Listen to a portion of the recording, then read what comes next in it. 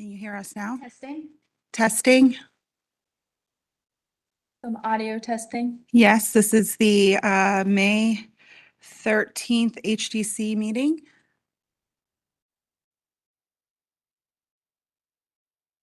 Okay. We had it.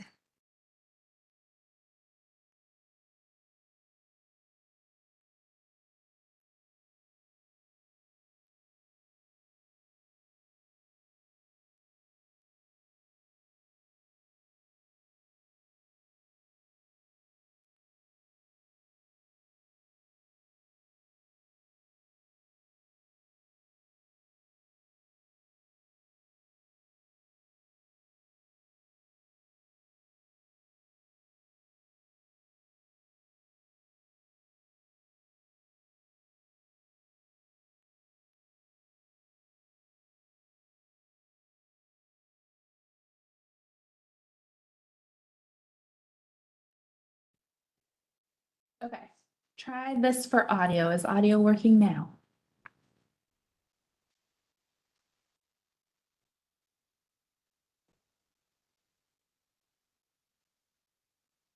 Maybe you're not saying, it's not showing that you're saying. I know, but he has a delay. Okay, it's a Okay. very significant delay. Okay, just to restart, this is the May 13th Charlotte Historic District Commission workshop. We are starting with a quick presentation from staff about May being Historic Preservation Month and our 50th anniversary. So we're going to start with Candace Leidy making a presentation, and then we are going to welcome a guest, Dominic Restaino, a current contractor and former commissioner, who is presenting a proposed new exterior product for the commission to review. Hi, everyone. This is Candace. As Christy said, it is our 50th anniversary, and it is also May is also Preservation Month. So we just wanted to go over a little bit of what we have been doing and where we hope to go. So as most of you may know, the commission was started in 1976. We have 8 local districts that include 3,000 plus parcels, 922 acres, and we only take up 0.5% of Charlotte's total land mass area. We have currently 5 planning staff that staff the commission. We have 14 commissioners, and last year we did about 353 applications, including staff and full commission review. So what we typically do on a day-to-day is review projects that come through by applicants that live in the districts. What we typically focus on are all 4 sides of the structure, and that's any structure, no matter the age within the district. We still review it. And the full parcel. So if you're putting up a fence, a pool, a patio, we look at those things as well. Things we don't typically look at are the style of new construction, although we do review new construction. That just means that we're not going to dictate that you build a Tudor or you build a Craftsman. It just means that we don't look at the style particularly. Color, we don't look at except for painted masonry. That is not allowed in the districts. Roofing, if you are redoing your roof from shingle to shingle, that's just a typical roof replacement. So those are the types of reviews that we typically look at. Staff can do rear additions that are no taller or wider and that don't increase the footprint by 50%. So staff can do quite a number of things, accessory buildings, restorations, decks, patios, your landscaping, mechanicals, and then the larger projects come to the full commission, demolitions, additions, any changes to the front elevation, removal of historic windows, painting, unpainted masonry, tree removal, that's large trees over 10 inches in diameter, all the way up to 29 inches. And then, of course, new construction.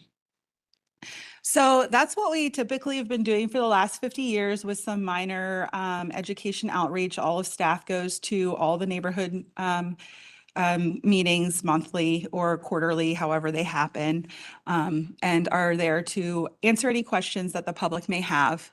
So, but moving forward into 2026 and beyond, we are rebranding. So we have a new logo, and our new logo is focusing on the expanding on how we think about preservation in Charlotte. And so this does not replace the commission by any means. This is just building on it and having a broader focus on the community, education, and connecting preservation with opportunity. So our vision is that we will be a city where historic places, cultural heritage, and community identity are essential component of the city's future success. And how are we going to do that? Well, in our logo, we have 3 medallions, and each one of those represents our future plans. So as you can see, the commission that you're already familiar with will still be embedded in our day-to-day work. And then we're going to expand into cultural heritage programs that tell more of Charlotte's stories and build a training program to support skills needed to maintain and restore historic homes. So that's our goal moving forward for the next 50 years. And stay tuned, more to come on that. We have lots of plans. We're very excited about it. This is work that we're just starting. So, there might be some time delay before you get to see the really cool stuff, but we are excited about our new venture forward. And Jen is doing a whole social media campaign on Instagram. Marilyn does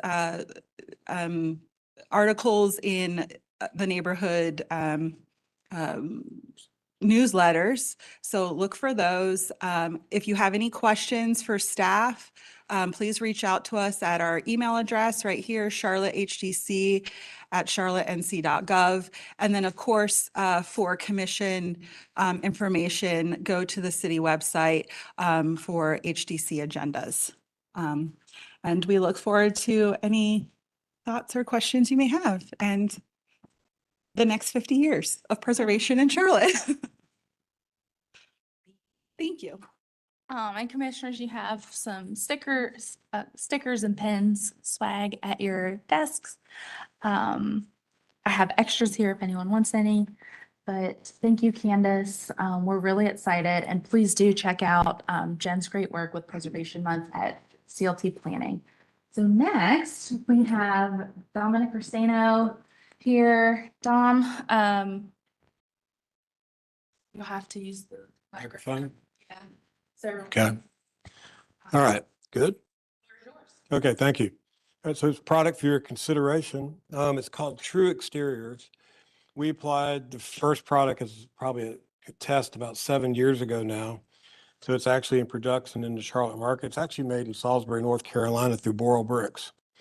It's a renewable energy product. It's made from coal. And so it's potash basically. So it will not rot. It won't delaminate. It won't fall apart. So like Hardy and Nichiha, when they get close to the ground, when the water absorbs in those, they can delaminate and fall apart eventually. This product won't do that. Nichiha is actually, they've cut back. So the residential market, they've cut off the residential market entirely now. So the only thing available is commercially. So you have to buy large quantities like in pallets or truckloads, and nobody locally is carrying anymore. So the only thing we can get is through Colonial Drywall, who's a commercial product supplier of ours. And so we're doing the job currently actually in the historical district that was approved with Nichiha. This product is so much better, except it costs more, but it's probably the same cost or more than Artisan. It's exactly performs like wood in the terms of you can router with a router. So let's say like this piece here, you want to do the beaded siding, you could actually router the bead into this to make your own bead, which you can't do with any of the other products. This product is available in pretty much everything you can think of that's being a historical district. It's already been approved in Charleston and Boston. So I'm not sure where else they've applied yet, but those two have already been approved. The products, this is what it looks like unpainted.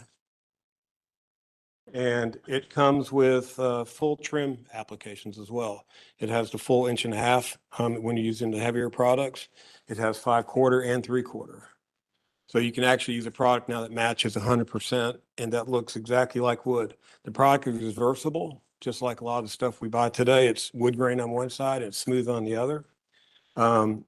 So depending on if you're copying cedar, you can put it on the smooth side. If you're copying pine, depending on what pine you're copying, you can have the grain showing. This is just a very light grain. And then, so here's some boards we painted. So like this one is the V groove, which so like this one, they only make in this size. But let's say if you're doing a soffit, you want the old V groove in a Craftsman style, you can router in the extra V and use the same product. And it's also, for ceilings as well, you do the same thing for those kind of products. And I guess there used to be some old garages that had that as well for siding, that vertical. And then you have the German siding, which is very prominent in our area, which of course, you can get in wood from Queen City Lumber. But, this product is, it will perform superior wise. It doesn't, so like I have this on my house that we get from Queen City Lumber, and we have to rerouter it theirs as well to get the deeper cut this has, because the one from Queen City Lumber is a little shallower. So to make it look exactly the same, we had knives made, but the Queen City product, it chafes, it splits in places, it fails faster. This product will never fail, basically. And again, this is on a 3/4 board. You can do it on the 5/4, like this one. And this is, this is nickel gap. This is for, interior walls, like porches, things like that, or, if you have a covered area in the garage or something like that. And then you have the shiplap. And if your profile is, you want to match, let's say a 5 instead of what this is, you can cut it again yourself and retool it. So, which makes it kind of very versatile. And that's on a 5/4 board, I believe. And then, let's see, then you have the standard siding, right? And this one they also sell in one that is same as Nichiha, which is this one with the 5-inch. The nice thing about this product, though, it's back beveled on the sides, so they fit better together. Whereas the Nichiha is 100% square, so you don't get the true application that this provides. And it nails exactly like wood, no different. And this is just a bigger version of the German siding that you see out there sometimes. And they have it, in 1x10s and every size you can think of, just about. And it's becoming available and is available, some suppliers around Charlotte now, around the area. Eventually it'll be in more. This is, being made in Salisbury. It's easier for us to get it some other people. I think it's about it, right? Yep. So we'll move them around. Maybe Sure. the big one that should, The sample board? about this one. Sure. Because this one you can really see. The product itself before it's painted, yeah.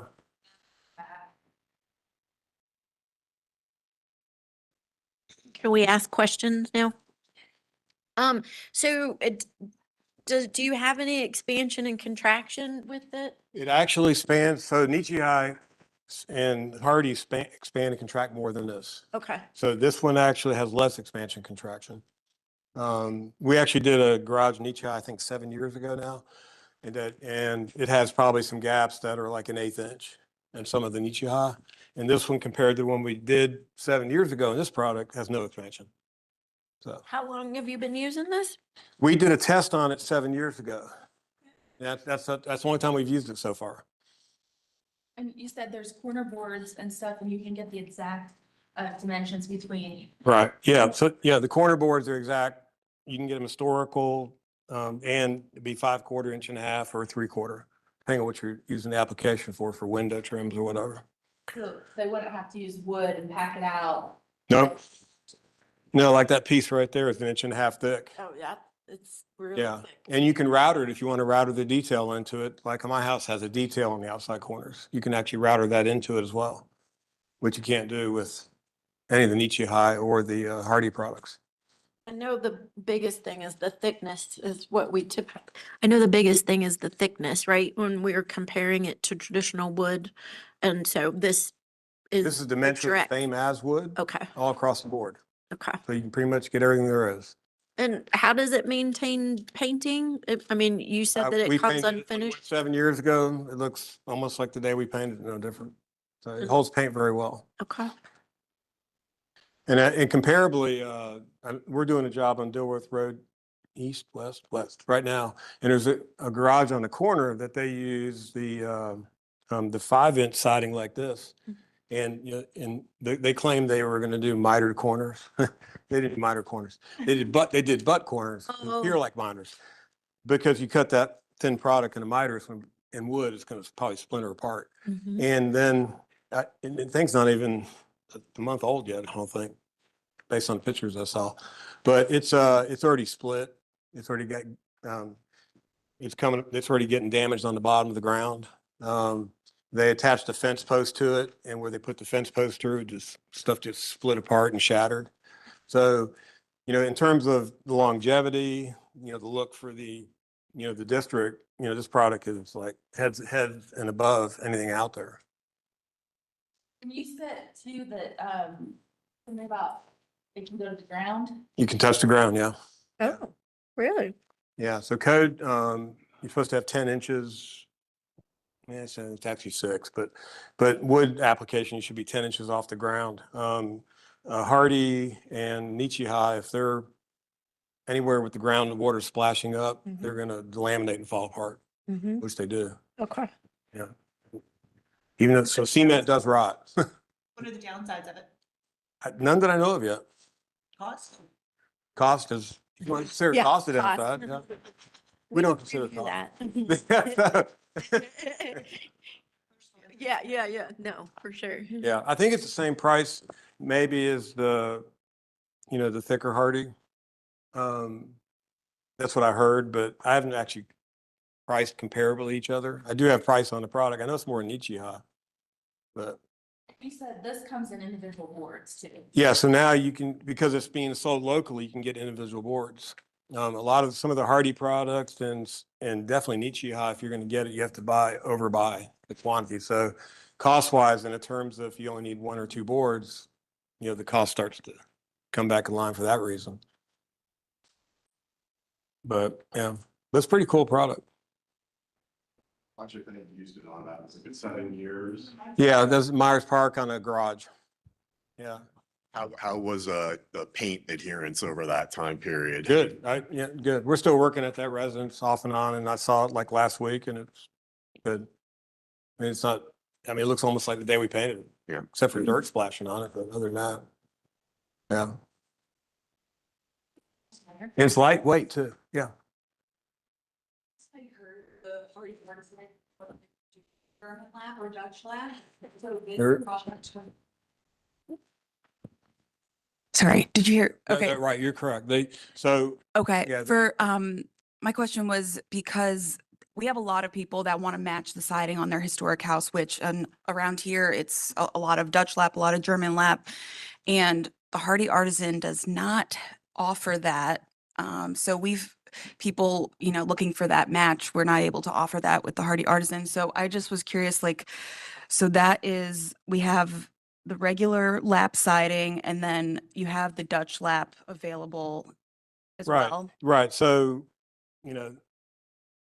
Dutch lap.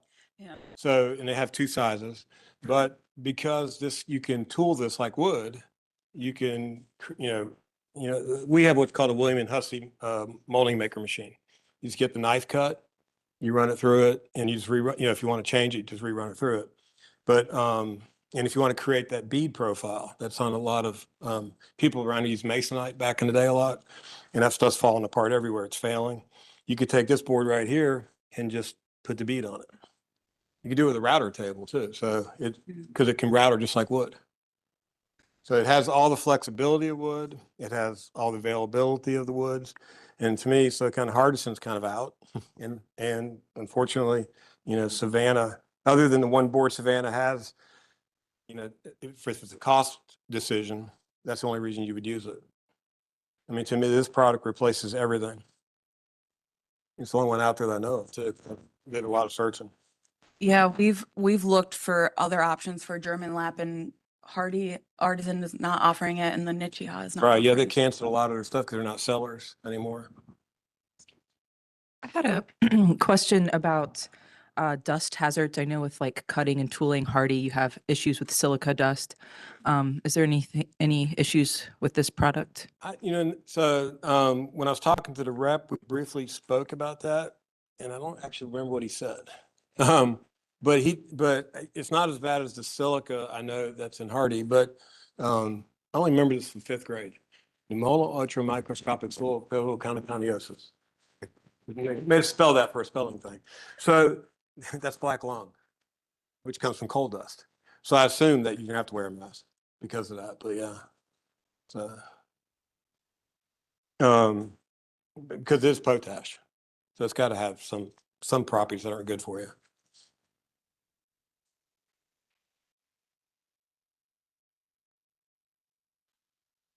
Anybody else? Any other questions?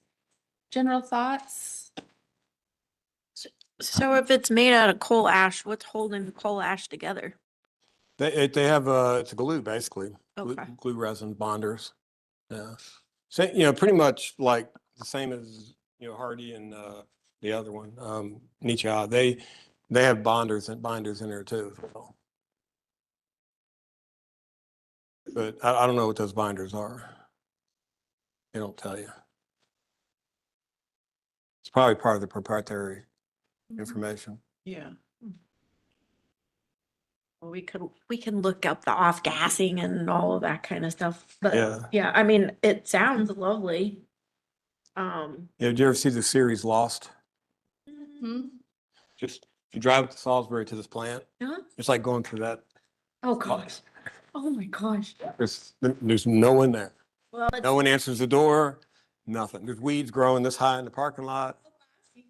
There's a train track that pulls up magically in the middle of the night that drops off stuff and then picks up stuff, and that's it. nice. Nice. I tried for 5 years to get in there, never did. The only reason I found them again was because I was at a builder show in Orlando, and they were there.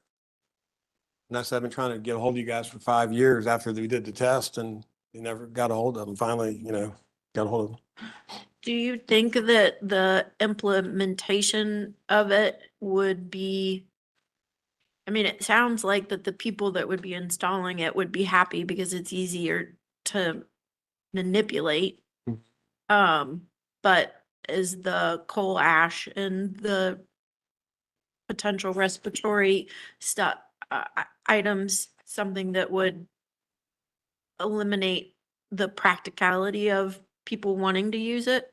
Does that make sense? Yeah, I mean, just when I went to our wood shop to grab this and picked up the sawdust that was sitting on top of these when we cut them a few weeks ago, I came out sniffling and everything because I'm at a point now I'm almost allergic to cedar from just cutting wood so much. So from the standpoint of that, I mean, ear protection, eye protection, breathing protection, it should be pretty much a standard in the business, even though it's not always is, but it's not really, doesn't matter what you're cutting. If you cut Paducah, Mhm. African Paducah, it's got the black, it gets in your lungs, it infects them and all kinds of stuff. So, you need to wear protection regardless of what you're cutting. That makes sense. Yeah. Most people don't, but No. yes, you're right. No, we just pay for their emergency room bills and keep them on their way, but Yeah. yeah. But, yeah, it's the best product I've found in a long time, actually. Which is why I came here, because Yeah, thank you for telling Thank you, us thank about you. it. Dominic is the reason we even used Hardy Artisan and Nichia too. Like Nice. he made these boards, but I think we had maybe 15 or 20 boards with all different kinds of, here's Hardy with a Hardy, here's Hardy with a wood corner board, and all different iterations. And so, and we painted them and nobody could tell Yeah, difference, except when you picked it up, the weight, but yeah, nobody could tell the difference between a corner board that was painted in wood versus the Hardy. yeah.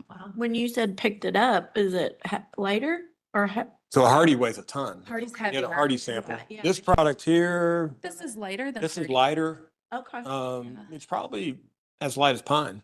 okay. Maybe, it's in the range of that. So, the board in the back weighs more than this.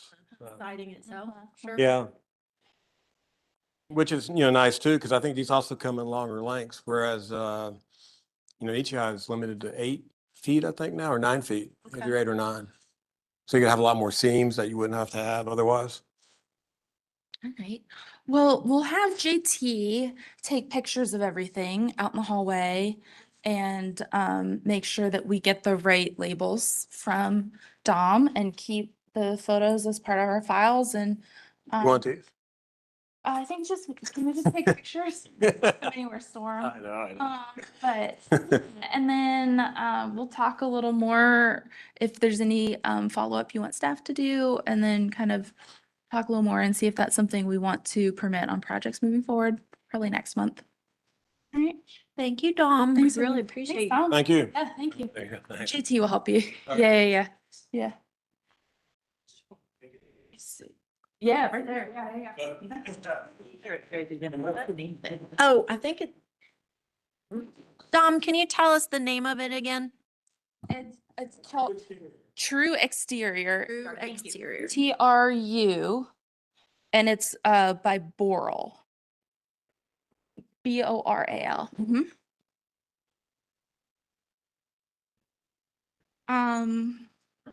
Okay. And we do have quorum. Anybody look at the meeting minutes? You did? Okay. Are they good? Okay. Yes. Second. Okay. Excellent. Heather, we need to call for a vote. You can do it either way. You can call their names or have them say Allred, yes, Sullivan, yes. Okay, so Commissioner Sowash? Yes. Okay, like that. Oh, yeah. Okay, So we just need to call for a vote on the minutes. we have a Commissioner motion and a second. Oh, we have a motion and a second. Uh-huh. I'm sorry, I'm a That's okay. little stale, I guess. Okay, we'll help. The Commissioner Sowash, Yes. Commissioner Stanley, Yes. Commissioner Holtz. Yes. Commissioner Kerm, Yes. Commissioner Sullivan. Yes. Commissioner Allred. Yes. And Commissioner Wojcik, yes. 1, 2, 3, 4, 5, 6, 7. Yeah, to 0. Right? Okay. Mhm. Passes Passes. 7-0. Great. Yeah. Okay. All right. Great, thank you. Are we ready to open our main meeting and Yes. public hearing? Okay, Okay. then we will turn it over to you, Chair Wojcik, to officially open the May meeting. The Charlotte Historic District Commission welcomes you to the May 13th, 2026 meeting. I am Heather Wojcik, HDC Chair, and I call the meeting to order at 1:11. Also sitting on today's commission are Commissioner Allred, Sarah Kerm, Cameron Holtz, Emily Sowash, Ann Stanley, and Sean Sullivan.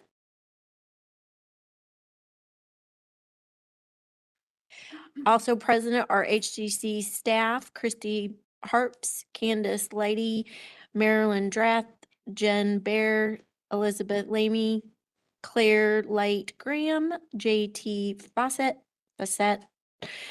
Paige Inman, Assistant City Attorney, and Candy Thomas, Court Reporter.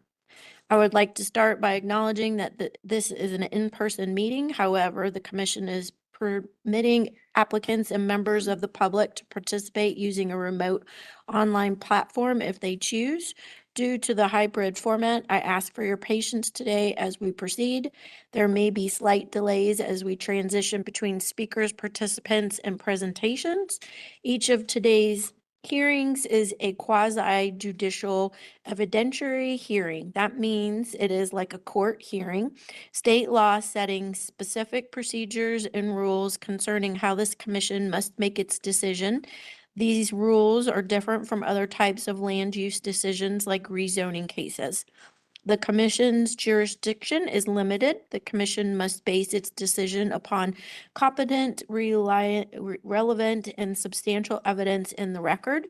A quasi judicial decision is not a popularity contest. It is a decision constrained by the design standards and based on the facts presented. If you will be speaking as a witness, please focus on the facts and ordinance standards, not personal preference or opinion.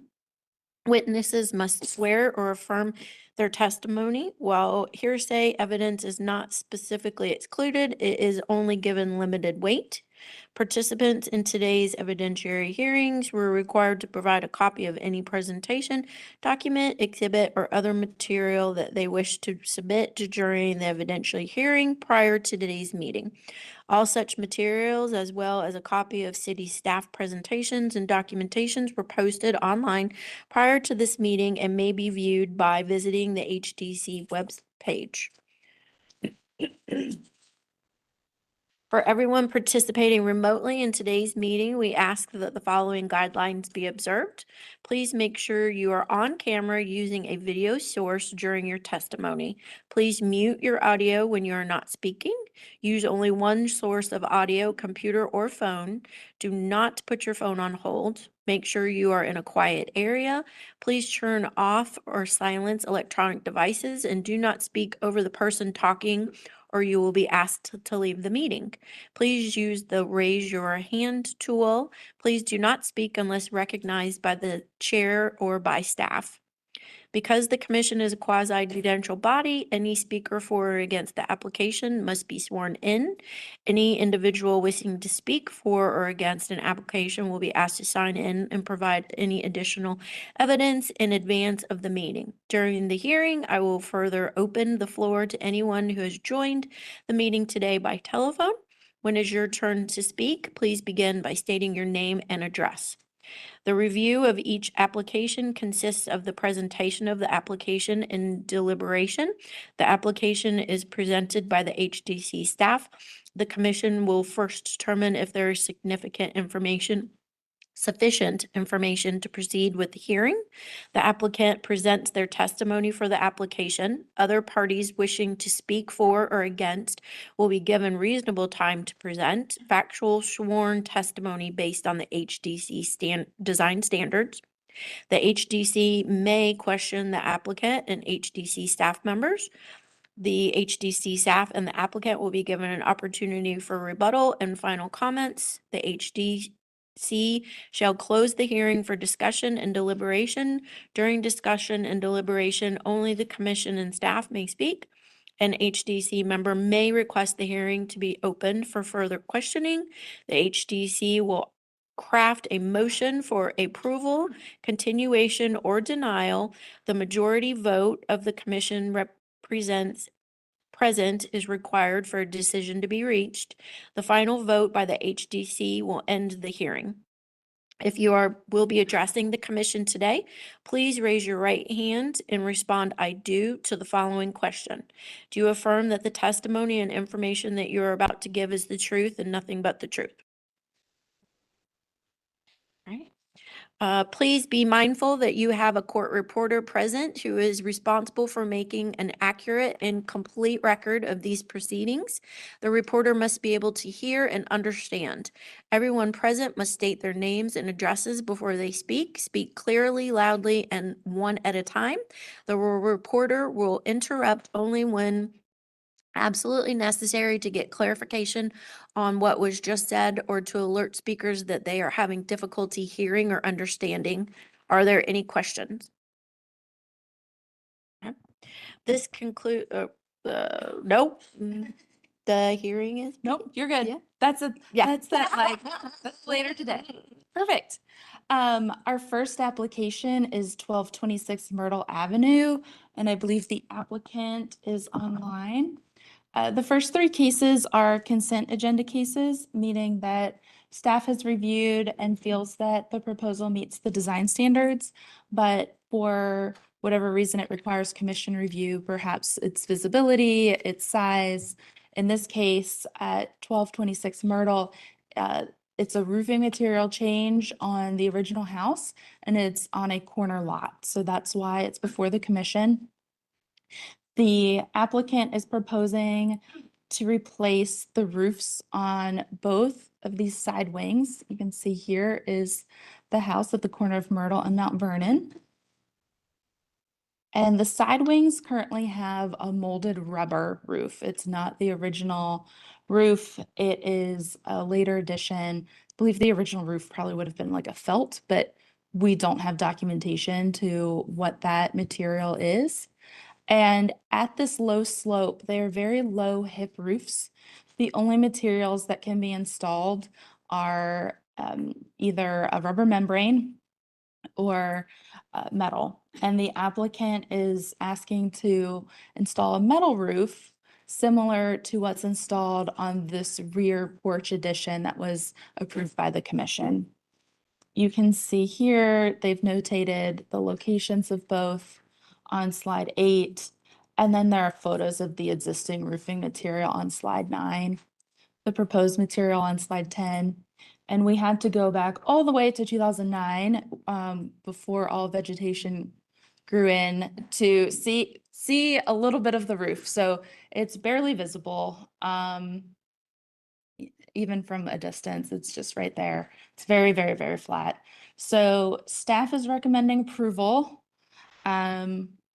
for these reasons, because it's not original. They're secondary roofs. We're not changing the roof shape. There are only 2 modern roofing materials that can be installed here, and because it has very low visibility. I don't believe there's anyone to speak for or against the project, so Chair Wojcik, over to you.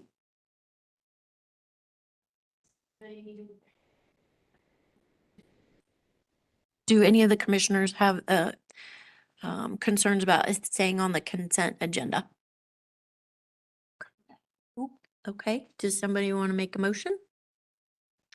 I would like to make a motion to approve this project because it is not incongruous with the Dilworth Local Historic District and meets the Secretary of Interior standards for rehabilitation, numbers 1, 6, and 9, and the City of Charlotte design standards for rehabilitation of building elements roofs, 4.5, numbers 2, 5, and 8. Also that the applicant will submit permit-ready construction drawings to the staff for final review. And add the facts. Okay. Yep. Do I need to You just- say them each or? You can say the project is being approved because of items 1 through, what is that? 6. Okay. On the staff. Okay, and this item is being approved per the staff recommendation, items 1 through 6. Okay, do we have a second? Second. All right, we'll take a vote. Commissioner Sowash, Yes. Commissioner Stanley, Yes. Commissioner Holtz, Yes. Commissioner Kerm, Yes. Commissioner Sullivan, Yes. Commissioner Allred, Yes. Wojcik, yes. That is approved 7-0.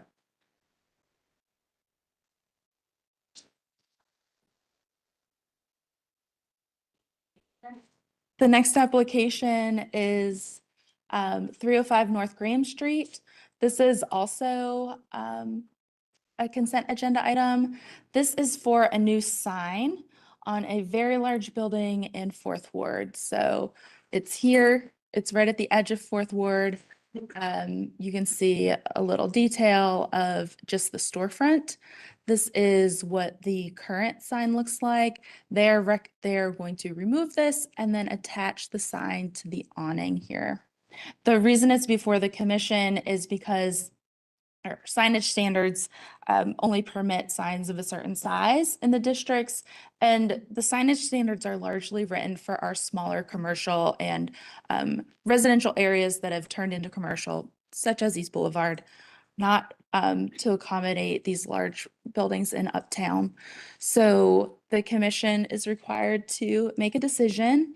This is what the sign will look like. They have it measured out according to the size of all the individual letters for Eden, dry cleaners, and the hanger. They have an elevation drawing showing where it will be placed. They have how it will be attached to the existing awning on slides 9 and 10. And then some more location on slide 10. And then these are the original drawings that were approved a long time ago. And it will go right here on the storefront, the second one in from the corner. The applicant has also provided context images.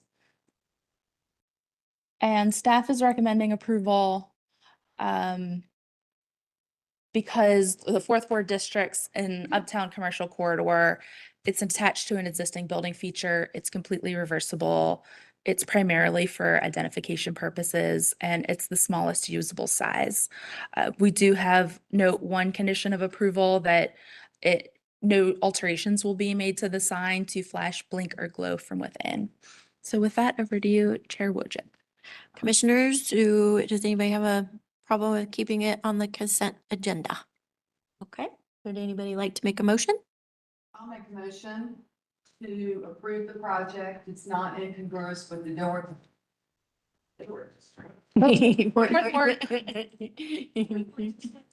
Secretary of Interior Standards for Rehabilitation numbers 9 and 10, and the City of Charlotte Design Standards for signs A1 and A2.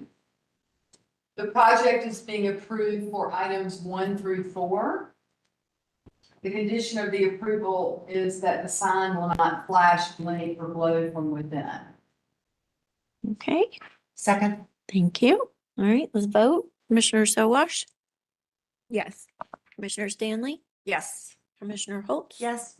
Commissioner Kern, Yes. Commissioner Sullivan. Yes. Commissioner Allred, Yes. Commissioner Wojcik, yes, it's approved 7-0. Okay, thank you. And the last item on our consent agenda is at 805 Walnut Avenue in Wesley Heights. The property is mid-block right here. You can see a detail of the front of this Tudor cottage. The request is to add solar panels. No panels will be added on the front elevation. Front elevation is shown on slide 6, and then slide 7 shows where they will be added. So this is the front elevation here. It's the rear facing roof of the right side gable and then the right hip roof. The applicant is also showing the aerial view of where these will be located. The applicant has provided sort of as someone walking down the street what they see of the roof to show that there's very low visibility of this. This is the rear right corner of the house, and the associated equipment for the panels will be co-located with the existing equipment. They have all the specs and information about the panels themselves, and then also some more specific plans on slides 16, 17, 18, 19, and then some details on 20 through 28. So staff is recommending approval. We have, believe, a couple of conditions. We're recommending approval for meeting the standards because they're in a minimally visible location. It's reversible. The project is completely reversible. They're not making changes to the roof pitch, and just recommending that the condition of approval also includes the requirement that no changes will be made to the roof structure and the panels will be fixed and no tilt. And then, as always, if changes are needed, the project will return to the commission. Back to you. Commissioners, does anybody want to take this off of the consent agenda? Sorry. I'm getting there. I gotta warm up a little bit. It gets better, I promise. Nope. All right. Anybody want to make a motion? I'd love to make a motion. I recommend that I move that we approve this project I'm sorry. as it is not incongruous with the Wesley Heights Local Historic District and meets the Secretary of Interior's standards for rehabilitations number 1, 2, 9, and 10, as well as the City of Charlotte design standards for rehabilitation of building elements, roofs 4.5, and new construction for residential buildings, additions 6.20 through 6.24. I also want the following conditions to be noted. This project is being approved because the solar panels are placed in minimally visible locations behind the main roof ridge. The project is completely reversible and no changes will be made to the roof pitch. Also attach the following conditions: that no changes be made to the roof structure, that the solar panels will be fixed, no tilt. And third, if location changes are needed, the project will be returned to the commission for review. Thank you. Second? Second. All right, let's vote. Commissioner Sowash, Yes. Commissioner Stanley, Yes. Commissioner Holt. Yes. Commissioner Kern, Yes. Commissioner Sullivan, Yes. Commissioner Allred, Yes. Commissioner Wojcik, yes, the passes 7-0. Great. All right, thank you. Our next application is the first one on our regular agenda, and it was continued from our January meeting. I believe the applicants are with us. Y'all want to come up, and they've been sworn in. I'll give a brief introduction while they are making their way to the front. This is 316 Rensselaer Avenue. The proposal is for commercial demolition, and the application was continued for as-built drawings, photos, detail photos of the doors, the stained glass window features, and for some front setback dimensions. The new proposal is here on slide 1, and the applicant did provide the elevation drawings, photos, detailed photos that were requested, and estimated setback dimensions. Staff did request a reveal of the lap siding, and the applicant has provided that as part of the agenda supplement. So a better up-close picture of the siding itself with a detailed photo showing the review and the exposure of the existing siding. So we thank you for that information. And with that, I will turn this over to the applicants. If you would just press the button there and turn it to green and make sure you're using the mic so people watching on YouTube can hear you. If you would state your name and your address for the court reporter, please, and then spell your last name to help out our court reporter as well. Garrett Sullivan, 316 Rensselaer Avenue, Sullivan. Greg McAllister, 316 Rensselaer Avenue, McAllister, McAllister. Great, thank you both. Is there anything else you'd like to add about the project or the information? We thank you so much for working with us, Garrett, and with submitting the drawings and all of the photos. Just want to thank staff for all the help that you've provided and open the floor to any questions that commissioners may have. Great, thank you. With that, commissioners, do we have any questions of the applicants? We have 4 items that they were requested to present back to us: the as-built, the photos. They did the details of the front door,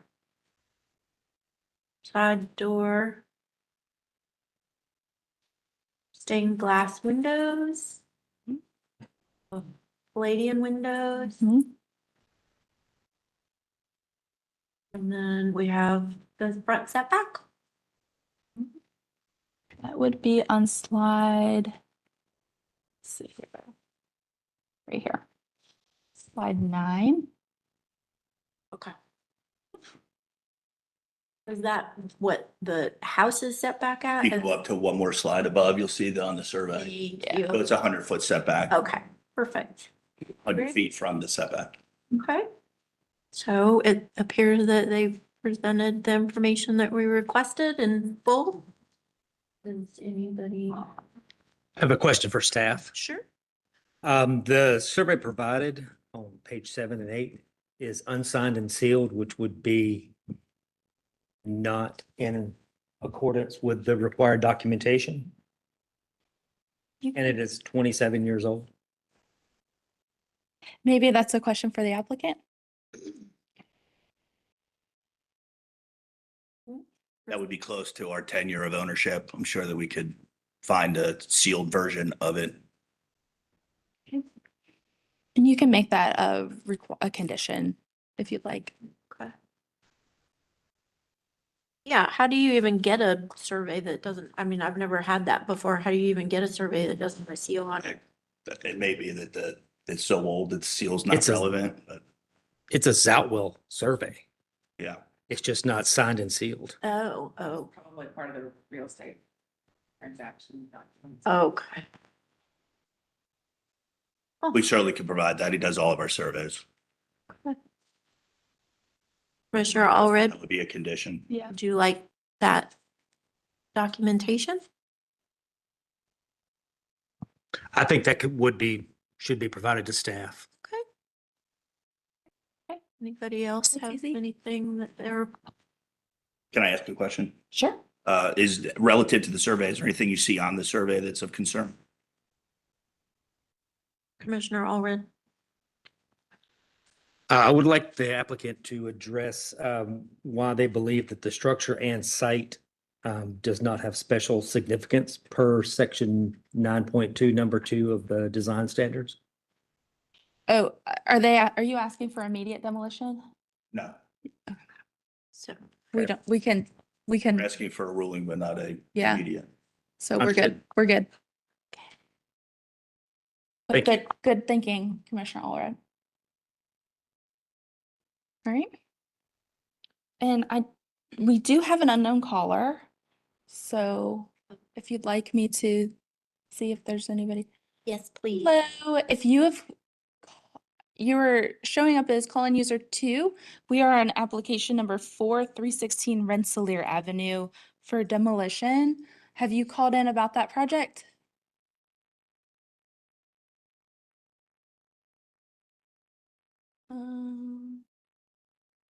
Okay. Yeah, can I just ask a question? Yeah, I don't know that it's, what do you do when you tear down this building? What are you gonna do with everything? Relative to the building, The side, the Materials. windows, the Materials. doors, the columns, we would Any- certainly donate or provide them to somebody who could use them. Unfortunately, the interior has been renovated so many times as commercial use. There's very little left inside of it. It's been reconfigured, commercial restrooms. There's not much left on the interior, but anything exterior windows, anything that was of value anyone would like or have, we certainly preserve and donate. okay. Do they have like mantles and old fireplace surrounds and things like that? Fortunately, there's one that's been reconfigured, kind of half of a mantle. Unfortunately, prior to our time, it may be 50 years that it's been a private club bar. So there's 2 bars in there. Most of the smaller bedrooms or rooms have been reconfigured to kind of larger rooms. So all moldings are gone and reconfigured. But Okay. if there's anything of value, we certainly would donate and or have. Moldings, hardware, doors, all the good stuff that's inside, like, I wish it was inside. oh, man. Literally 2 commercial bathrooms. Okay. Doors were taken out, cased open. I think some of these alterations were probably screened-in porches that are now gone and enclosed. Mhm. So, Okay. but as far as what's visible, anything to, a few windows, certainly. I think the columns, anything that we could do to provide or to donate, we certainly would. Okay, thank you. Thank you. Commissioners, is anybody prepared to make a motion? I just had, are Oh, we still yes, open? no, I'm sorry. Yes, we are still open. I didn't I was close. just curious about the foundation on the property. What is it? It's piers. And unfortunately, that's one of our big issues. So we are behind South Boulevard Retail. So we inherit 3 parcels of stormwater, including a private alley that washes down through us. You may see one of the photos of the side parking lot. You can see we're trying to retain the water with a silt fence. It's washed out most of our foundations. This structure must have been moved at some point since it sits on piers. And where it's located as far as where it's at on the lot. It's just, yeah, it's an odd 150 dock, Off of yeah. Rensselaer, which is very strange. And the bungalows around Rensselaer, you know, there's all of a sudden there, you've had 2 curb cuts with a commercial driveway, so. So I think I checked the Zotwall survey at one point because I thought this was just odd with how far it's set back. According to what the 29 or 53 survey, it was there. Yeah, so, you know, and it's an earlier vintage than the bungalows, so it's quite possible that this was more of like, they had the whole block for their estate and then it got, you know, sold off in pieces. Yeah. Yeah, because I was just curious, because I looked at historic aerials to try to piece it together. 'Cause it is such an unusual Mm. context and situation. And from the historic aerials, I think the oldest that I was able to see, it looked like that house actually fronted Oh, on really? the opposite side. Oh, interesting. Shifted, like there was all sorts of redevelopment, Uh-huh. I think probably either just before or just after World War II.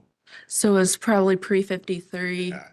when it So was at showing any up. rate, it's, you know, it's moved around quite a Mhm. bit. It's interesting, yeah. Kind of been unusual for a house of that quality to have been moved. Right. Especially if it were a small move like that, just switching orientation, Mm-hmm. with the same block. Mm-hmm. It's a pity. Great. Mm. Okay. All right, Thank you. thank you. Now we're gonna close. Okay. And would anybody like to make a motion? I'll make a motion.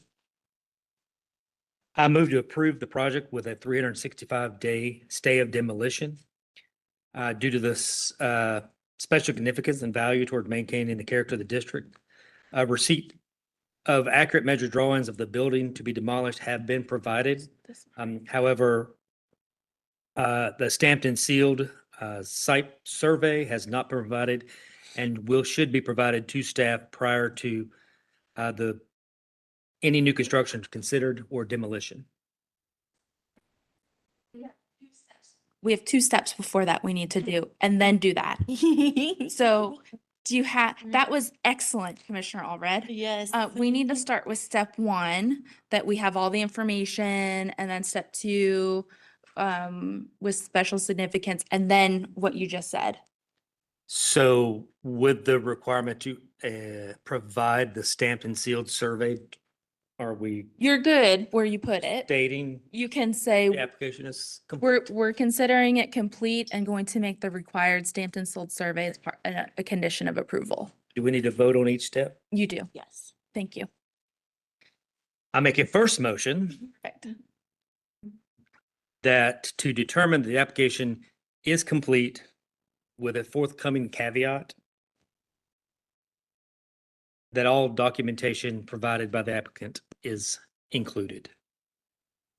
Second. Okay, can we vote Commissioner Sowash, Yes. Commissioner Stanley, Yes. Commissioner Holt? Yes. Commissioner Kerm, Yes. Commissioner Sullivan, Yes. Commissioner Allred? Yes.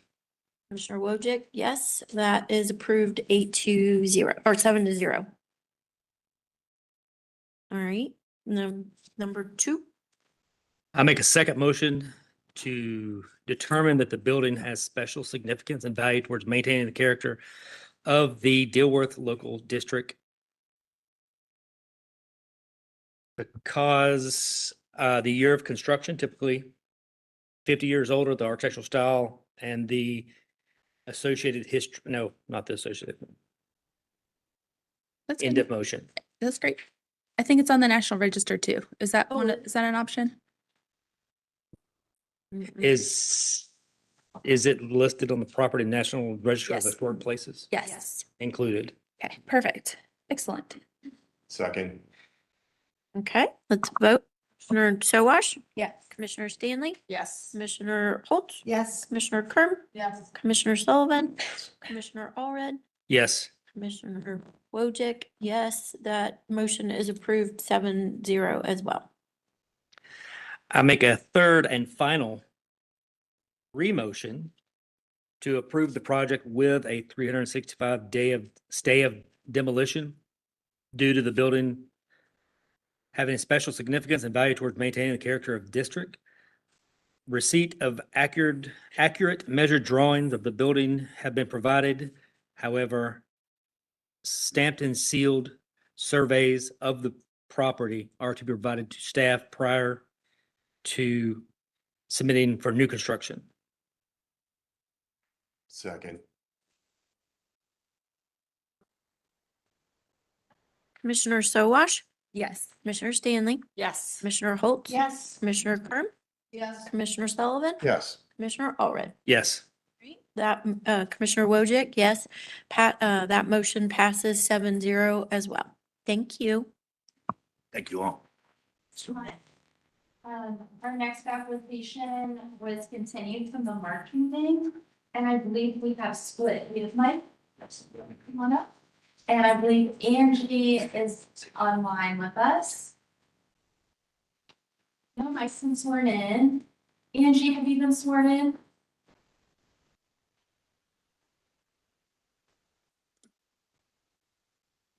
Yes, I'm here. Hi, Angie. Hello. Great. So this next application is 2019 Park Road. It was continued for a lot of information. The redesign project summary is here on slide 2 with staff comments.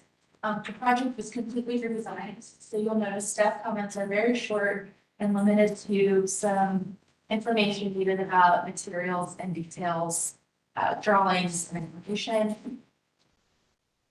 I will show you the redesign on slide 8. It has been completely, you'll recall that it used to be connected with the existing accessory structure. It's been completely disconnected. And then I believe slide 13 is probably the best place to start for Angie. Angie, is slide 13 okay with you? Yes, it is. Angie Lauer. Thank you. Angie Lauer, ALB Design, 901 Berry Hill Road, Suite B1, Charlotte 28208. And the owner is also in the room with you right now. Mike, if you would just state your name and your address and spell your last. Yeah, Mike Grippo, 2019 Park Road, GRIPPO. Okay, thank you very much. As Christy mentioned, back in March, we took a pause and thought very carefully about the staff comments and the commissioner's review and completely redesigned the accessory structure. Originally it was attached to the potting shed that was done 20 plus years ago. And, we felt that the complexity of the design merited a redesign. And separated the two structures. So the potting shed is in the redesign of this as well, as Christy is pointing out on slide 13, as well as the simplicity of the roof structure. Two major components were complexity of roof and separation from existing house to the garage structure. Prior to this, we had about 4 feet. If you can zoom in, Christy, on that slide 13. Previously, we had a 4-foot separation from eave to eave. We have foreshortened the garage in length as well as width, and then changed it to 6'7", and that is from boxing to boxing. The separation between the existing potting shed and the proposed garage is now 4 feet, which is a rated separation minimum distance from boxing to boxing, and will create just a path between the two, because in the back left corner of the proposed garage, we've just displaced storage is what we've done on this. The height was also reduced. So Christy, I'm going to ask you to go down to slide 14 and then 15.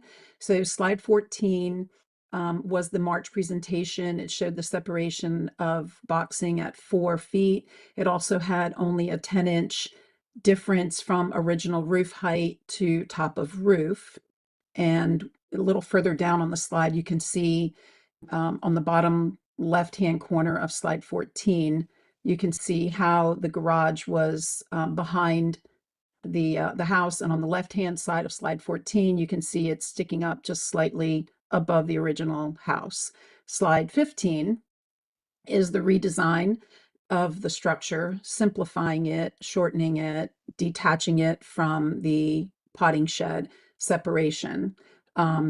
Similar structures, similar detailing to the house, bracket details, individual cedar shake, slate roof, brick foundation, and then slide 16, if you can go to slide 16. So slide 16 gives you the deltas between what was March and the pause through the May meeting. The function of the first floor stayed very similar as far as a garage coming in from the alley, having an overhead door facing the house, and then have a swing door so that they could use it as part of their outdoor features. So you can see that there's a hinge door and an overhead door. In the bottom right of slide 16, slide 17 is the alley side of what you would see. Thank you. Slide 17 is the alley side and the detachment of the potting shed using the same features, relocating the cupola, slate, roof, boxing details. Also on this particular slide, N16, we did add a band at the floor system. So Commissioner Wojcik, you had a comment on other projects that we've done to put the rafters on the floor system instead of a knee wall. So that is the condition in which we've lowered the roof. So there is a separation and a band detail. Slide 18 is just the reconfiguration of the little potting shed. You can see the details. Slide 19. So slide 19 is the previous roof plan showing the connection and the complexity of the roof. Slide 20. So this one is kind of interesting. I just want to point out, so while we did reduce its length, we also reduced its interior square footage and massing. So the upper slide 20, you can actually see the area that's only 8 foot in ceiling height. So that hatched area where it says proposed. The next slide, 22, while it is not necessary, we did want to show you what happens on the inside with the knee walls being only at 5 foot and change internally for the bathroom, and minimally square footage from the inside. Slide 21. Yeah, there you go. That's the mini storage now. So we've changed its length, height, everything else stays the same, and relocating the cupola. Materials to be individual cedar shake, boxing to be wood, window trim to be wood. And I would ask that any material decisions that we can work with staff, brick, siding, to be worked out with staff review. And the 3D model on the front cover is purely for massing. And I just want to indicate that because it is not in a pasture setting. There's not a lot of trees and flowers in the background, but it does show you the separation and the roof material to be slate, not cedar, not asphalt shingle. Mike, I don't have anything else to add. I'm sure you may. Please do. No, I don't have anything else. Thank you. Okay. Looks like we have an unknown caller.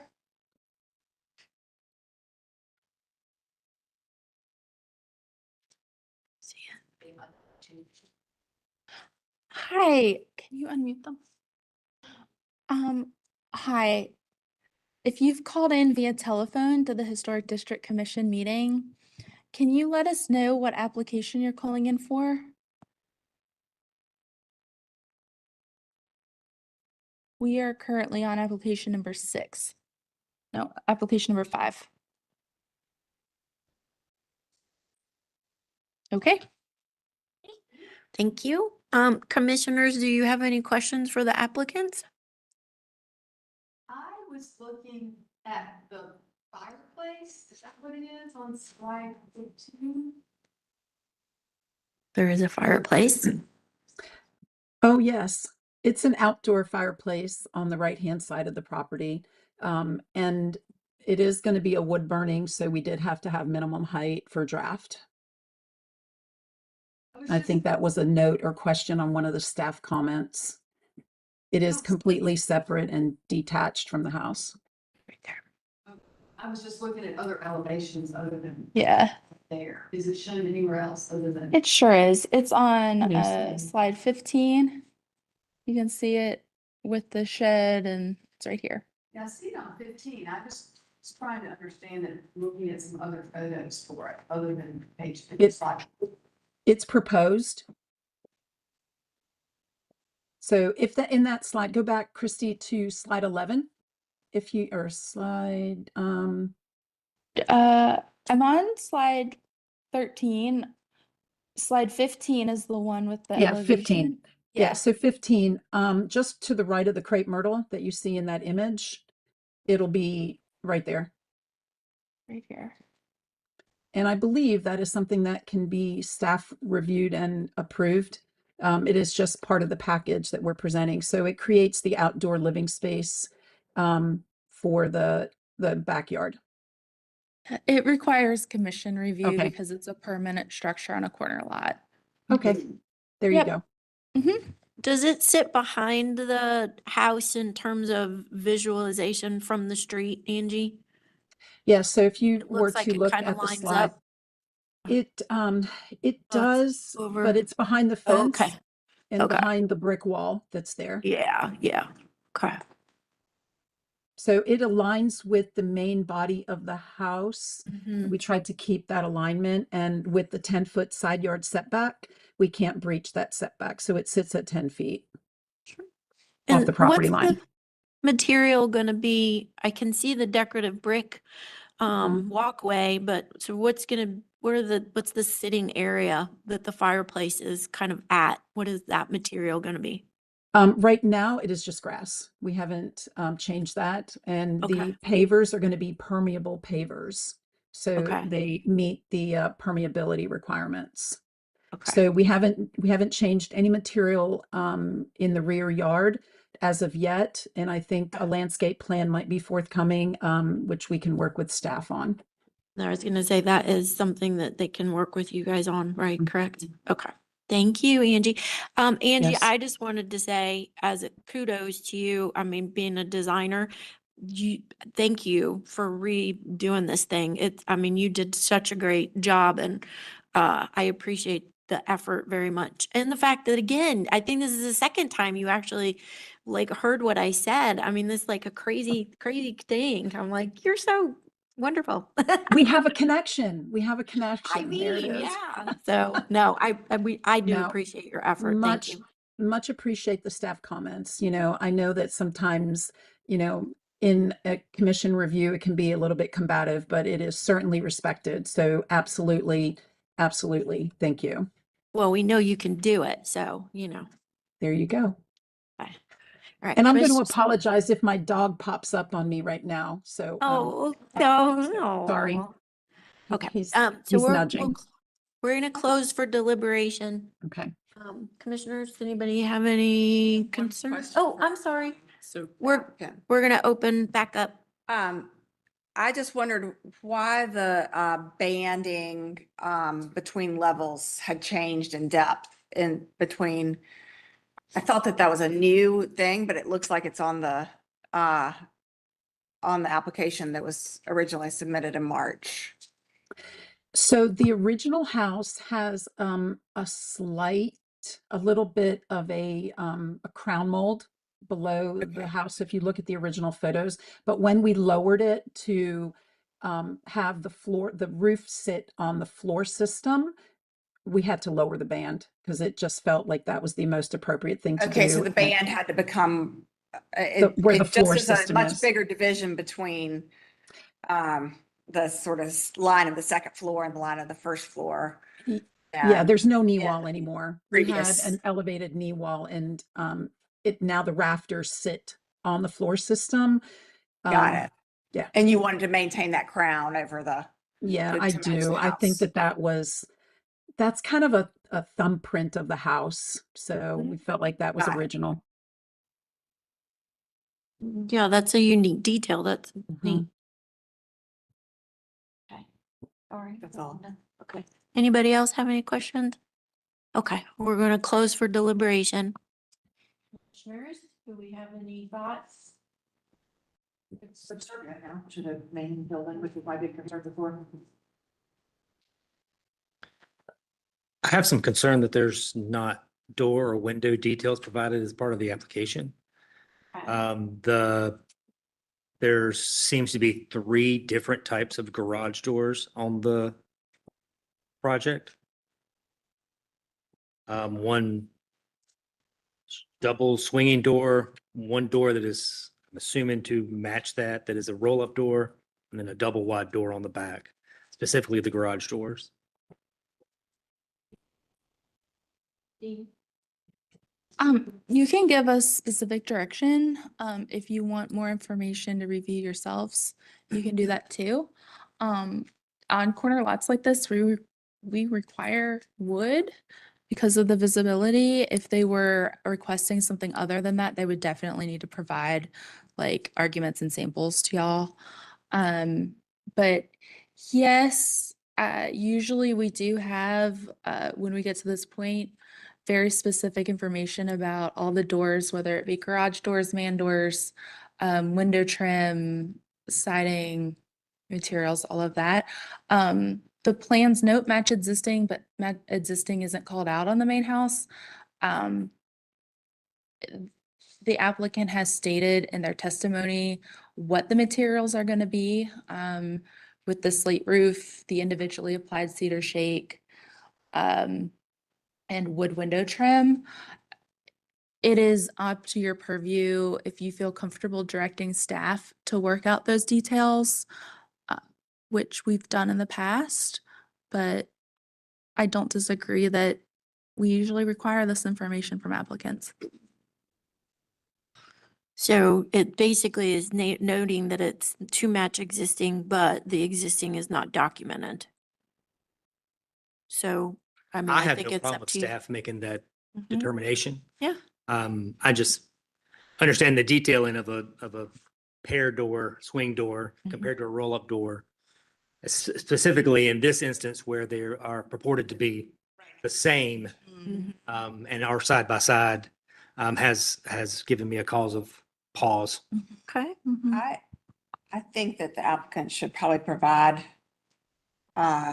more information on the window and door trim and window manufacturer, as well as some sort of information about the consistency between those 3 doors so that they read as the same type of door. It looks like from the drawings that the panels are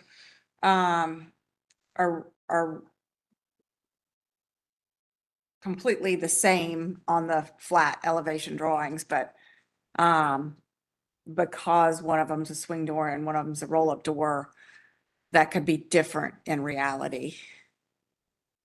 Well, the reveal of how it sits engaged with the Exactly. wall is going to be different, but is that, That's not a big deal, but just that the panels read, and that could be staff approved, but just for the applicant to provide that information as opposed to just talk to staff about it. so my thought about that is those would be something that they would work out with the door manufacturer, and then they would submit those with the construction documents Yes. so that they could see them, not necessarily that that's something that they would do, I feel like, with us. Right. And then if something, all the time, like if we get that and it's like something is wrong, we can't get it worked out, we'll bring it back to y'all. Yeah, because I mean, really, it's a manufacturer issue Mhm. and that they're the ones that are gonna have to make it look right. It's not in any of our controls. They can say one thing, but they have to actually be able to do it. So you can make that part of your condition of approval. Okay. Mhm. How does everybody feel about that? Yeah. There any other issues that anybody wants to address? I would probably just add that submittal needs to be a true project specific submittal as opposed to a cut sheet or spec sheet of a base Yes. design of the door from the door manufacturer and be project specific. On the garage doors only, and then the rest of the information on windows and doors can be submitted. It's typical to other projects. Okay, yeah, just make sure that gets in, Applications. the specific caveats get into the motion. Okay. So unfortunately, I cannot make a motion, so would anybody else like to make one?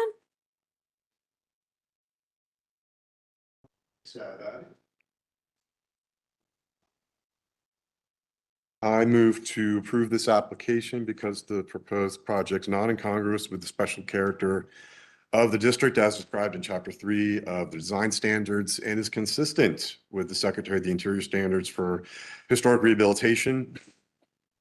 Excuse me, on page 2.5, 9 and 10. 2.5, 9, and 10. Perfect. Thank you. The following conditions attached to the approval, and that is the applicant to provide brick and mortar samples for ADU, foundation and proposed outdoor fireplace, window and trim detail, bracket detail, materials, including trim, soffit, fascia, et cetera, are not noted to match, excuse me, are noted to match existing. However, existing materials, details, and dimensions are not provided. The applicant will provide those to staff for review. And that window and door specifications are noted to match existing. The existing specifications have not been provided.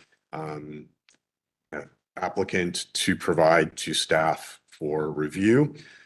We'd also request specifically garage door specifications for this project be provided to staff for review. Can you add a little more to that, what you said about it's not a spec sheet, but a drawing specifically for this? Shop drawing from the manufacturer. And for the garage doors, we request the applicant provide a shop drawing with specific Details. construction details to staff for review. And did you mention chapter 6? I did not, but we'll add standard 6 for new construction. Perfect. And then do you have any facts for, why we're approving this as appropriate new construction? They can, it can be like, Yeah, some additional facts to accompany approval are that the proposed ADU is subservient to the primary structure. It is shorter in height than the primary structure. by almost 2.5 feet. It is shorter by almost 2.5 feet. So there's a healthy difference in height between the primary and proposed. And the details, materials, proportions, and massing all support the secondary nature of the proposed structure. And maybe that they've now separated the, Oh, yeah. yes. Yeah, the applicant has also in this round separated the proposed structure from the existing potting shed. Right. Great. Thank you. Okay. Thank you. Do we have a second? Second. Okay, then can we vote? Commissioner Sowash, Yes. Commissioner Stanley, Yes. Commissioner Holtz. Yes. Commissioner Kern, Yes. Commissioner Sullivan, Yes. Commissioner Allred, Yes. Commissioner Wojcik, yes. This motion passes 7-0. Thank you. Thanks, Angie. Thank you. Thanks. Excellent. Okay, our next agenda item is 1815 Madison Avenue. And just a note for the commission, we've reviewed this a couple of times. There The decision date deadline is June 8th for this, but our June meeting is not until June 10th. So this is the last month to review this project and we need to make a decision today. I can. Hi. Have you all been sworn in? Okay, we will swear you in first.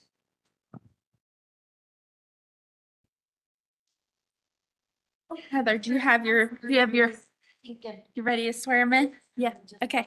Would love to.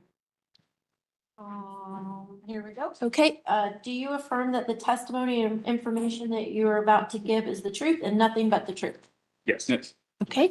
And I would like to note for the record, since we have not started this application yet, that Commissioner Lineberger has joined the meeting, bringing our total up to 8 commissioners. So this application is 1815 Madison Avenue. It was continued from the April meeting for foundation heights, setbacks to the front porch, window trim details for siding and brick, information about the garage door design for details and context, and more information about the side door entry. And again, this application, a decision is required at this meeting. So with that, the revised project summary is here on page 1. Staff notes are on the top of page 2. And as a refresher, it is 1 block in on Madison Avenue, and this has always been a vacant lot in McCrory Heights. So Cam, over to you. If both of you would be sure to talk into the mic and state your name and your addresses for the court reporter, please. My name's Cameron Singh. I live at 2116 Vanderbilt Road, Charlotte, North Carolina. Kabir Mann, 1709 Matheson Avenue. Okay. Okay. So we got the notes from the last presentation. It says we added the elevations to all sides, or sorry, we added the foundation heights to all sides of the elevation. Let's see. We added the setback to the front porch is 36 feet. We added the window trims, and then we added notes for the garage door and side door, which I think were the biggest issues last time. I guess you want to start at the garage door maybe? or- Sure. So real fast, slide 14 shows the bubbled setback to the front porch. Slides 20, 21 and 23, everything's highlighted in pink, shows the foundations. There's also a little bit of information on slide 24. Nothing's changed on those. We just added extra. They added information. So garage door information starts on slide 30. With that, I think when I compressed it, I'm sorry, on the slide below that, it somehow And then got slide 31. it left off. Oh, no, it did come up. Okay. Yeah, that- Yeah, we have 30 and 31 for you on the garage doors. And so we picked this garage door because it seemed to be the most prevalent in the neighborhood. It was hard for us to tell exactly which were and which weren't original. But we just felt that it's basic garage door that we feel like fits in with the neighborhood, and that's why we chose it. If there's another one that, we have to do, we will, but I thought that this goes with the house, goes with the neighborhood, and that's why we chose it, and it's pretty basic. The side door, I think is right after that. 34. And it's just a 34. regular 6-panel door. It's by far the most prevalent in the neighborhood. Wooden door, exterior door. Didn't think you go wrong with that. Not trying to do anything out of the box. And 1817 is your immediate neighbor to the right. It's the corner. So it's hard to see. I can pull up Google Maps, but this faces the side street. Some of them have window features at the top or different places in them, but we figured since it was a garage door, it didn't really make sense to have Just the a simple. feature in it. Okay. And then the same here on slide 31, 1817 is the next door neighbor. I can pull up street view too. Do we have any call? Okay. And we have, is there anything else you'd like to add about the project? Not really. I mean, wasn't able to join the last meeting, but to my knowledge, those are pretty much the only two issues that we had, other than the adding a little bit more information on the foundations and things.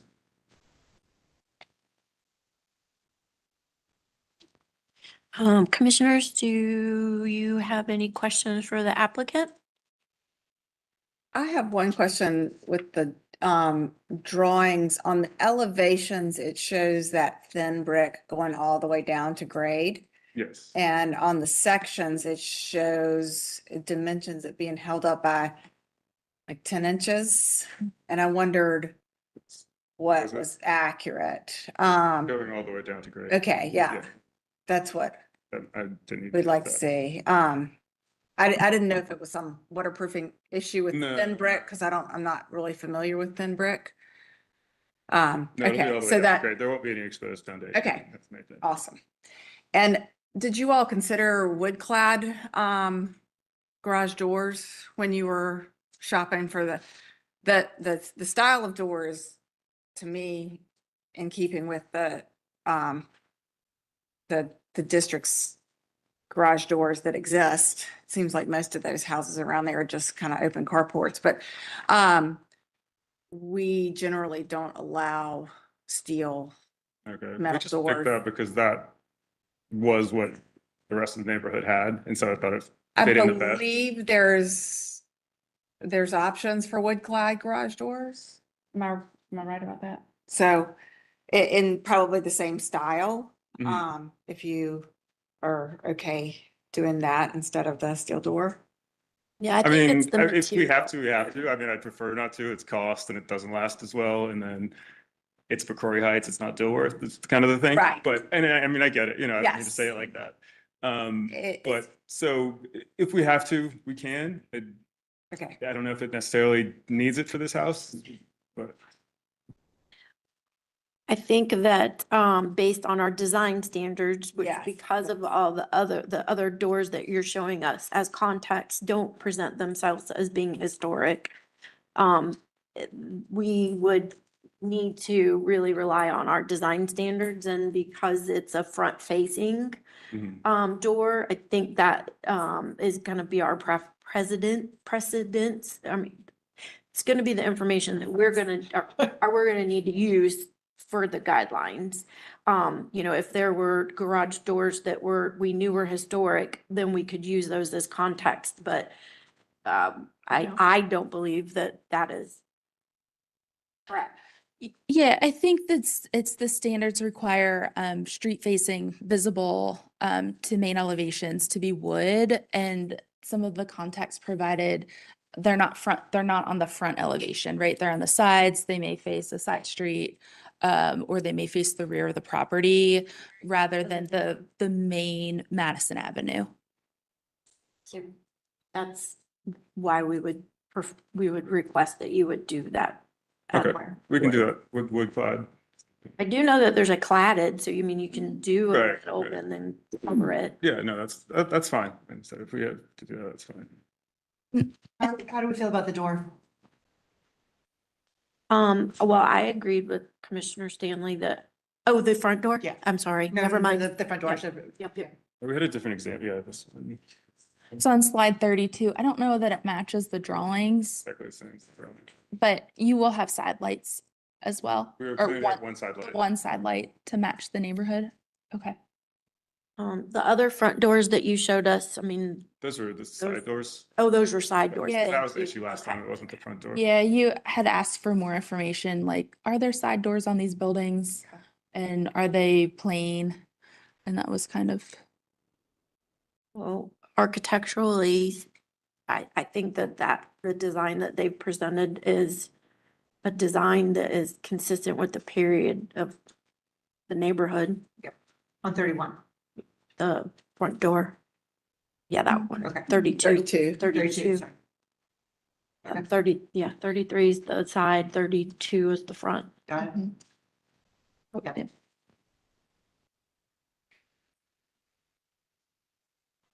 You have any questions? Okay. Any other questions for the applicant?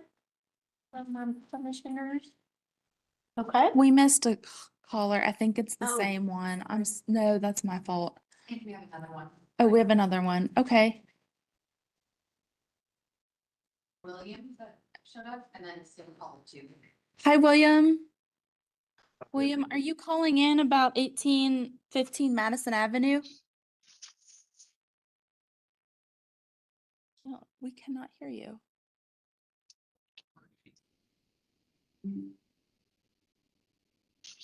No, I Yeah, was what calling in about application are you? 3 p.m. Have I missed that one already? Did you already get to that one?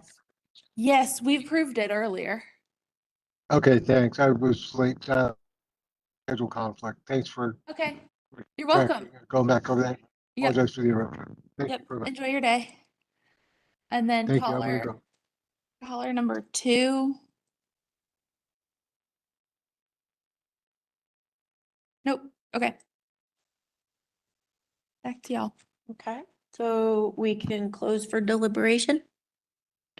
So we have a couple of items that we had listed that we asked them to provide us. It appears that they've addressed the foundation heights. Commissioner Stanley asked about the detail, for the brick veneer. We have the site plan, the details and elevations. The window trim dimensions and details, and then, I apologize, did we talk about the fence, or is that something you guys can deal with? It's just work with staff. We're good. Okay, good. Yep. And then, the garage door, we just kind of talked about standard 6.15, number 3 says construct doors of wood. Especially on the front facing elevation, we would potentially consider something on the side or rear, but the garage door is on the front, so that's kind of a big deal. And then they confirmed that the side entry, door would be made out of wood as well. Is there anything else that we need to cover?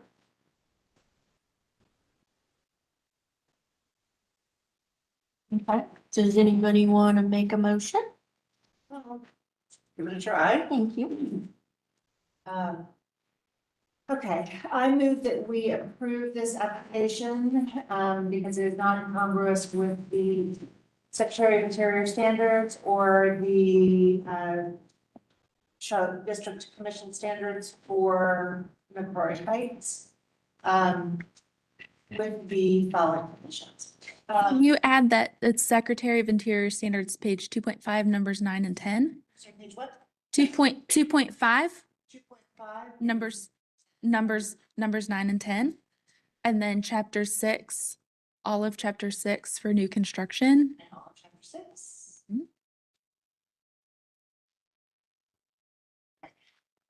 With the conditions that the doors, both front and side, are, they match the application submitted today.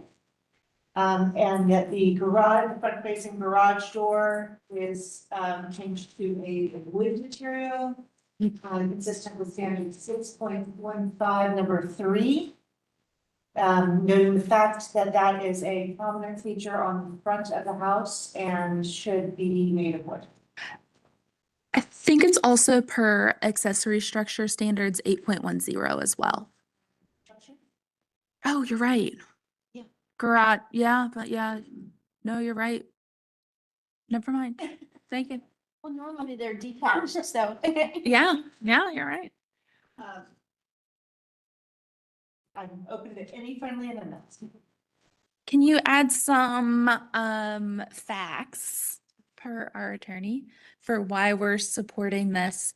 And it can be anything from this is a split level building, which is consistent with the style and architecture found in McCrory Heights.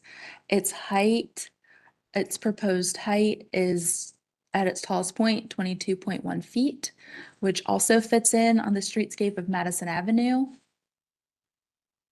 Yes. Those things? Okay. Okay, we got those? Okay, All of those things. okay. The materials used are consistent with the historic character of the neighborhood. The height and style are not incongruous.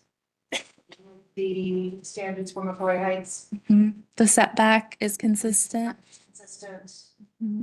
And they provided detailed information about how the topography of the site changes from Madison Avenue and slopes back away. Back away, yeah. Can we just incorporate all that explained? Should they provide a physical brick sample to staff? Yes. Brick and mortar sample to staff? To be provided to staff for approval. Similarly with the fence, there was an issue with the fence that needed to be provided, details and materials to be provided to staff for approval. Your Change, they need to go through staff, we'll come back to the Boards Commission.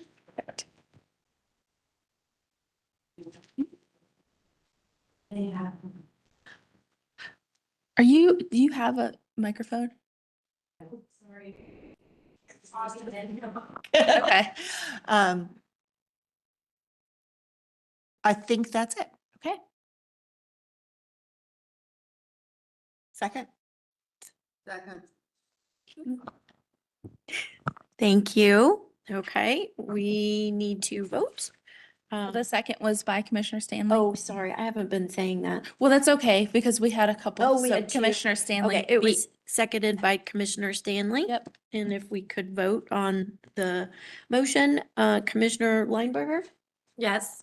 Commissioner Sowash, Yes. Commissioner Stanley, Yes. Commissioner Holtz. Yes. Commissioner Kerm.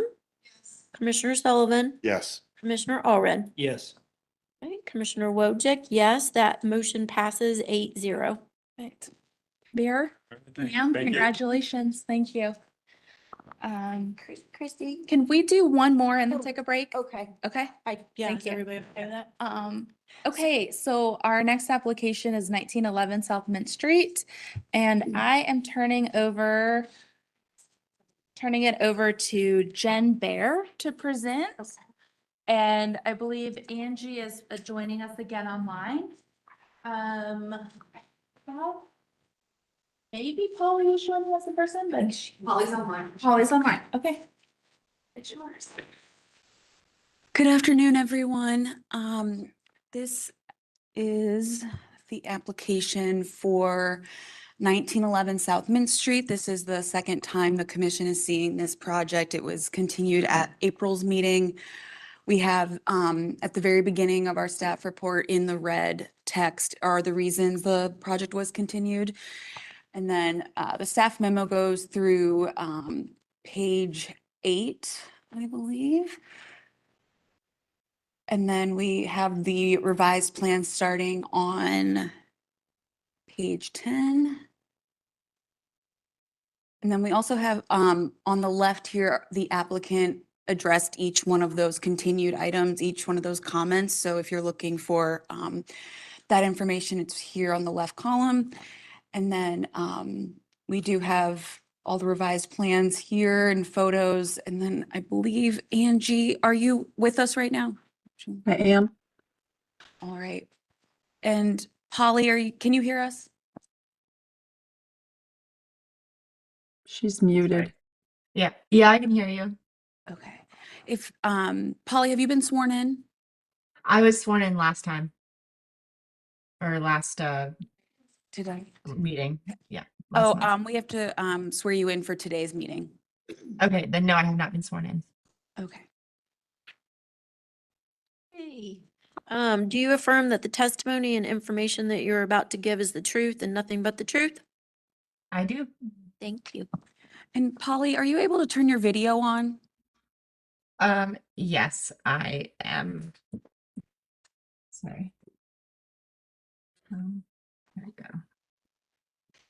Thank you. We can see you now. Hi. Okay. All right, Angie, I'll turn it over to you. Just let me know where you'd like to start. Angie Lauer, ALB Design, 901 Berry Hill Road, Suite B1, Charlotte 28208. So thank you again. We have addressed the issues that were brought up last time. Let's see, I think you could start on slide, keep going. Slide 15? Front 16? elevation. Yes, front elevation. So as Jen said, the addition sets in from either side. So it is not incongruous with the district. It's minimally visible from the street, and it's in a fashion that could be removed if need be. Slide 16 shows the existing house. And I do want to point out to this. So there was a question regarding the window on the left side, and there is a bedroom there. So we do need, this is the only existing window that would be increased in size in order to create an egress window. On slide 17, if you will, there's some option elevations that relate to the rear elevation, which was primarily some of the restudies in the massing and scale. So I'm going to jump back to this. So slide 18, if you will.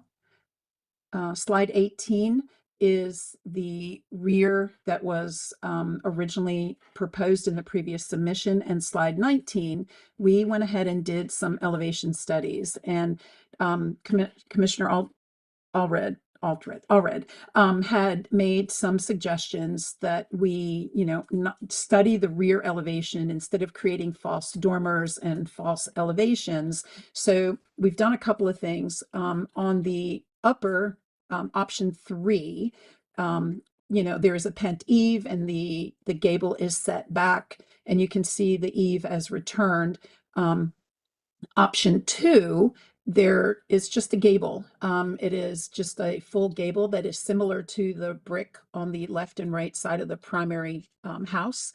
And there's option 1 that is option 3 without gable dormers on the shed dormers. And I'll say that. So go back to slide 17, if you will.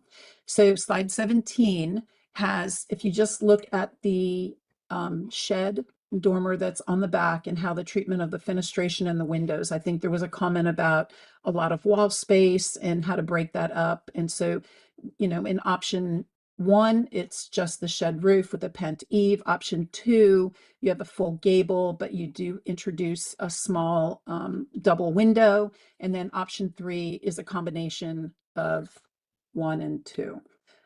Slide 19, if you will.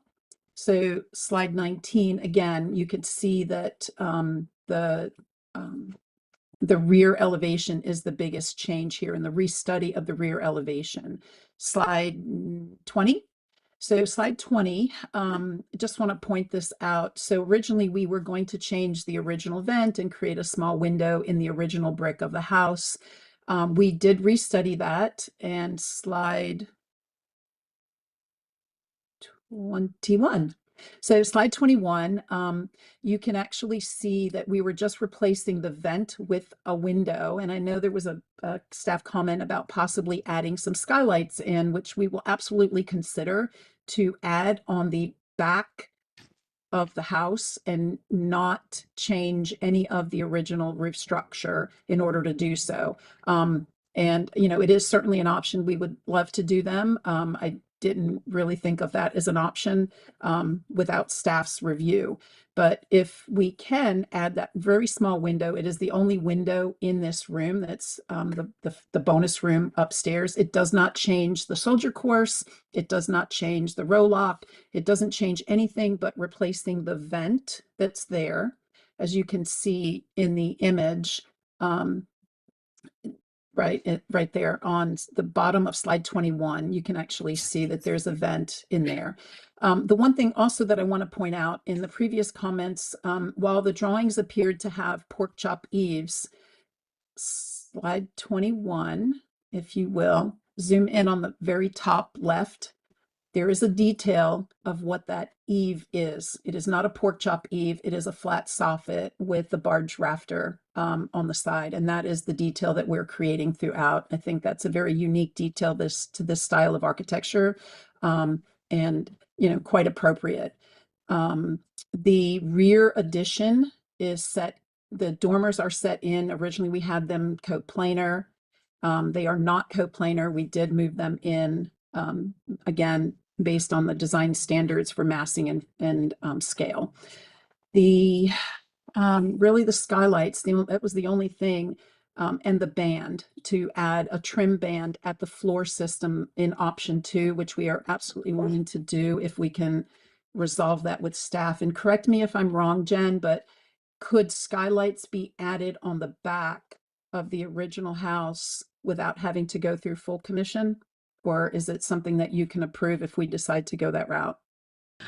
Staff can approve skylights if they're located in a non-visible location on the addition roof facing the rear. Okay, okay.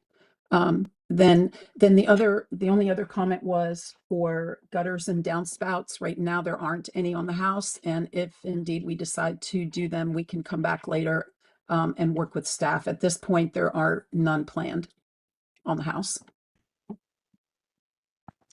And I just wanted to add, staff in our comments in the staff report, we do, because the house is really a fairly simple design, we thought option 2 might be the way to move forward with the addition of the trim band that Angie mentioned, to break up the rear massing. But adding the Pentive for options 3 or 1 and 3 just seems it's not consistent with what's going on with the historic house. So we thought option 2 was probably the most successful with the addition of the trim band.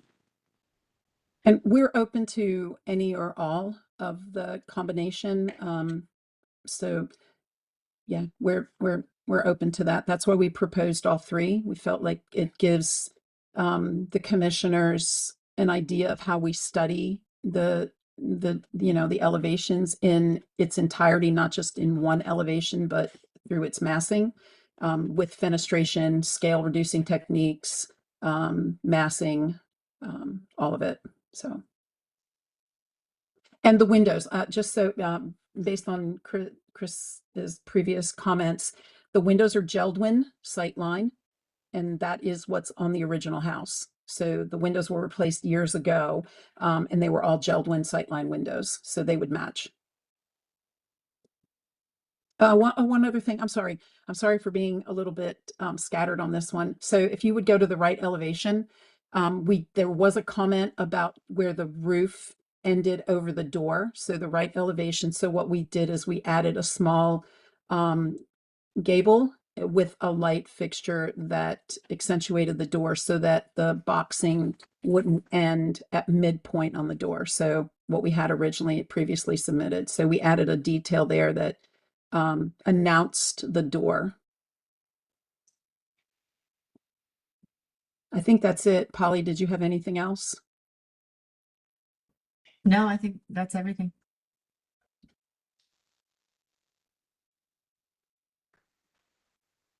All right, I think we just have the one unknown caller still on the line with us.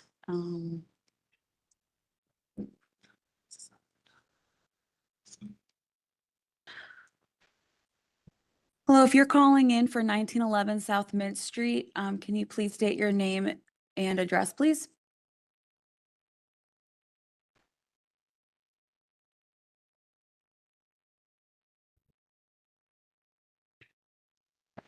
All right. We can move on. Sorry. Thinking. Okay, commissioners, does anybody have any questions for the applicants? I have a question. Please. This is Commissioner Allred. In the left and right elevation options, is there a specific reason why there's a pair of windows in option 2 and 3 at the second floor addition? And then in option 1, that reverts back to a single window? Yeah, so with a single window and adding a detail to the roof was not really an option. That was the original. And so we wanted to keep, okay, here's the original. We've kept the single window, but we think a double window. But if you feel that a double window without the gable is appropriate, again, we have no problem with that. it does add more light in the room. We just felt like the double window with the gable was another design option, so. But it was kind of a study of the rear elevation that translated to the left and right, so. Thank you. Mhm.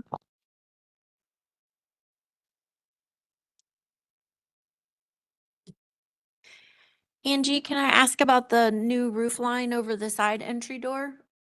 Yes, So is the ceiling gonna be vaulted, or how are you gonna treat the kind of the underside of the roof rafters? yeah, if you can zoom in on that, it's an open ceiling. Ah, okay. It's an open ceiling with a light fixture, so it's just open rafters right there. And it's Okay. only the projection of the 12 inches that it projects now, so. It's Out trim, past the wall with the window. correct, Okay. correct. Yep, Yep. it's just, because they end at two different places, but it's deceiving, right? Like it tricks the eye because it's over the door and it's accentuating the door. So Sure. it's trim with an open soffit. Kind of a little open. Yep. Okay. Yep. And you can see it dropping below on, in page 15 on the, 15. front. Yeah, on the front elevation, you can see it just Page, ever so yeah, slightly. 15 front elevation, options 1, 2, and 3. You can see where that little, the Yes. eave Just drops ever so below. slight. Okay. It helps though. Yes, Mhm. big change. And two, while light fixtures are not necessarily commissioned, but they can be staff. I mean, we can work with staff on the appropriate light fixture that would be there for that to accentuate the door or to announce the door, not accentuate it, because it's so far uphill. And that's the other thing. If you go to slide 13 or slide 11, you can actually, it is so far back uphill. It's not really even seen from the street. You have to be standing at the right angle at the right time of day in the right position on the driveway to see it. So it's so far removed. I'm sorry. Right. Any other commissioners have any questions for the applicant? I'm just trying to, I'm looking at slide, we're still talking about I'm on the right elevation and the front elevation where you've added that little gable above the side door. In looking at on slide 15 at the option, I see the 3 existing kind of projections off the right elevation, but I don't see the 4th, which would be the It's door. below. It's that an extension of the roof. It's just the trim on that. It just hangs down because the overhang is there. It's just that the boxing moves down. So the boxing is continuous in the original, but you see the edge of the rafter, the boxing on the rafter. So if you were to go to option 1, 2, and 3 and zoom in, please. So you can see the main gable of the house, the original addition on the house where the window is, and then you come over. So that boxing line is there. And then it just drops down just ever so slightly. So again, if you look at the side elevation, the right side, slide 21. And if you can zoom in, please, over the door in the middle of slide 21, you see how it drops ever so slightly below the boxing? Yeah, I That's see the it line now. you see. Yeah, okay. So it doesn't project beyond the existing No, roof projection no, there. the boxing, It's the just fascia. lower. Correct. Thank you. Yes, sir.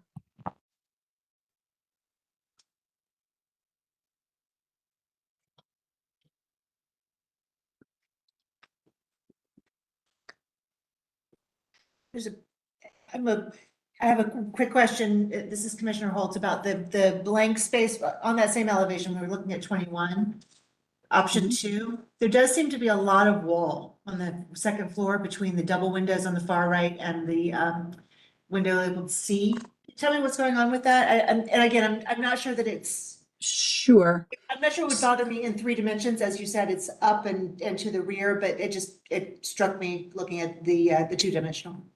Sure. So where the rake comes down on the addition that's set in from the main roof, right there. I mean, it's a combination of that and floor plan. So that wall that rake intersects part of a floor plan. So I couldn't add a window in there because it's in the middle of a wall.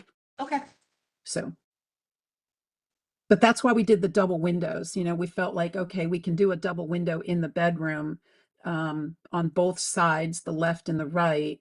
But once you got past that roof line that you can see the dotted line is what's beyond on the other side of that roof. So Okay. it would be hard to add a window because you can see that dotted line that slopes a Yes. little dog leg. It just can't add a window in there. Run out of space. Okay. Andy, you did specify that the soffit and rake trim boards are gonna be wood. Is that correct? Yeah, it's on here. It should be Okay. on the drawings that it is wood. Thank you. Okay, commissioners, any other questions? We can close for deliberation if there's not. Okay, so we have a list. We're closing for deliberation. There's a list of some things that we asked them to address, and the first one was kind of a large one in terms of massing. I was gonna go back to that list, and I thought that we should probably address that first. So that we're not nitpicking before we, address the first element. So we did ask for continuation based on overall massing and roof form. Massing, complexity of form, scale, roof form, material. So how does everybody feel about the overall massing and roof form today? I would add on to Commissioner Allred's questioning about the double window and the gable dormer on both sides. As far as solid void and overall massing, I think option 2 is great, but I think it would be a simpler massing not to have the little gable in the shed, dormers on either side, the left and the right elevations. I mean, overall, doesn't that make it more complex and we're asking for simplification? Yes, So that's that's right. logical. So it would be a modified option 2 with the double windows on both sides, which breaks up the solid void of that long shed, but also simplifies the roof forms. I agree. That in itself does B, which was the elevations, some of the window, gable and fenestration, right? So Yes, I think it was continued for how close the windows were to the eaves. to the eaves. Okay. And I think that the applicant has done a So lot to. overall massing and form, we would vote for the simpler roof line, but feel like the fenestration helps with the massing of the walls Yes. on the side elevation. The double windows. Yeah. Yes. Solid void, yeah. Okay. So I'm sorry, just to clarify, so we are looking at the roof on option 2, but doing the double windows. Go to side elevation. Go to 17, slide 17. 21. So that's number 17. Yeah, so option 2 with the double windows on the second floor, but without the gable. Without the. So per 6.13 roof form that we continued it for, it really does increase the complexity of roof form versus decreasing it, which was what we were looking for. Okay, so that addresses massing and complexity of roof forms. Does anybody else have any thoughts or concerns about those side elevations? specifically for massing and roof forms? I think that that my concern is for an American small house in option 2 that we are discussing, not providing, that the addition of the gable over the side entry door and the gable over the paired windows now takes this elevation from a 3 gable elevation to a 6. The removing of that top gable takes it from a 3 to a 5. And I believe with studying the elevation of the plan and the elevations, that the 2 gables shown on the right elevation were additions from the original house. So I'm concerned about the complexity of the roof. And I just lost it. No, that's okay. As it pertains to section 6.13, standard number 4. That the new roof should not overwhelm the structure or be out of scale for the style of the house. I think that I like the addition of something to cover the side entry and to address its placement directly under a valley. However, I'm concerned about the now the 5th gable on this elevation that we are proposing, and that how it reflects to that specific design standards for an American small house.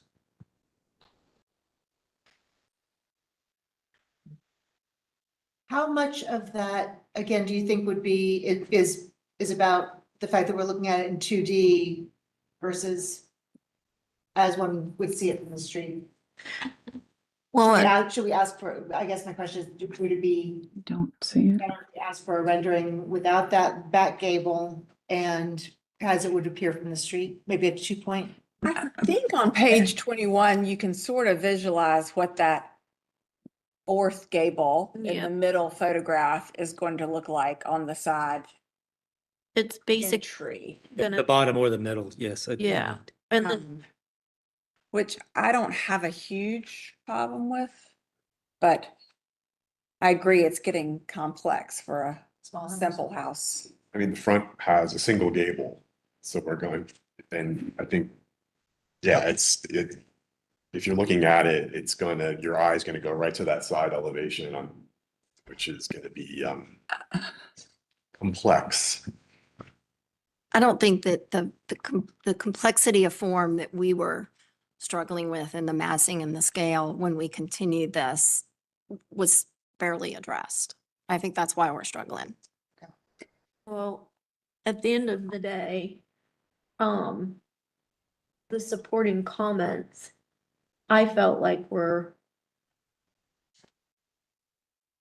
I mean, this is a traditional way that we allow people to add on to the space and maybe the existing conditions with the existing 3 gables, because they're already there, have presented itself differently, because normally an extension of the ridge height and an extension of a gable and then the kind of gable with the sheds to the rear is something that we typically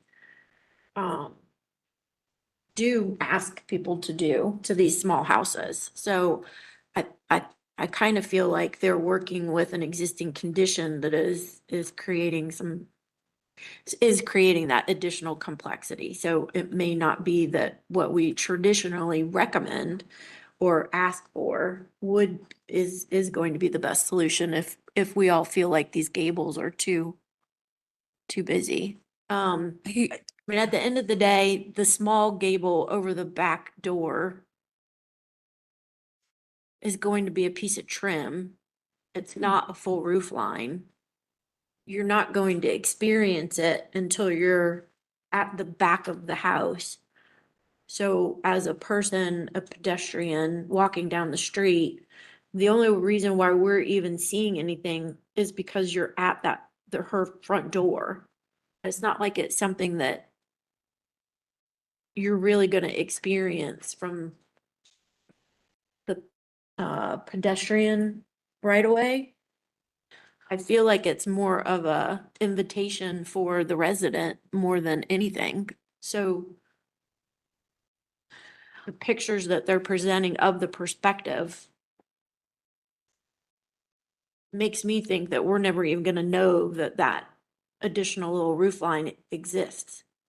I think because it's also, it's tucked in, it's not extend, it's gotta look like an eave, like it lines up with the eave. And just to point out, the main gable on this addition is set back, like, I mean, this is a 2D drawing, so it's hard to really visualize, but that primary gable on the addition is Even further back. is further back. Like, we have this all, this is that previous addition on the first floor, and then this is that new gable. So that's pushed back, and I don't know if, I just think it looks busy in a 2D drawing, but in, you know, in reality, that roof line is going to be set back from that plane. Can we reopen so we can ask Angie a question? Of course. Angie, how far does that roof set back on that right-hand side from, let's just say, the entry roof? Where we've been talking The about. secondary gable, it's 3.5 feet in from the original ridge. So if you can move the cursor, From that point. so on yeah, so that extension of the roof, you can look at the front elevation. On the right side, it's 3.5 feet in. On the left, it's like 1.5 feet, 1.5 feet. So the front elevation, you can see that that is way behind the main structure of the original roof. So it is positioned where it has been historically placed with other similar additions.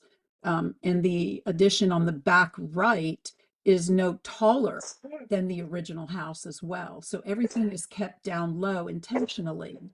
I'm sorry, he's barking. He's addressing y'all too. It is intentionally set back lower, so you don't see that addition at all from the street. There is, you know, it is intentionally lower than even the second gable or the third gable if you're looking at this front elevation. You don't see it at all from the street. What you see is I'm standing in the driveway that's about 11 feet higher than the street. So I'm standing in the driveway, and even in this photo, you can't even see the addition that's off the back because everything is set lower than that blue structure, like the siding. So that roof, that's the addition where past the door, the man door to the right, is set even lower than the second gable. It doesn't touch, like you, that's a 1-story addition to the right of that single door. It is not a 2-story addition. The 2-story addition doesn't happen for, you know, Probably 7 10 feet or more, Yeah. from that side wall. So it is set in intentionally to be within the structure. I So was the just gonna main pull roof. it. So if you wanna look ask at the rear elevation, again, that rear elevation should be a clear example of it, where if you just look at the left side of that addition, you can see the stair stepping of the side gables. That addition is a 1-story addition off the back. And if we had to go before the staff and just did that, it's a 1-story addition. The 2-story addition or the 1.5-story doesn't happen until you get inward of the main house. Thank you, Angie. Okay. Does anybody else want to ask her any more questions? And go to slide Oh. 11, the slide 11 that you were just in. You can see the photos from the street in the bottom right-hand corner. There, you don't see it at all. Yeah, you can't see the existing. And look at where the addition. car is and the height of that trash can. That trash can's 3.5 feet tall. By the time you get to the top of the driveway, it's 11 feet. So it Thank is you, not Angie. visible from the street. You're welcome. Mhm. All right, we're gonna close for deliberation again. Jen, can you show the left-hand elevation? Or yes, the left side elevation. So, I mean, that is more of what we typically see. because that is more what we typically ask for. The only reason why the other side's so complex is because they've had previous additions. I don't know, it's hard for me because I feel like this is actually what we ask people to do. And then we're gonna be like, oh, no, sorry, not this time, you know? I do understand that there are more gables than we typically see, but I think we could make the point that this is an exceptional condition because of the prior addition. and I will say the front porch has been enclosed into a sunroom. And that in itself does change the perception of the mass of the front of the house and makes it heavier and busier than just a traditional front porch too. So having the glass and the windows and the trim on the front actually makes it a little bit more interesting and has a little bit more character detail that I feel like can be carried around the house to kind of balance some of the other design elements that she's introducing. But that's my opinion. So if the roof lines are the major element, we can ask her to simplify the roof lines to an extent. If that's what we feel like we need to ask for again. I feel like that they've worked with us on the fenestration and like overall scaling of the structure. We still have the little gable. They addressed that. They're not going to change it to be a larger window. They were just going to take the vent out and put glass in. So they addressed that for us. The second floor and first floor coplanar walls, they addressed that for scaling for us. And then they explained the eave details. And that it's not actually a pork chop, it's a combination of a sloped break with a boxed soffit. So really, it kind of just comes down to what you guys think about this. These sounds like the gables on the right side of the house. I think the simplified roof form and double window would do it. That would be enough for me. The simplified roof in example number 1, plus the double windows in number 2. Yeah, so the shed. Keeping the dormer shed. And the double window. Thank you. Yeah. I would agree with you. Agree with that statement. I still have my concern about the number of gables, but with your statement, I would agree, yes. Fair. Anybody else? And on the eave detail, I would just add that to match the existing, the little detail on the existing house is pretty complex with the moldings to make sure that the eave detail on the new portions of the building match trim of the original house. Well, does anybody want to make a motion? I'm sorry, before you get to that, I just want to make sure, because as we were talking about the materials, I just noticed we have cement board noted on the soffit and frieze, and typically the commission only approves wood for like fascia frieze. Thank you. So I just wanted to make sure that ended up in the motion. Thank you. Okay, so we have the material for the eaves. Material and trim work for Yeah. the eve trim.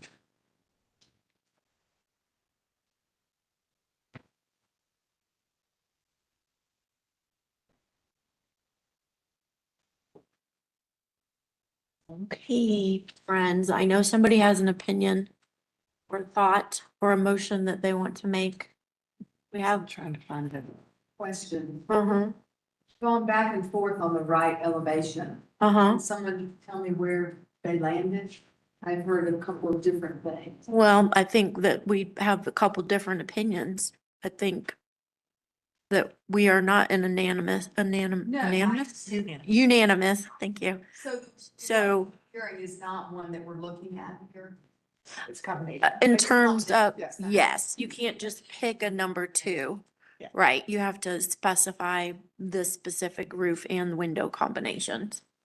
It's like a combination of this option one, option two. Yeah. We're not doing Penty on the back, or what's been suggested is we don't include the Penty, but we are including the double windows. And just the shed on. Oh, yeah, the band board in between the first and second floor and option number 2 is more consistent with the front elevation, gable as well. So I think that's a good supporting fact, if anybody needs that.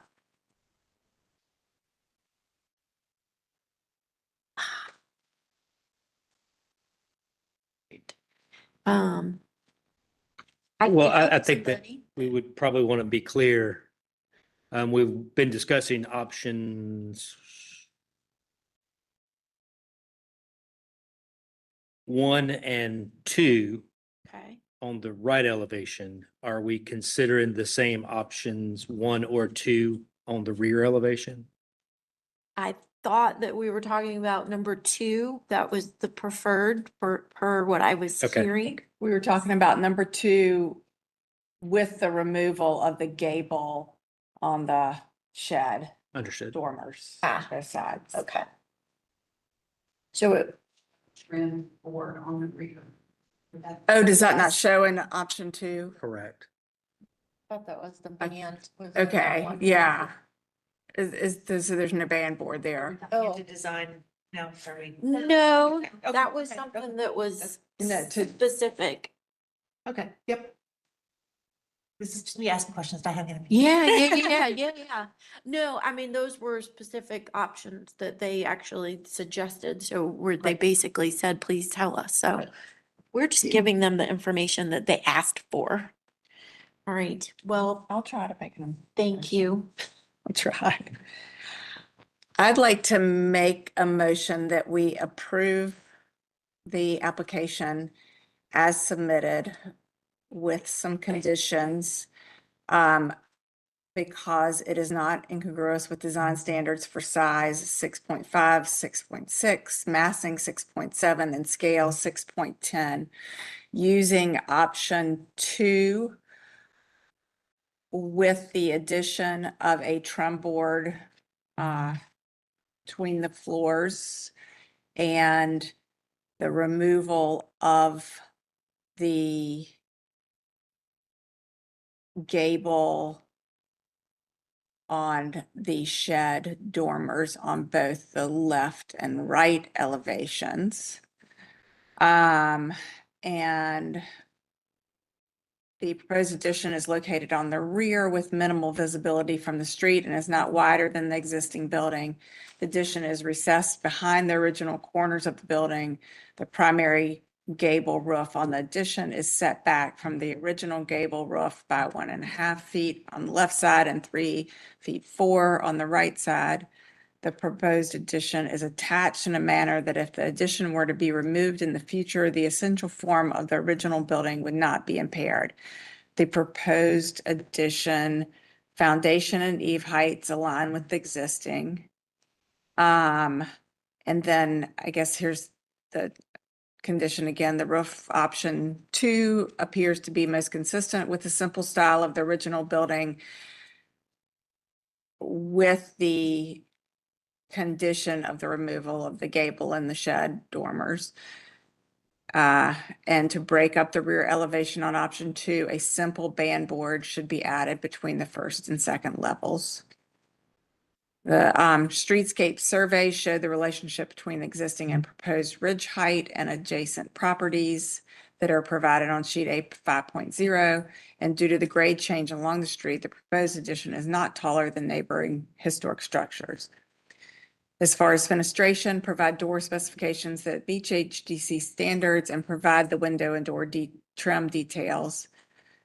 Materials and details where applicable, all trim, including window, door, trim, rake boards, fascia, soffit, and frieze should be noted as wood for consistency with previous commission approvals. In addition, provide a note that says that the trim of the eave detail will match the existing structure, provide brick and mortar sample, and approval of gutters and downspouts can be staff approved at a later date.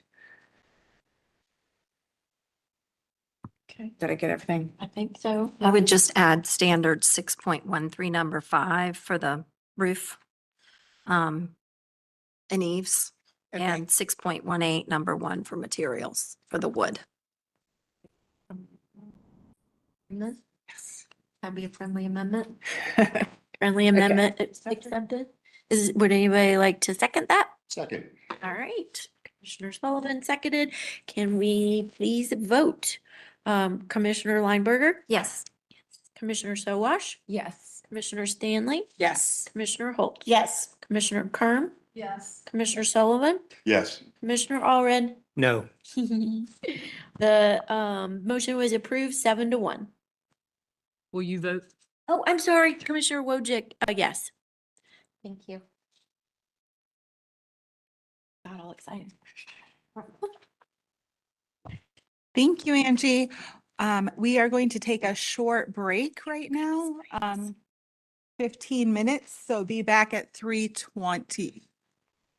Look how organized I am today. Great, babe. I'm getting good Rock at and this. rolling. Just my little notes and Oh, my stuff. God.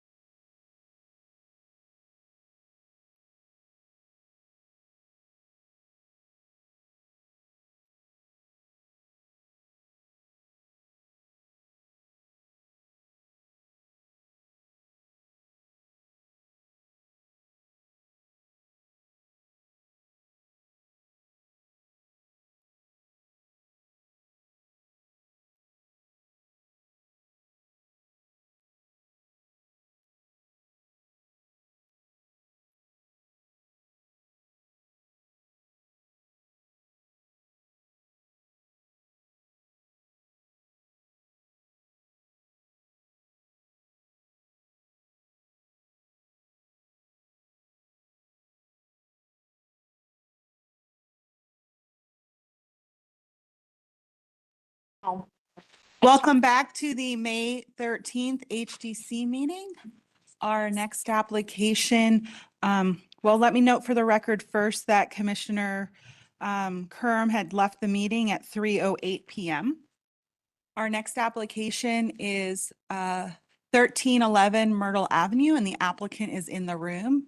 And both have been sworn in. I have not been You sworn have in. not been sworn in. Okay, we're going to need to swear you in first. Okay. Do you affirm that the testimony and information that you're about to give is the truth and nothing but the truth? I do.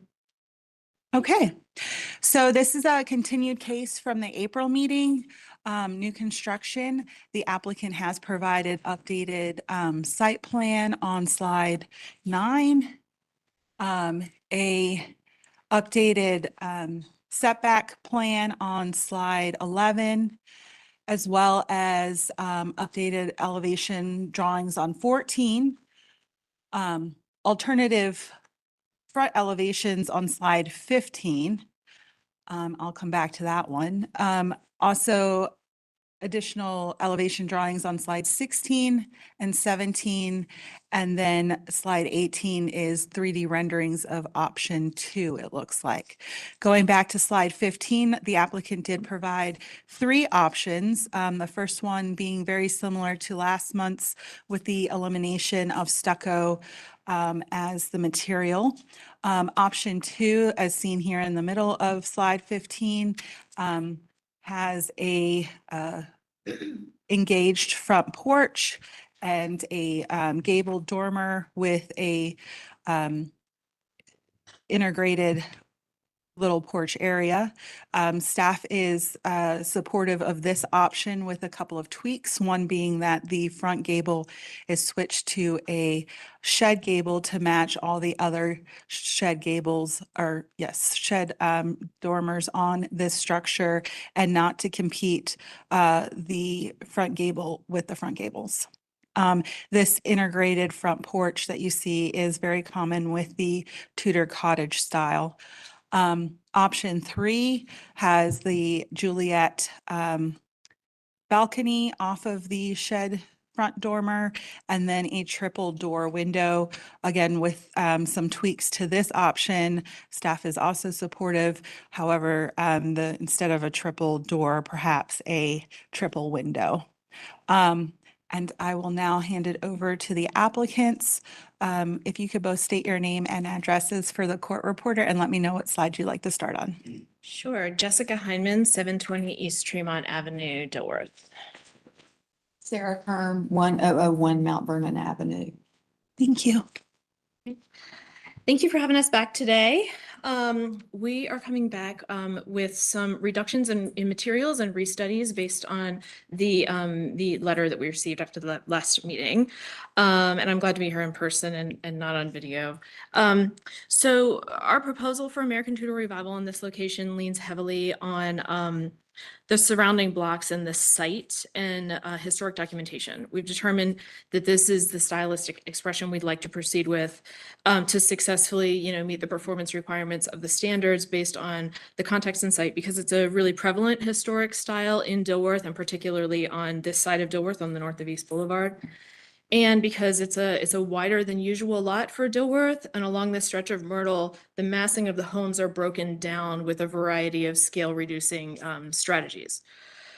The key characteristics that we have chosen for the scale reducing strategies are the prominent entry mass that's smaller and breaks the roof line, the asymmetric facades that are grounded and heavy, steeply pitched roofs and dormers, one-story side extensions that are set beyond the primary mass, tall and narrow windows that are frequently grouped, flattened arches for human scale, and the lower floors expressed in earthy gravitational materials and upper floors in lighter materials. If we could go to the Zoutwell Streetscape Survey, I'm not sure which, yeah, that's probably the best one. Slide 12. Slide 12. The this is Jessica, what you I can- typically leaned on in my experience serving as a commissioner, because I think it tells a lot of the story of a lot of the standards in a really good graphic that's easy to understand. So the context, The picturesque revival movement, and specifically American Tudor revival, are the prevalent styles in the surrounding blocks. Our proposal is holding the lines of the existing homes on the street. So it's through the porch beam heights, the fascia heights, the overall height, the primary massing width, and then the overall width with secondary massing in a hierarchical format, the window head heights, the door head heights. And if you follow the dotted lines on the 10-foot, 20-foot, 30-foot marker on both sides of the street, all of our massing components are falling into the same pattern as every other massing component on this block. The setbacks of both the porch and the thermal wall, which I don't think you need to go back to the previous slide, they match the historic structure, and that's verified by property survey. The spacing, you can see on the Zoutwell streetscape that if you zoom out on the block, it's just really consistent across the block. Sorry. So, you know, this is 3 houses and then 2 corner lots. So you're seeing the sides of the corner lots, and you've got their backyards, and the spacing is all really very similar to in amongst all of the houses that are facing Myrtle Avenue here. Now I've learned since with discussions with Christy and Candace that, you know, these Zoutwells, I've added my own dimensions to them.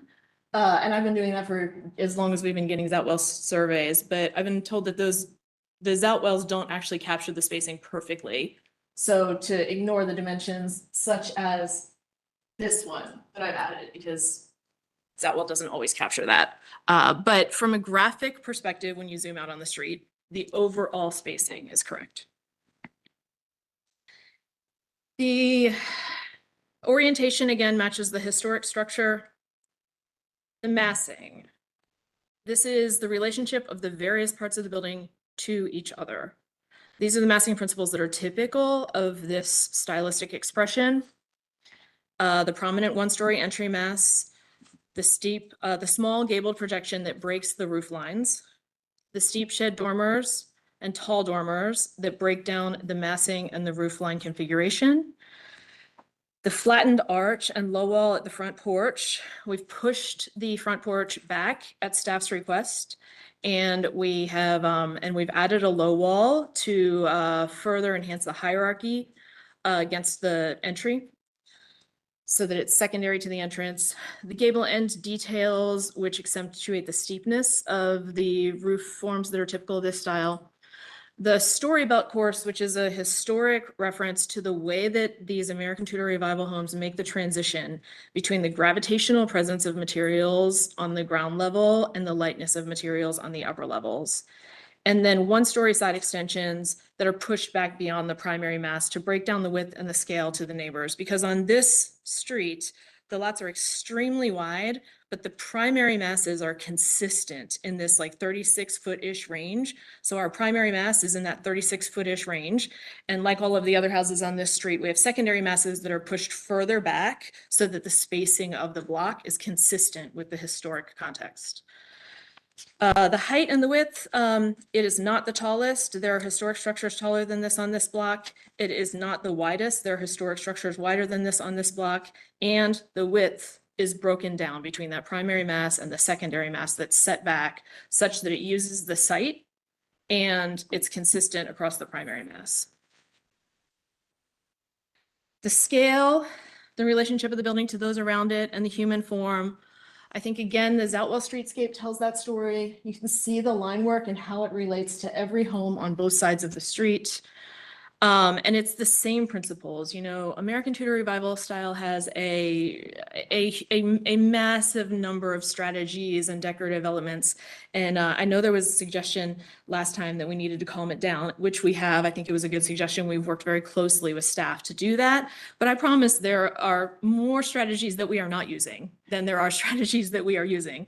We're not using diamond panes. We're not using arch tops. We're not using limestone surrounds. We're not mixing stone into our brick, and the list goes on and on and on and on. It's a little bit like proving a negative, but I promise there are more strategies that we are not using than there are strategies that we are using. In terms of the human scale, I mean, we have this low flattened arch, which is very typical of the style that brings it to a human scale. You know, the use of brick, which is really the ultimate expression of the human scale. It has hand, and it's actually called hand because it is sized to a human being's hand. And we, in all of our projects, give a great attention to detail in proportioning the window panes across the entire project. So across every window in this project, the panes are consistent in their proportioning, which is a really important calming element when it comes to these structures. The directional expression, again, I talked about that before. The primary mass relates to the surrounding homes in height and width, and the secondary one-story projections are set back to relate to the use of the width of the lots on the block. The foundations match the historic structure. The roof form and materials, it aligns with the surrounding homes and is typical of the American Tudor Revival style. And we've leaned really heavily on existing roof forms and configurations throughout Dilworth, of which there are many. Cornices and trim, you can see in this outwell again that it all aligns with the surrounding homes. The detailing will be typical of American Tudor Revival. Doors and windows, again, similar to surrounding homes and typical of American Tudor Revival. I have a supplement that I'll submit in just a second with a lot of documentation on that, but we have a great attention to detail and proportioning the divided lights across the entire project. So the porches, this is part of the continuation. When we were working closely with staff in the weeks after the last meeting, we were working to enhance the reading of the porch as more secondary, to enhance the hierarchy of the entrance being hierarchically more important than the porch. So the porch has been pushed back. It's aligned with some of the secondary masses. It's got the low wall. Let's see here.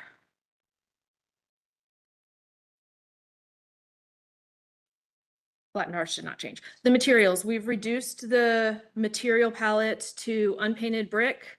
That brick, of course, would be approved. Brick and mortar would be approved by staff in the COA process. That would be a historic reference to provide that gravitational presence, which is so important to the style. An artisan lap siding, so with a thick shadow line, and an artisan board and batten. The size of the project is consistent with surrounding homes, which can be seen on Zoutwell. And the rhythm, we have a great attention to the solid void relationship and proportionally divided lights. And then, of course, the breakdown in the massing and the width along the block so that it's consistent with every other contextual home. So to address the staff comments, I do have this supplement. I need to run this by the attorney first, correct? Okay. So this is actually like an in-house process document from our office that we do on historic projects. So it's not a general document and it's not intended to be applied to all projects, but as we are researching projects and trying to make decisions about the direction, we produce these detailed spreadsheets to try to understand, you know, what the decisions are based on. And so I have a copy here if you want to see a copy.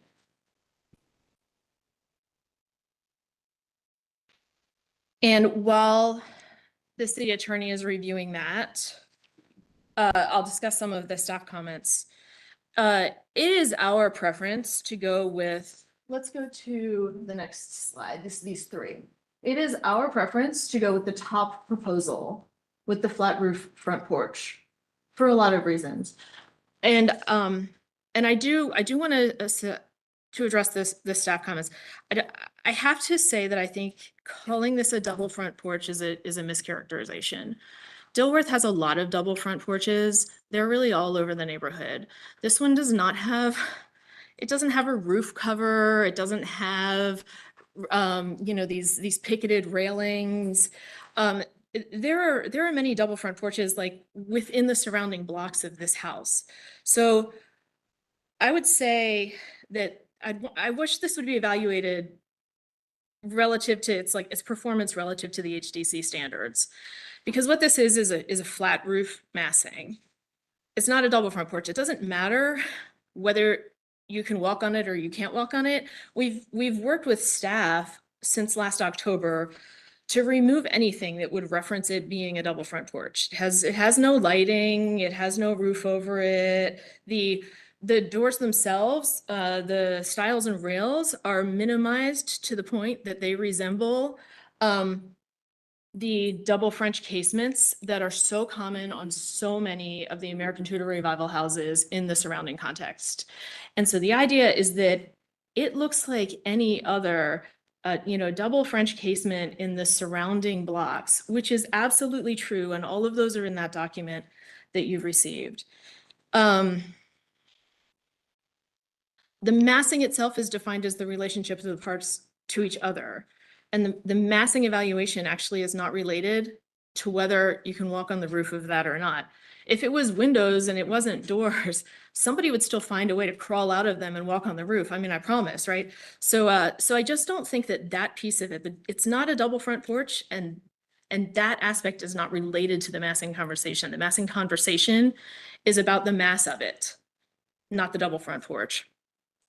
So the flat roof porches in close proximity are 728 Berkeley Avenue. That one is a flat front porch that's a very traditional symmetric flat front porch.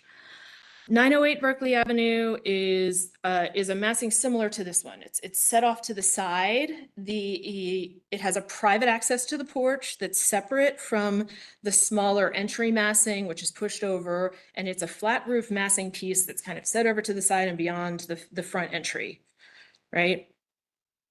And 1914 Dilworth Road, which is the home of former Commissioner Walker. So that's how we feel about this piece. I'd love for it to be evaluated relative to the standards and its performance against the standards. And I think that is very visible on the Zoutwell Street survey. And I think the pieces of it that are working for us, like the concept of the story belt course transition between gravitational presence materials and lighter materials, are all really strong historic references to the context and the surrounding blocks and the surrounding homes, and also the historic stylistic expression of American Tudor Revival. So for the second one, which is, the upset or inset dormer, depending on, they're referred to in both ways. I would say, forgive me, I need a sip of water. Just please trust that we have studied this dormer in so many roof configurations, and that we do approach our work with a great deal of seriousness and don't take these things lightly.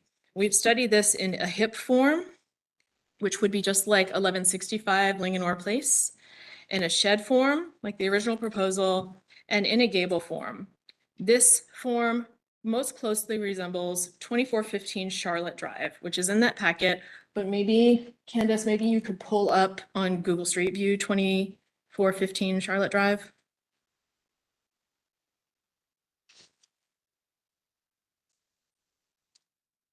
We've settled on the gable massing as the most successful and our best chance at resolving the details of it seamlessly and in a contextual manner. And I think there's ample precedent in the neighborhood that the gable does not compete with the other gables. This is the one that we are referencing. That is an upset gable dormer that is in a trio on the front elevation of an American Tudor Revival home. The other homes that we referenced in our decision to use a gable in the upset inset dormer study were 914 Berkeley Avenue, 1607 Dilworth Road, 2000 Dilworth Road East, 1165 Linganore Road, 2128 Charlotte Avenue, 1607 Dilworth Road West, 1615 Park Road, 921 Berkeley Avenue, and 917 Berkeley Avenue. And I know I'm going through those fast and there's no possible way to keep up with it, but I just want to demonstrate the level of seriousness and the ample context that we have for these decisions. And the fact that we have looked at it all three ways. The shed dormer does not resolve at the edges, and the pitches of the two roofs do not resolve well together. Whereas the gable does, and it resembles our best precedent, which is 2415 Charlotte Drive, for an upset gable dormer sunk into the roof. As far as the balcony goes, I want to address the comment about the doors. I do think it's reasonable for us to have access to that porch. And I do think these types of porches in Dilworth very frequently have secondary doors to access them. It's consistent to allow the access from the inside of the home to the porches and patios when they're secondary in nature like this and not the primary entry point, right? And we also have ample precedent of that in the neighborhood with 1165 Linganore Place, 1140 Linganore Place, 1200 Dilworth Road, 1312 Myrtle Avenue, 2425 Charlotte Avenue, 2016 Dilworth Road East, 2000 Dilworth Road East, 908 Berkeley Avenue. And again, I know I'm rattling them off faster than it's possible to keep up with, but I just think there's so much precedent for these doors being placed like this. Jessica, Yeah. while you're rattling things off, why don't you point out the pictures that you have in here to show? Like, point them to the pictures or tell us what page it's on. Just like help point So out. these are mostly in the supplement that I've provided because this, again, this is an in-house document that I would never expect to share with the commission. It's a massive amount of research that goes into every So project. I think, the big concern was that second story balcony that's, not really seen on 1.5 story structures. So if you can point to specific photos that we can share with the people at home, that are in this, or if you can point us directly to what page we should be looking at for those precedents. I think that would be really helpful for the commission. Okay. And while we do that, just for the records, there's not any objection to the admission of this, so can we just note whether it is accepted by the commission in terms of the document that they have handed up? This one. Yes. It's And we need, applicants exhibit. yeah, we'll need to mark it as an exhibit A. Okay, A. Okay, So we're accepting applicants exhibit A into evidence. submittal. Yes. Okay. Perfect. So Jessica, maybe if you like point to, the double front porch, the flat porch, if you have like 3 top on one page that we can like look at. Is it okay if I have the homeowner mark these on the supplement and then I reference them and I can finish just the little bit that's left of my talk while she does that? Sure. Awesome. Thank you so much. You want me to take these? Can you possibly just star those Yes. addresses on that? Thank you so much. And this is organized by the National Register document. So it goes east-west streets from north to south. Okay. And then north-south streets from west to east. And just for the record, will you refer to that as the exhibit A so that it's That is clear? exhibit A that Great. we are marking up, and I will review the markups in just a moment. And exhibit A is organized by the National Register of Historic Places for Dilworth Historic District. So in closing, I'd like to say that I served on this commission for a very, very, very long time, and I really appreciate everything this commission does. It is so much work. It's such hard work, and it is a labor of love. And I certainly loved doing it myself. I did serve on this commission during this 2017 rewrite of the standards, so I'm intimately familiar with the standards. And all of us at that time put a great deal of effort and heartache into those standards. They're so much improved because of it. When I first started working in Dilworth, our standards were 19 pages in very large font.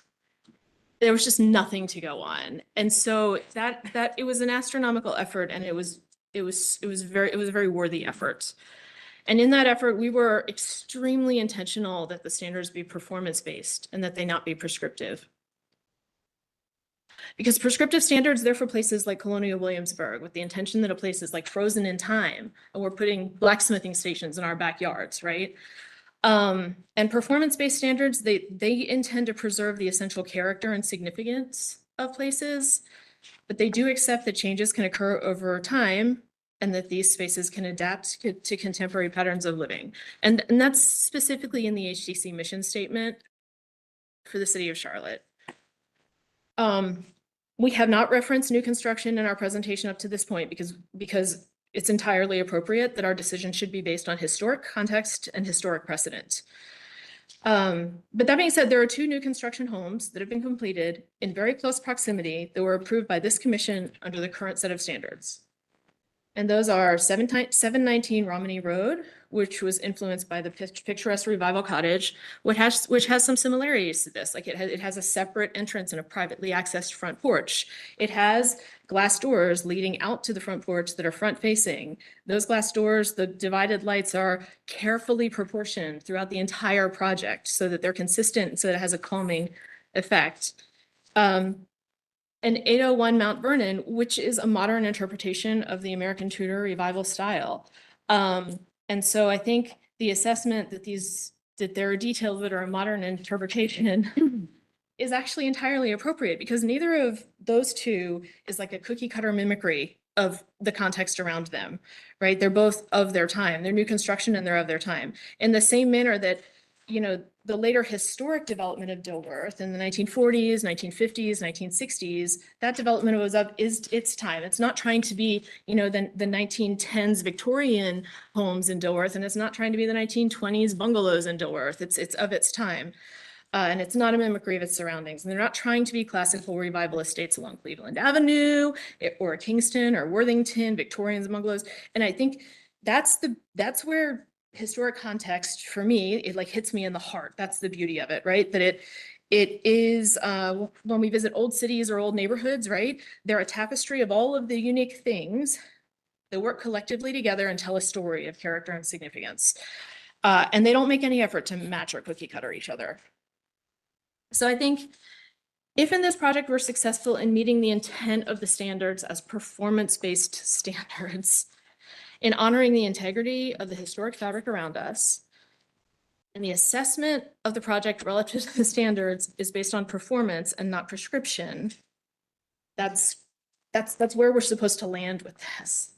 So we've been really happy to work really closely with staff since last October, and we think the recommendations of staff since last October have led the project to a really nice place. And we think the recommendations of staff and working closely with staff since the last meeting have been effective and in the calming effect in the material palette and the massing.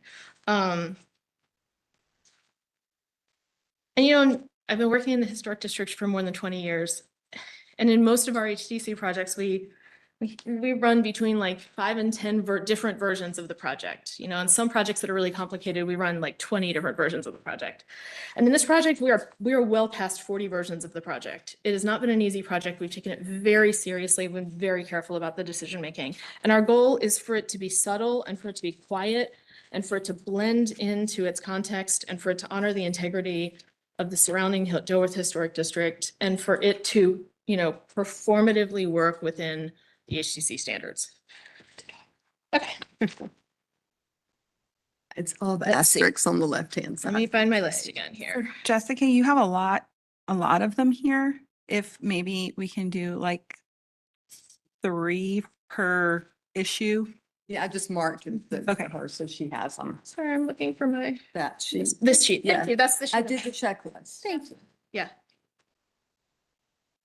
The other thing we can do too, so, you know, anyone viewing from home, we can pull them up on Google Street View as well. The current photo of whatever. Yeah, there we go. So if you just give us an address, we'll type it in and that way we're making sure that everyone's looking at the right thing. So for the upset inset dormer with a tertiary gable massing, that's what this list is. Is it being the third element being a gable? The first one is 2415 Charlotte Drive. For the record, That's the one that we have up. Okay. you're referring to Exhibit A. Exhibit A is the one I'm referring to. Thank you. The others on my list are not in any order. Okay, we'll Okay. pull it up on the screen. So 914 Berkeley Avenue. Page 1. That is page 1 of the exhibit. This is a really interesting house. We're referencing both of these in our document. Sarah knows the history better than I do. These were 2 American Tudor Revival houses built on Berkeley Avenue for 2 sisters historically, and they lived next door to each other and they had very eclectic ideas. So the porte cochere on the left one, I originally thought this was not a historic structure, but it's detailed in the National Registry. And it was the details match its age.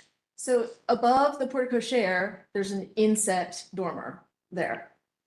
And the one on the right is the one that has the flat roof mass with the privately accessed porch with doors leading out to the privately accessed porch.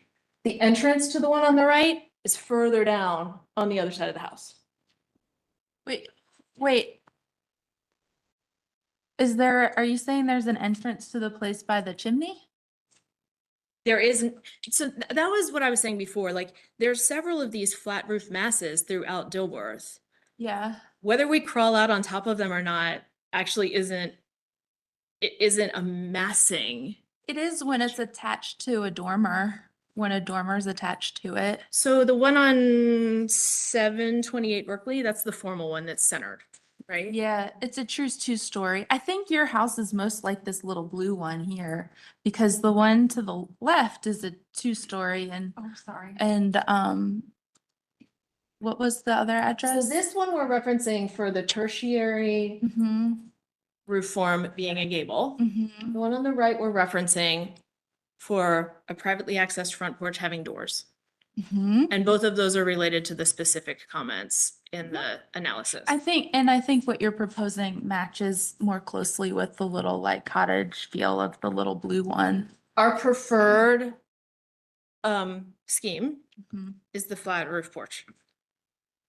The scheme with the inset upset dormer, we've studied it in a shed dormer and we don't feel confident that we can resolve it in a shed dormer. If we want to resolve that form, we feel confident that we can resolve it in a gable because we've tried it all three ways. Now, if we go to 1165 Linganore, it's a hip. And we tried that too. I feel like I showed that one to you in one of our Zooms. I'm not sure. 1165 Linganore. Oh, yeah, that has I it mean- on, this has it on the left side. It has it on the street facing on Linganore. And it's, what are you calling it, an upset dormer? Some people call it an upset dormer, some people call it an inset dormer. Yeah. No, It that's- has a lot of names. Yeah. I mean, but I would say this is also a street facing elevation. It is. Now, I'm worried of, It's hard I'm worried of this one's hard to mimicking this see. house because this to me is a Beyonce. It is a Beyonce. And so like, we're not gonna try and mimic the details. of That's the what I Beyonce. was saying, like your house is like the blue, more like the blue house. Yeah, Yeah. when we look at the Zoutwall streetscape of it, I Go to think the that one was slide 11, is that right? 12, slide 12. That's where we feel like we're referencing the standards very effectively, and it's on a performance basis that it's meeting the standards. Would you have others that you're looking at? Because I think you rattled off some others for other features. So I really focused on the tertiary roof form being a gable Mhm. because of the staff comment, Mhm. and on the privately accessed front porch having doors based on the staff comment. Okay. And then the others, I think, are on, So for the balcony, the front balcony, do you have an example of that being accessed? yeah, on sheet A 2.0B. Okay. If you go to 2000 Dilworth Road East, that's a corner lot. It has a Juliet balcony on the front with doors to the Juliet. We need to find it. Sorry. Sorry. Sorry. We're not, is it slide 15? Can you? Page 6 of the supplement. It's slide 15, and then it's these two images because it's a corner lot and it has balconies on both sides. And on the front side, this one's the front. On the front side, you can see this one also has coins and it has insets in the chimney and it has, all these other things on it. It has, concrete that's been painted over top of it, but it has the doors with the transoms underneath it. And then along the side, there's a different style of balcony with pickets over a bay. And it has casements. Okay. And in this house, everything's pre-mold. Okay. Yeah, I think the one that just from staff's point of view, options 2 and 3 are great. I think the one that we don't feel fits the standards in any way is number 1 with the balcony. And we've not been shy with sharing that with you in any of our meetings. But I just, anywhere where there's the crenellation or a balcony, there's no access to it in Dilworth. And I think that's just where just reflecting on staff's comments. So I do want to make sure we hear from the commission. I mean, I guess my question would be, because I know we've had this conversation before too. Mhm. If it was a window, would you feel differently? No, no, it's not about the access at all. It's about the massing of the feature on the front of this house. Because I think prior to this point, my understanding based on the conversations and It's never was been- about the access. No, it's never been about the access. It's always been about the massing. I think one of the ones that you showed right here was 2205 Charlotte Drive on page 7 is like a little Tudor cottage with your inset porch, right? Yeah. And then you don't have a dormer here, and we're not saying that you can't have one. We're just saying that this is a little Tudor cottage, and then when you go to over, I don't think this is historic, but if It's you not. go over to your other example of the one that does have the, that does have the crenellation, you're talking about like a majority of these homes that you're showing are high style, 2-story Tudors. And what we're kind of looking at is a cottage. And so, Yeah, It's this is a 2-story high style Tudor with the balcony crenellations, which is great over that main entry. But you're more like the cottage that Candace showed in the blue one. And so that's where staff's feeling the massing is, if this were a true 2-story building like this and say those windows were doors, totally appropriate. But it's a massing issue. It's not an access issue. From staff's perspective and knowledge, vast knowledge of architecture in the districts and throughout, what's hallmarks of the Tudor style. But again, that is staff's recommendation. And so, I just want to make sure everyone's clear about why that recommendation is being made. But ultimately the decision lies with the commission. Yeah, I think my only response is that I know that we've worked closely on this, and in our initial schemes in October and November and December, we had a true 1-story cottage that we were talking about. And the feedback at that time was that, on this side of Dilworth, north of East Boulevard, with this massing, we needed to bring the fascia lines up, and it needed to be taller than 1-story, because we are north of East Boulevard, we're not south of East Boulevard, which has a very different expression. And so we also are trying to work within the lines on Myrtle Avenue, the fascia lines on Myrtle Avenue, the heights on Myrtle Avenue, where the coursing is and the window heads and sills. And so that's where this felt successful to us. We brought the bearing point up to around 6'6" to create, the almost 2 stories, but still work within the context of Myrtle Avenue. I think our only response to that is that, you're an amazing designer, and this second one has all of the features of the Tudor cottage and is slightly larger for the street side of the street that it's on, matching the E-lines and everything. But the preferred option by the applicant is just, it's a little bit too much for the street and the cottage style. And so you're still getting your front porch with your triple doors. No one's arguing a dormer doesn't work here. It's just that you're still getting the size, the massing is just working better. It's reading like a little cottage you can walk down the street.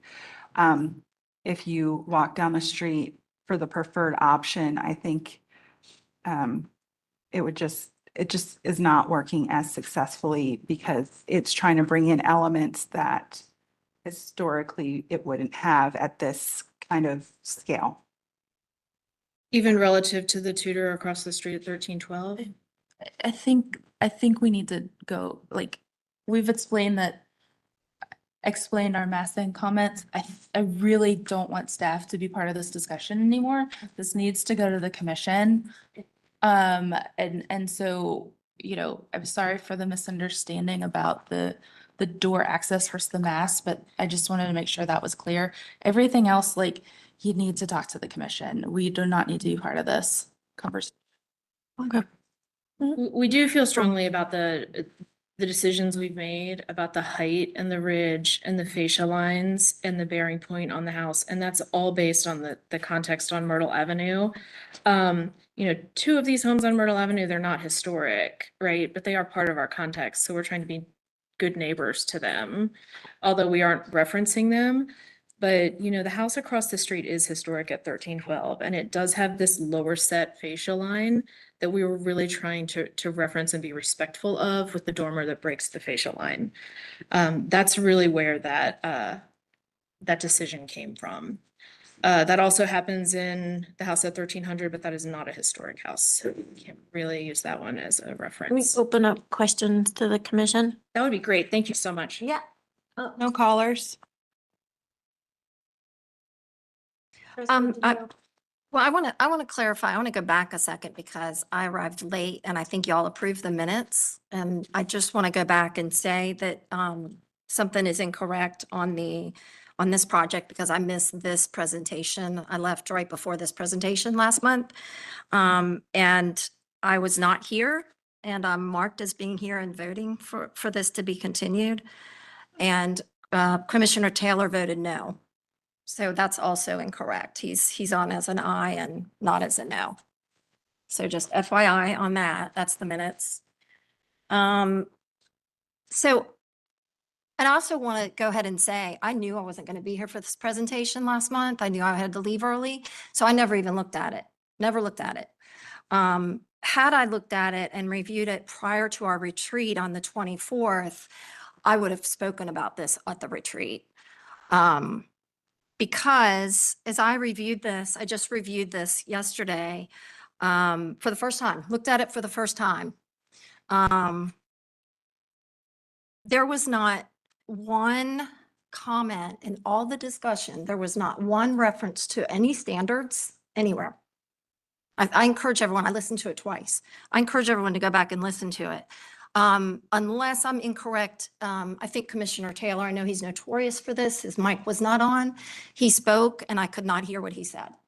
So tried multiple times to hear that. So I'm not sure, maybe he referenced something in there. So I'm not sure what his comments were. But at the retreat, I referred to a condition or an issue that I feel like we have where some designs are presented that are fully developed and they've gone through the process and they seem to be penalized more than an intense amount of scrutiny, more so than projects that have much less development and much less information and much less effort. And so I was just kind of astounded. I'm sorry I was not here for this last month because I was astounded that this took the direction that it did. When I compare this to the project on Dilworth Road that was dubbed an English cottage that was over 5,000 square feet, that the very first pass, I missed that one too. It sounds like I'm never here, but I missed that very first presentation. And everyone gushed over how beautiful it was and how wonderful it was. It was more than 5,000 square feet and it was an English cottage. Do we need to go through? Yeah, we all do. this? We do. Because this is where the inconsistency and the credibility of this commission, to me, comes under scrutiny. Because that project, that was continued and that applicant walked away thinking that they were on the right path. And I bet that the staff could probably confirm that for me. They walked away thinking that they were on the complete right path of. I actually referenced that in this discussion. I actually referenced that same project. So maybe you should come to the meetings and be present and participate. Oh, my God. Wow. This is not the time Wow. to be It sitting is. there calling out everything about every project that you've not voted on or have voted on. May I suggest respectfully that we bring our conversation back to this project? Agreed. Thank you. There's The reason I bring that up, project that were being reviewed. the reason I bring that up is that was over 5,000 square feet. This is 3,500 square feet, and this has taken an enormous amount of scrutiny where that one did not. On the first I pass. don't think you know what you're talking And- about. If I may, because we're talking about this particular project, could we perhaps, we're still open, do we have any other questions about the specific, Yeah. examples that have been raised? I think option 2 has a lot going for it. I love the way that you've, resolved the issue of the crenellations not feeling appropriate. To me, again, I felt like they were a bit much. And what do you call it? It's an upset, outset. I thought is really charming. I thought we had some questions about the materiality on the book of shared. Commissioner Sullivan is here. I was gonna say, there were very specific things that we were asking to be direct requested, not the whole design of the entire structure. We asked for context for a certain number of things, and we asked for a review of materials. So the fact that this has become such a big issue is absolutely ridiculous. I was getting ready to literally ask like 2 questions and move on. So I'm sorry that we didn't cover it the way that you wanted to, but there are a few specific things that we need to ask about. I think that you're taking my comments a little bit personally. If you go back to slide 14 and you compare the original submission, I think that something happens here when everyone sees all those lines. It looks busier than it is. When you see a black and white drawing that's showing materials, it looks a lot busier. That's just the nature of the beast. It looks a lot busier than the perspective drawing. And I think that fell into part of the discussion. There were heavy opinions about that being busy, and that's what led to the direction and to the comments. They were based on that. And quite frankly, I think that it is, this is a Tudor is complex in materials. It has that characteristic of it. I have a Tudor house. I have 6 different materials on the outside of my house. Yes, it's a 2-story Tudor. It's not a Tudor revival 1.5-story cottage, but I just think that impacted those comments. And I think it got watered down because they were directed to go to more, to readdress materials. I don't know if everyone's gone to the site or seen the site, but it's a 2-story. If they did do a proposed 2-story, it would be appropriate. The houses all across the street are all 2-story. The house right next door is, I think I saw on the Southwell, is 1955. So it's a 1-story ranch, but it's 1955. So it was built later than most of Dilworth was built. So I just think I agree. I think it's ridiculous that it had to get to this level of detail when this was highly appropriate and meets standards for scale and massing 6.10, number 1, 2, and 3, 6.13. There was an intention about stepping back the porch and the porch from the front entry, so it makes it secondary. There was intention about stepping back the porte cochere from that to make that secondary to the other 2. So I'm just blown away that other projects have been given a pass on the first go round that are new construction that had a lot more problematic issues than this one did. I feel like it completely meets the standards as it was presented last month. And we're not voting on what was presented last month. We're voting on what's before us now. It's appropriate now. So I feel like we use the massing and complexity of form for everything and it gets stuck on every project. And so it skews what we're actually reviewing and expecting if we're going to talk about old projects and how we review them. I think it's fair to refer to other projects that have been approved. It's about consistency and it's about applying the standards equally. I'm saying that we say that form and complexity for almost massing and complexity for almost everything. I'm not saying that you're wrong. I'm saying that we use it as a big blanket statement and it takes away from some of the design details that we're really focusing on. So I don't think that anybody had an issue with the actual massing and complexity of the overall structure in itself. It was the scaling in smaller details, but it gets enveloped into, because when I'm listening to everybody talk today, there are very specific things that people have been interested in discussing, and it is not the oversized size, the overall size of the structure. It's not the overall height. It's not the overall depth. It's not the overall width. It is very specific details in the architecture. And I just think the whole thing has been blown way out of proportion. There was very specific things that we were talking about, a covered porch offset to the side and the materials in terms of complexity. So if you wanted to vote against what we voted to last time, that's great. But at this point, I feel like everybody is way, I mean, we're just macro and there's very small things that we need to talk to these applicants about to get this project passed. I mean, I just don't think that this is So I mean, has to be this ultimately, complex. it was continued last month and it's back before you today. So in terms of what is before you now, if we could have discussion on that. Yeah. So that we can move that forward, that would be great. And one of the main things that the applicant has done is reduce the number of materials on the exterior as we discussed last time they were before us. I'm fairly certain. Correct. Stucco and. Yes, that. Which to me visually makes a great difference.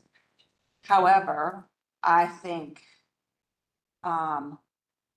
what has been presented to us today is a very well-researched historic kit of parts, and the applicant makes a good argument that we're looking at how it relates to a whole neighborhood and the fabric of, but not replicating, rather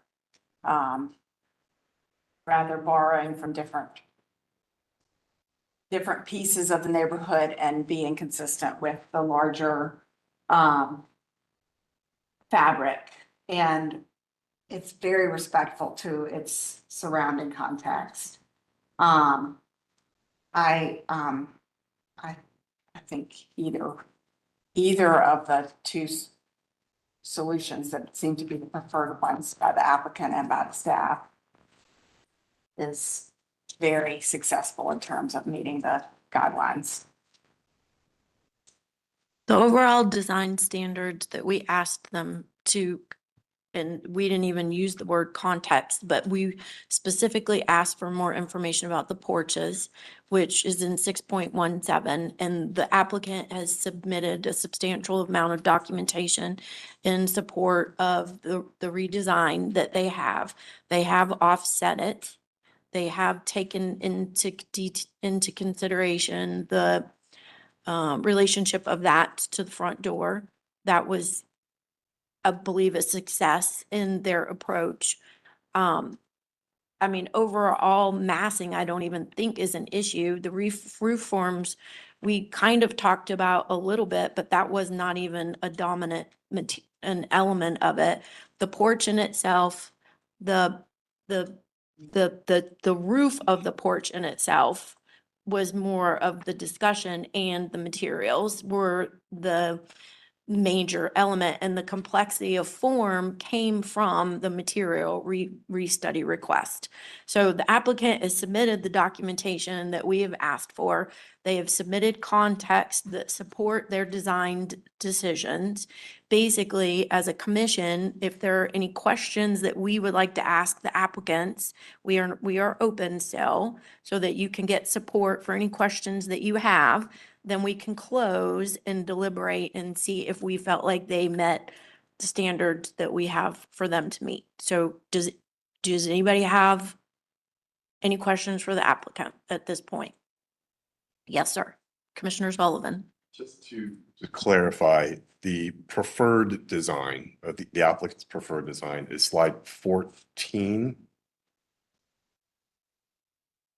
Because there's a A1 referred to on the staff notes, but I couldn't see that.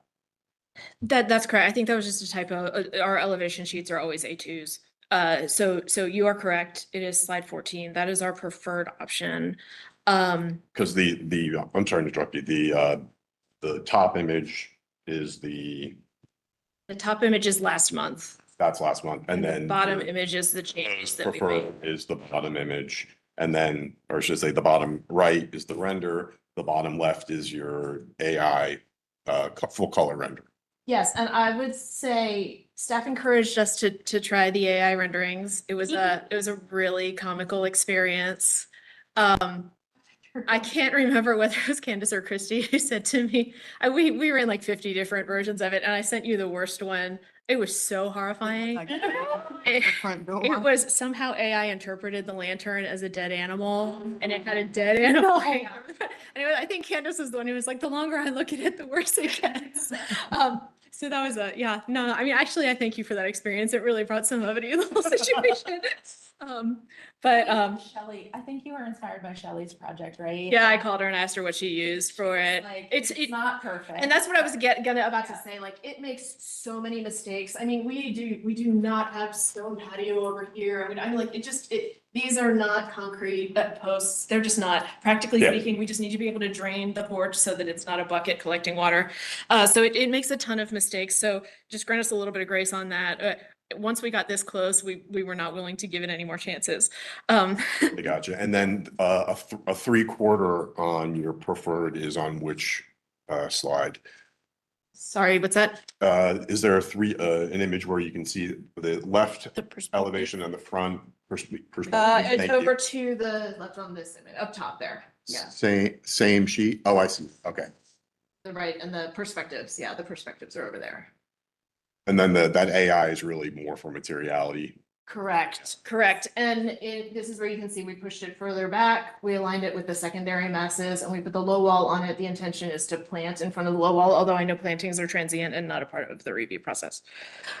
So what is that low wall made out of if it's not? Brick with a brick roll-off. Oh, it is a brick. Mhm. Okay. And so it slots. It has the slats so that it can drain itself. There's is it the one on Charlotte, 2218 Charlotte has like almost like a diamond crenellation within the brick patterning, but it's all made out of brick.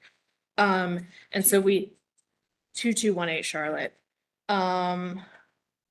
And Street View, can you see? That was the other one that was just. Yes, and so that's actually brick.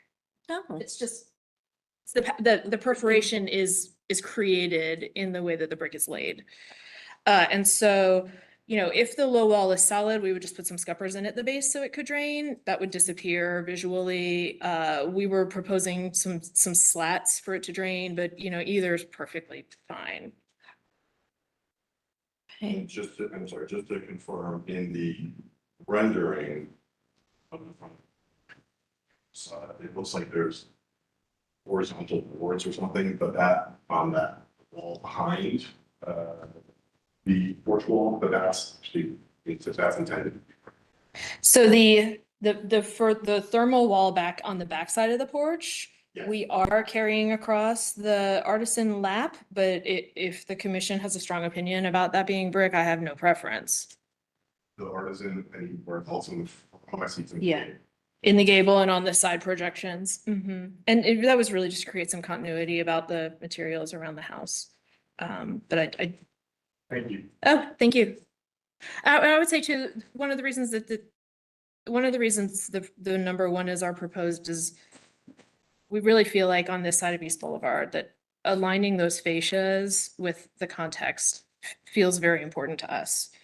Our second choice is the inset upset dormer, but I do feel like that brings the fascia lines to a totally different place on the Zoutwell. So Jessica, when you say that, can you just explain it a little bit more? Because and even I'm a designer, when you're saying the fascia board of the porch lining up with the other houses on Zatwell, what are you specifically referring to? Can you? So if you, I'm here, Mike, Jessica. Yeah, I can take them. Thank you. So before we start designing these, when we lay them out, we start from the Zoutwell. And so we're looking at how many of these homes, the fascia line lands at the 20-foot line on the Zoutwell. Right? And then the scale reducing strategies kind of break that line in this block. And so, you know, the stone house on the corner, which is a stunning historic house, those fascia lines are falling at the 20-foot line. We're trying to get our fascia lines at the 20-foot line. These two are 1950s, 60s ranch houses. This one, we're at the 20-foot line. This one, we're slightly above it, but we have full 2-story walls. And these two are not historic, but you can see they've also referenced that 20-foot line for that fascia line. Okay, so you're not using the dormer to reference that, you're using the porch. Yeah, we're trying to make the transition from the sort of the gravitational materials to the lighter upper story materials with the story belt strategy, scale reducing strategy, and then bring the fascia lines into the family of fascia lines across the block. Does anybody else have any questions for the applicant? Okay, can you close for deliberation? Okay. So we're closed. So going back to the design elements that we were specifically referring to, the porch was one and the materials were another. Overall, how do you all feel about the porch design in itself? Because we're being presented with two different options. One has kind of a, oh my gosh, parapet wall kind of look. And one of them has an extended roof line over it. Do those two porch design elements present differently to you? Do you feel differently about them? Do you feel like one is better suited for the street? Like the inset dormer is much better for the street. Okay. Commissioner Allred?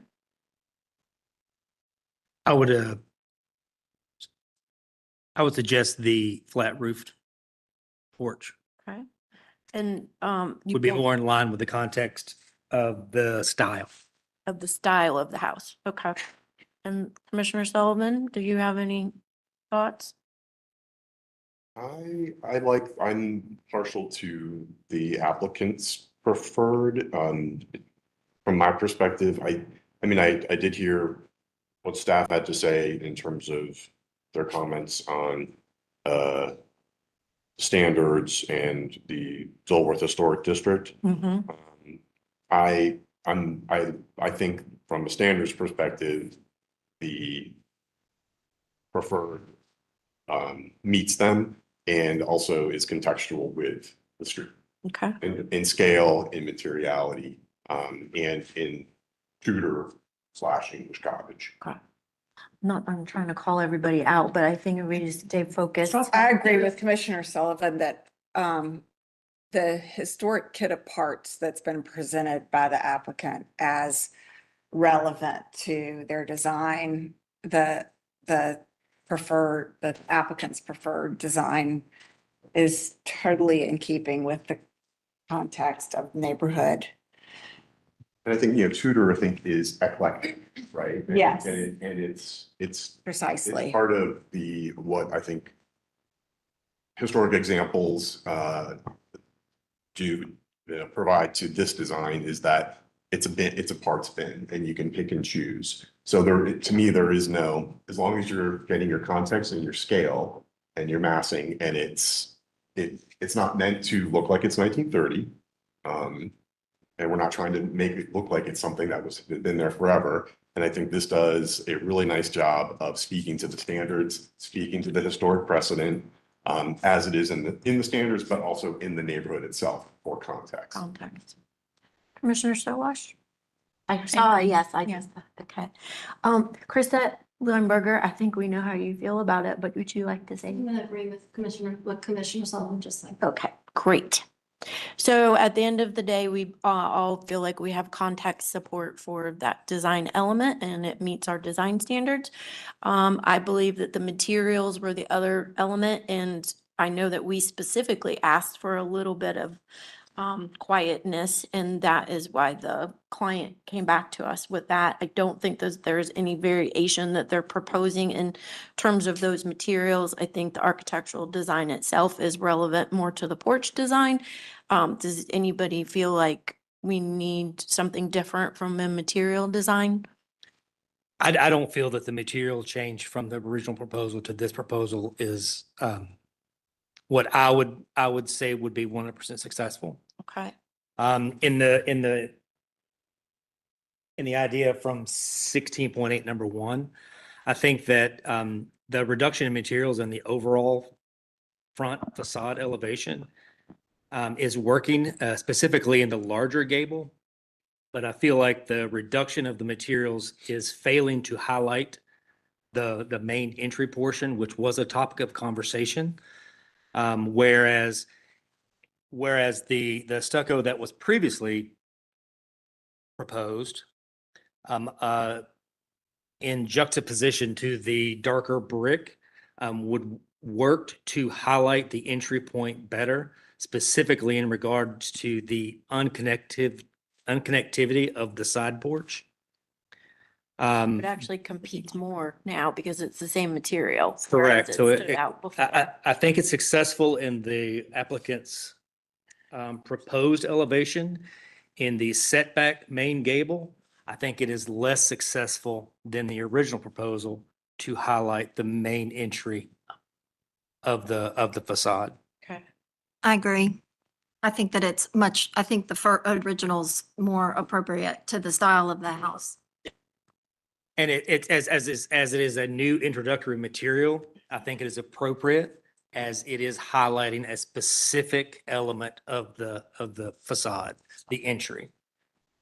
Commissioner Holtz, I know that was one of your thoughts. I How understand do the you point. feel? I don't have a strong feeling about it now. Okay. Can staff make a clarifying question? Yes. So to Commissioner Allred's comments, you're just talking about the stucco on the front entrance, right? You're not talking about bringing back the board and batten, or are you? I guess that's my question. Correct. The gable that houses the front entry door only, not the board and batten, the larger window from the secondary pushed back gable, just the stucco around that encloses the front main entry. Okay, so option basically, or this month's design with just this part being stucco, just this front entrance. That's your, Is what you're, what you're saying you would. is what you're saying that you, Yes, I'm saying the lower yes. triangle roof of the original proposal. One up, that Area. piece there. And the proposed pushback of the backs of the second gable. That one. Yes. Okay, so yes. 1 Well, and 2. In those cases, I mean, you can really just leave, if this is the direction you're going, unless there's a strong, I mean, our attorney has shared this with us before, unless there's a strong preference, the ability to choose goes to the applicant. So, yeah. Well, I was gonna just see if, could we open back up and talk? to them about Yeah. See what they prefer. it? Commissioner Stanley, did you have a comment?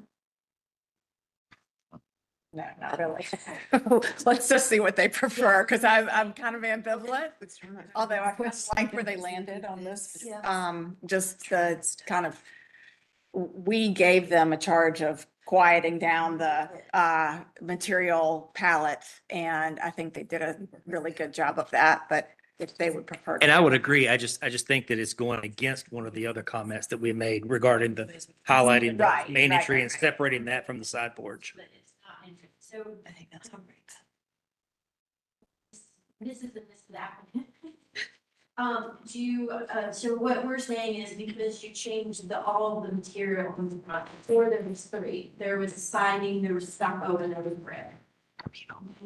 Oh, sorry, I turned it off. There was siding, there was stucco, and there was brick. Now we've got brick, brick, and brick. And one of the massing elements and the nice element about you setting back that porch is that there's a transition, there's a physical transition now. And so where we would leave that kind of to you as to whether or not you would like to explore.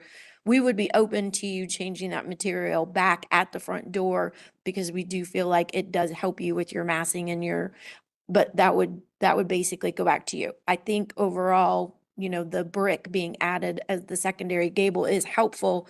It does quiet it a little bit, but we still want the front door to stand out just like you do. So we're kind of asking if you would be interested in.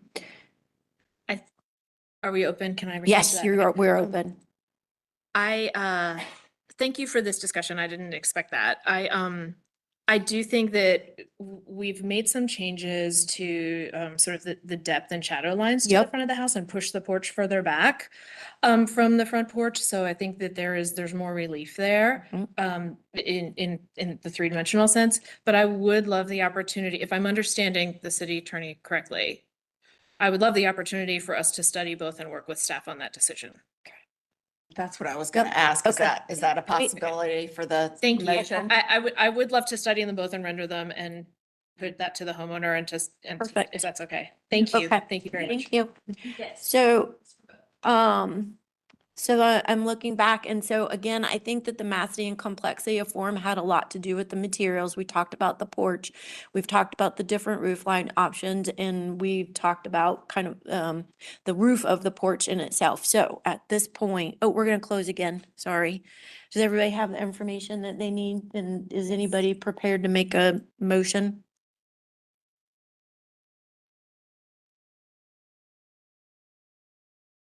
I can't do it. Sorry.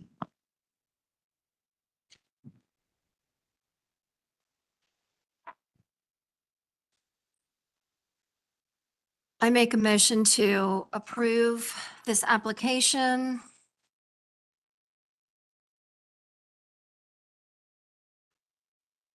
As it is not incongruous with the district and our Secretary of Interior Standards 2.5 and new construction, Chapter 6. Can you specify it's Secretary Standards 9 and 10? I'm sorry. Can you specify it's Secretary Standards 9 and 10? Secretary of Interior Standards 2.5, numbers 9 and 10. Thank you. And the applicant will review with staff final elevation details on material.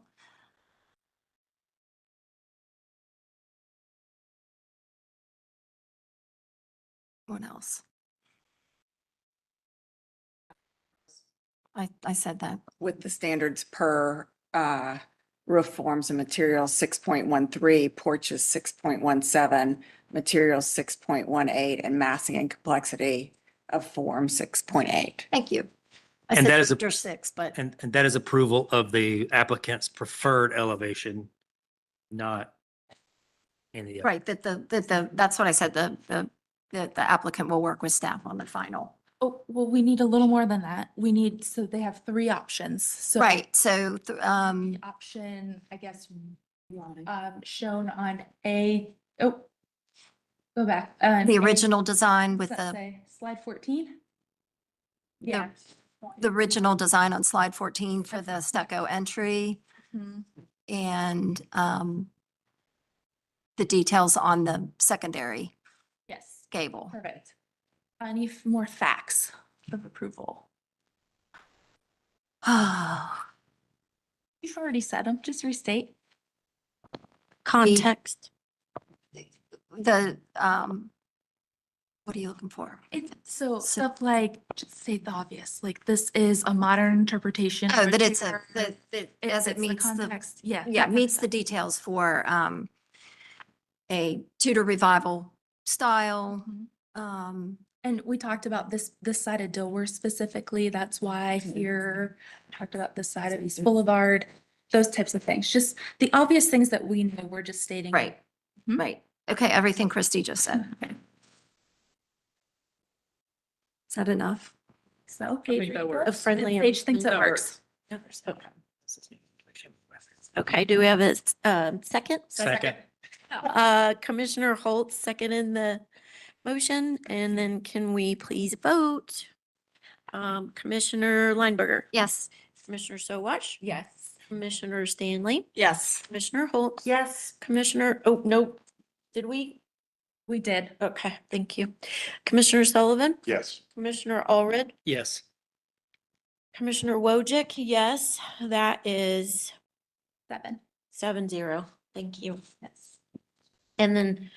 Okay, thank you. Yeah, thanks. Can we Take a take little a break? quick break? While we reset with staff? Thanks. Yes.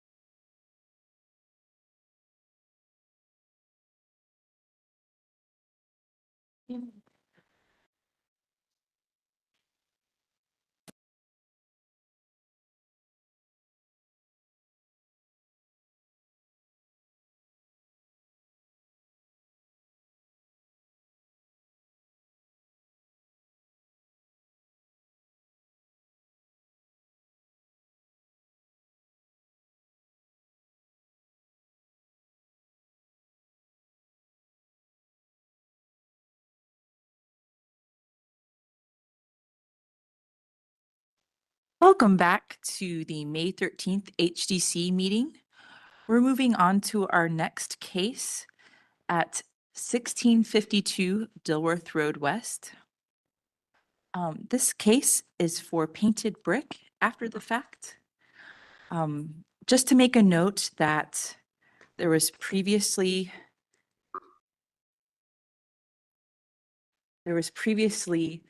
a COA written for painting the brick and adding a window to this project from May in 2010 that was approved by the commission. And the brick painting was never completed at that time.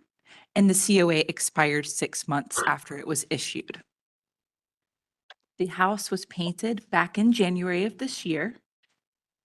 And this project should be reviewed as an after the fact project as if it has not been, it should be reviewed on its merits as if the work has not yet occurred.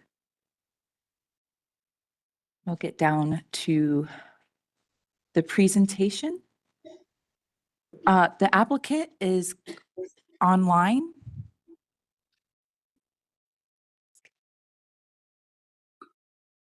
Kate, are you able to turn on your camera and can you hear us?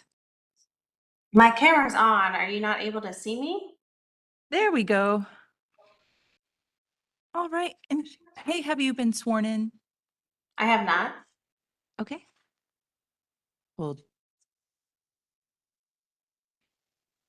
That's okay. While you get ready, Commissioner Kerm has returned to the meeting at 4:53. Thank you. Do you affirm that the testimony and information that you're about to give is the truth and nothing but the truth? Yes. Thank you. okay. And if you can just state your name and address for the court reporter and let me know where you'd like to start.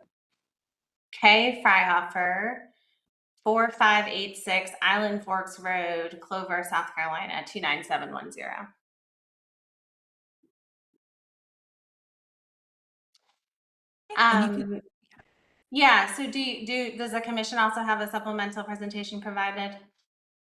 Yes, it's at the end. Okay. Yeah. Okay, so some of the page numbers might be off because I have them as separate presentations. Okay. So maybe starting with this page, actually you're right on the first page that I wanted to start with, page, I guess, 23 in the stack. Yes, slide 23. So the applicant, which is me, submitted a substantial supplemental package. After the staff analysis was prepared, I presume, since none of the information provided in the supplemental analysis was included in the staff's comments. Kay, I'm sorry, we can't hear you. Can you try to speak a little bit louder or closer to your microphone? And slowly, please.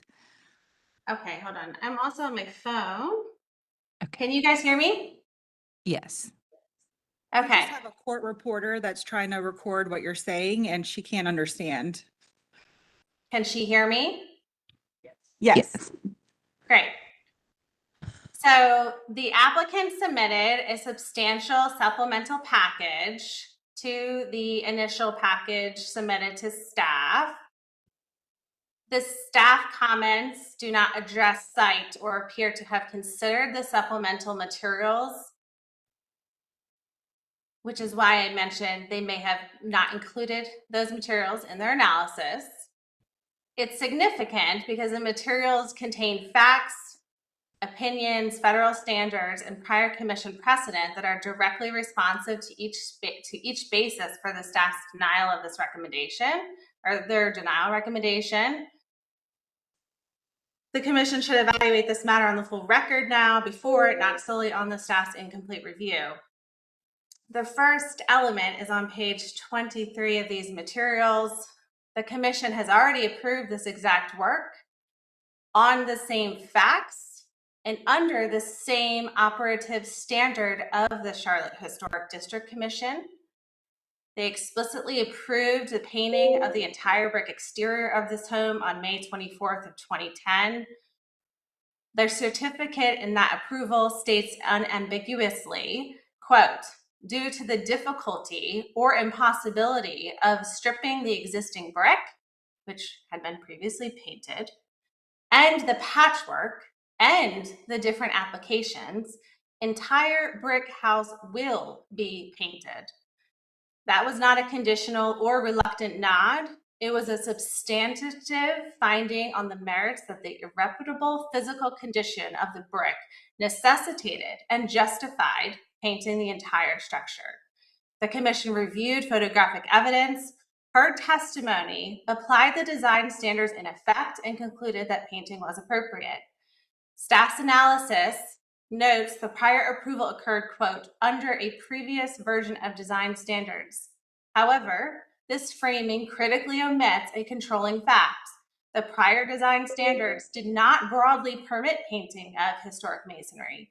Under both the prior standards and the current ones, painting was and is only permitted by exception, specifically when documentation demonstrates that painting will unify disparate parts of a building, provided those disparate conditions were not caused by the current owner. The language and operative test are materially the same. The commission approved painting in 2010 because this property met that exception. It still meets it today for the exact same reasons. The physical conditions that justified the 2010 approval have not changed. If you could go to the next slide, please. The scarring from the demolished right side addition remains. The stripped paint damage to the brick remains. The improper mortar patchwork applied after demolition remains. As documented in pages 3 and 4, which were the prior pages 3 and 4, you can see the stripped paint here, holes in the brick. Oh, if you go up again, sorry. You go up to, sorry, removal of attached building, it has tremendous damage. They actually use different, the mortar sizes are different. There's different brick being used in the holes that were, I guess, walkways when the attached structure was attached. This all happened before my ownership.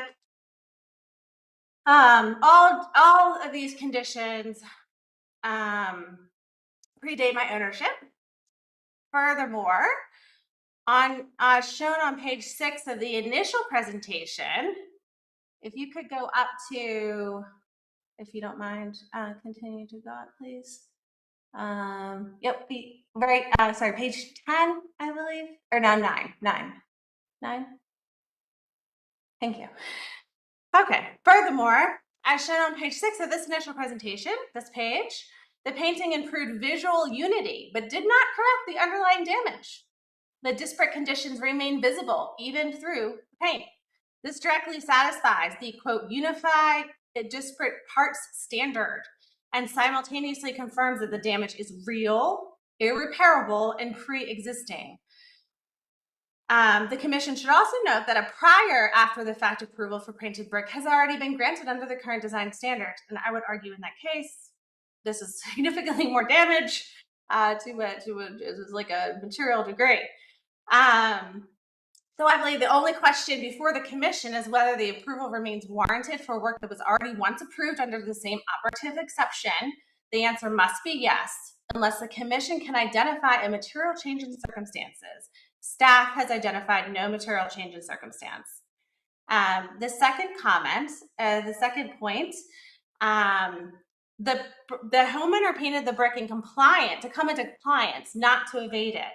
Staff's recommended fact A states the house was painted in January 26 with no valid COA on file. This framing, while technically accurate, fundamentally mischaracterizes the situation by omitting critical context. The 2010 COA did not merely permit painting, it directed that the entire brick house would be painted. If you could go back to the actual prior approval or requirement to paint the building language. Yep, right there, please. It says, The entire brick home, quote, will be painted. The owner was in a state of non-compliance for the past decade for failing to paint, not for painting.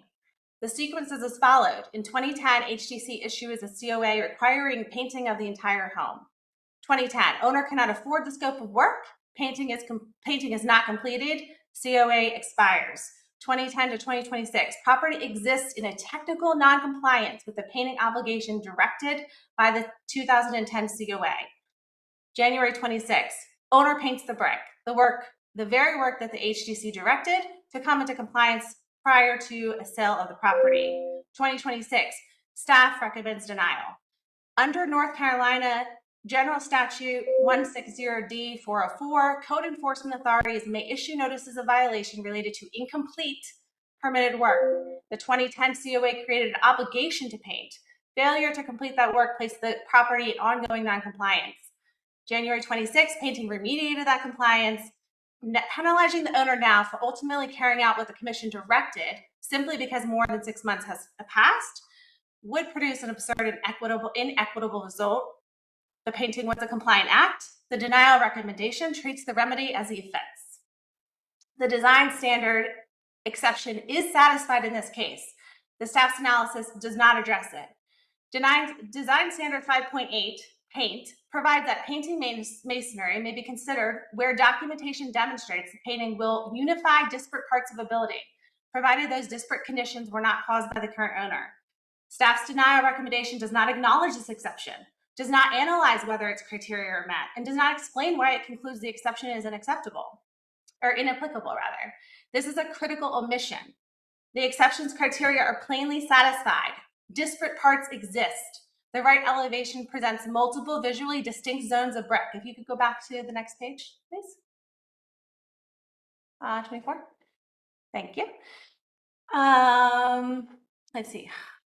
Visually distinct zones of brick. Original brick from prior partial paint application. You can see the actually they had a painted wall here, and so then they sandblasted the paint off. And even with that aggressive treatment, the paint would not come off. The brick used to fill a large hole created by demolition. There were several hallways in this part of the home that were patched with brick that was not original and did not match. And the mortar work is inconsistent in both color and application. These are documented in detail on these pages, and the supplemental materials were explicitly found to exist by the commission in 2010. So they agreed. That was their finding. Painting unifies those disparate parts. Page 6 of the initial presentation we had previously shown you demonstrates visually that the paint exterior does achieve greater unity than the pre-paint condition, of course. But you still do see that disparate parts still exist. Haven't line. we already gone through these pages? Okay. We've talked about these a couple of times already. Okay. I'm going through my prepared remarks for the record. And I already mentioned that the conditions weren't caused by the current owner. A denial that fails to even engage with the applicable exception cannot withstand scrutiny. The commission should find that standard 5.8's exception is met and approve accordingly. Ordering paint removal would violate. Carrie, we can't. Our court reporter cannot understand when you go so quickly and so fast. Also, I feel the commission has something to say. No, thank you. The commission, Chair Wojcik, did you have something to say? I feel like we're jumping around in the presentation, and I feel like we've had some repetition of the information that you are saying. And so have you covered the overall scope of what you want to present? No, I was going to cover that ordering paint removal would damage the brick. It already has been tried on this brick for the original paint that was done back in, 2007 before I purchased the property. It didn't come off. The paint didn't satisfactorily come off, and it damaged the brick. Doing so again would have a similar result. Of course, the existing paint that already was on there would not come off. So that doesn't make a ton of sense. And then I was gonna say that the actual, staff had a fact in their findings regarding moisture, that painting will cause moisture damage. I wanted to highlight that's factually incorrect. We used a masonry paint, which does not cause moisture damage and protects the brick. And I see what else here.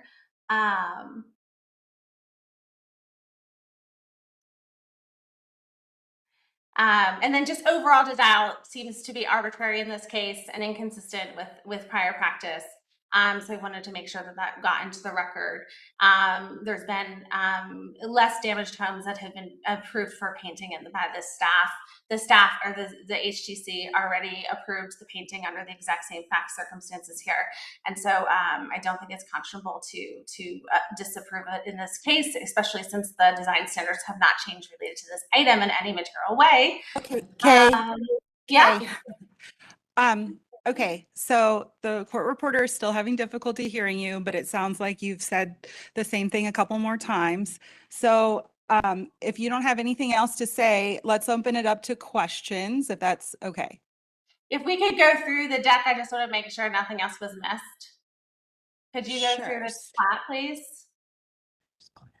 I'm just going to clarify your original presentation is the first slides and then the supplement you provided, since you provided it in the timing that you did, is directly right afterwards in the presentation.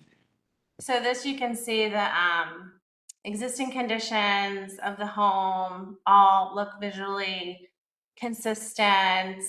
All of these are all the actual home is surrounded by all painted brick homes, interestingly enough, in the streetscape. So these are homes that are across the street and adjacent. You can see all painted brick.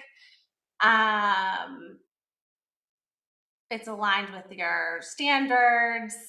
And then the subsequent slides are the prior approval, the damage done to the brick, both farther away and then up close, all the brick homes that exist, and then federal interior standards related to paint removal and its damage to bricks.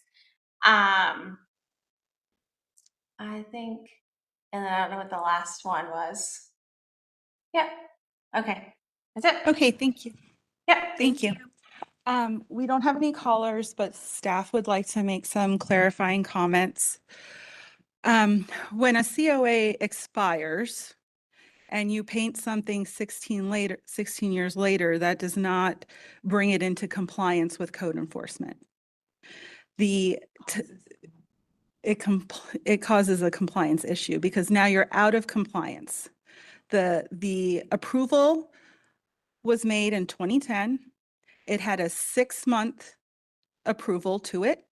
The process is if it expires or is about to expire, technically about to expire, you notify staff if you need an extension. Staff can then extend the COA. However, that was not the case in this situation. The COA expired. We have a time lapse of 16 years. The house was painted. It is now a violation under our current standards, which I believe there's at least 3 that say do not paint masonry. Historic painted masonry paint comes in several different varietals. So depending on what paint she used, I'm guessing it was probably a waterproofing, which keeps water out, but it doesn't allow the water in to escape. So that it does cause water damage. Since 2010, there have been a number of products on the market that have allowed us to remove paint successfully and do no harm. There's an entire line of masonry products by Persoco that are used widely in the preservation field, National Park Service. I used them exclusively when I was in Savannah as a historic mason. We do have an agenda supplement that shows 2 properties that went through this process. Sorry. that were also painted after the fact. You can see before what they look like painted, what they look like after the paint was removed. I will say the top one is a textured brick. It is more difficult to take it off. It does require more applications, but it will come off after time. And this upper project at Wydell, they removed it successfully from the stone to the right of the door, and then, of course, to the left, the brick. So those are just some clarifying facts about preservation masonry and our process. Thank you. Thank It you. is worth, am I allowed to add in just a clarifying comment? Yes, I around- think the applicant should be able to Yes. respond. Yes. Oh, okay.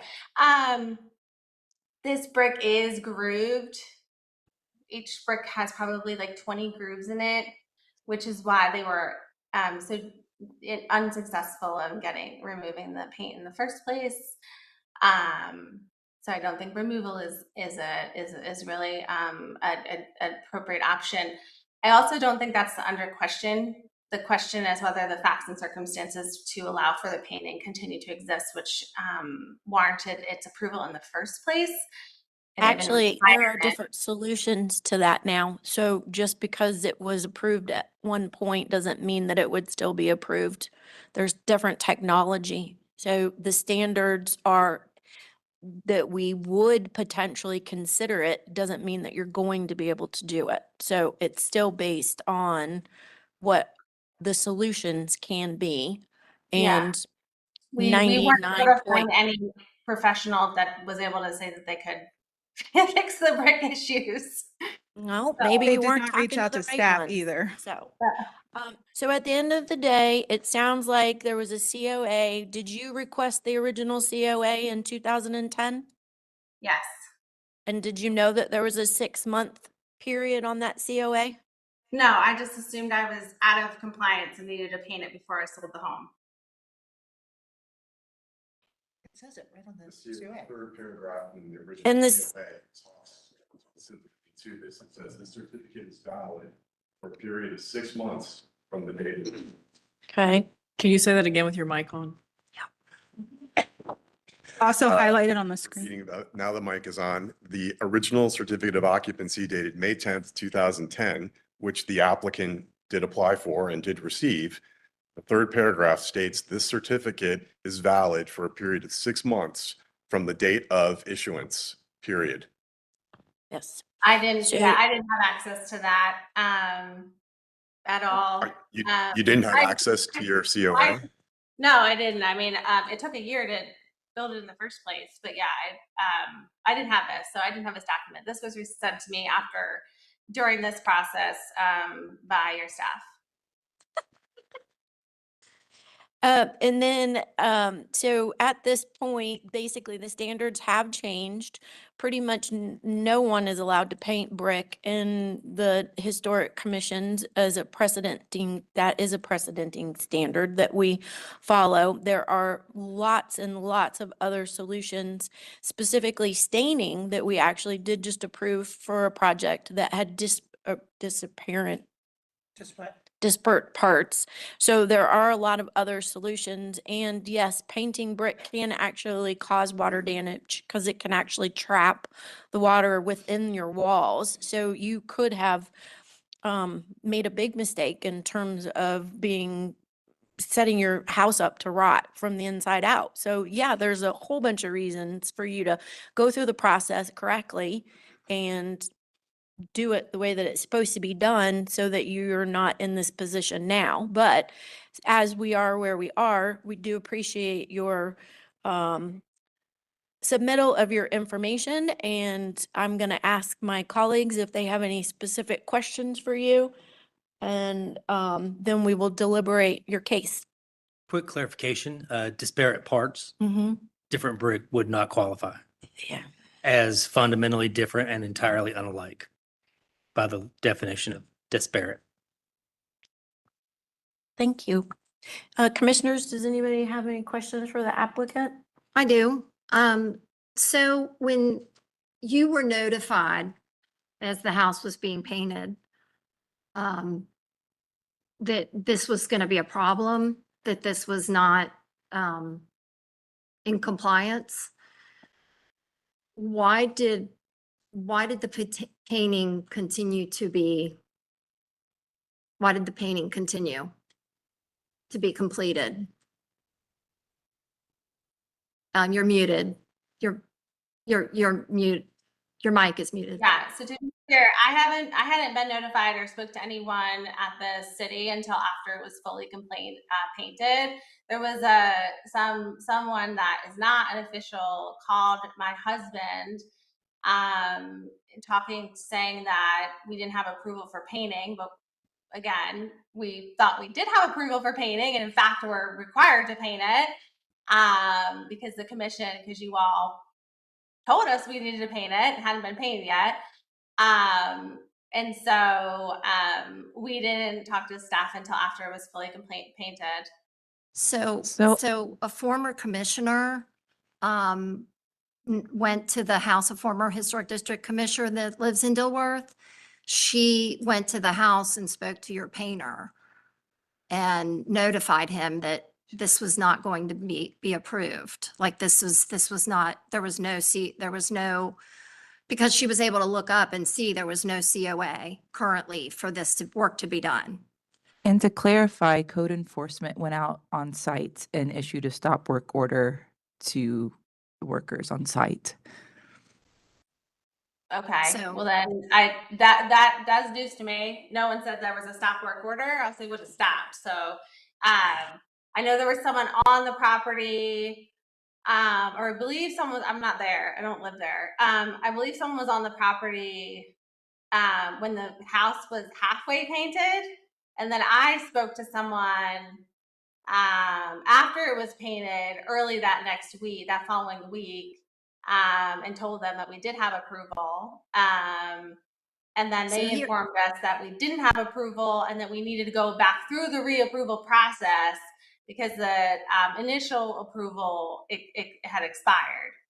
So here was the sequence of events because I was there. It was Martin Luther King Day in January. It was a Monday, so it was a holiday.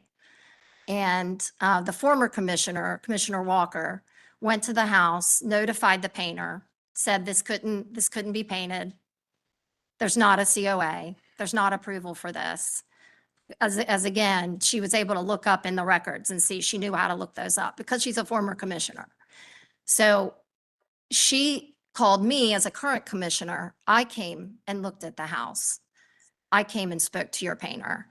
And he said he had spoken to you and that or to the owner, so maybe not you. I don't know if there's more than one owner, so I'll just clarify that. He had spoken to the owner and that he had approval to paint it. And I said, no, you do not. There's no current COA for this. So I guess my question is, at that point, the house had you could still see the brick. There was still just the first coat, the first spray had gone on. And I said to him, it's going to be a lot easier to remove this now than to paint the whole thing and remove it later. So apparently he was directed to, and my question is, why was he directed when he notified the owner, said, wait a minute, these people are saying there's not approval for this. And so my question is, why was he told to continue when he said these two people have come now and notified me? Yeah, so I would have the same answer, which is what I just shared, which is that we thought we had approval to paint it. We actually thought we were in violation of the code because it required us to paint it. It wasn't like you can paint it if you'd like to. It did not say that. It was like, hey, you guys have to paint it. We're like, No. okay, paint it. No, sorry. this is staff. This is my perspective. No. Okay, just giving you my testimony and trying to answer a question. You were not required to paint it. You asked to paint it and the commission approved it. There was nothing requiring painting. So we just need to clarify that for the record.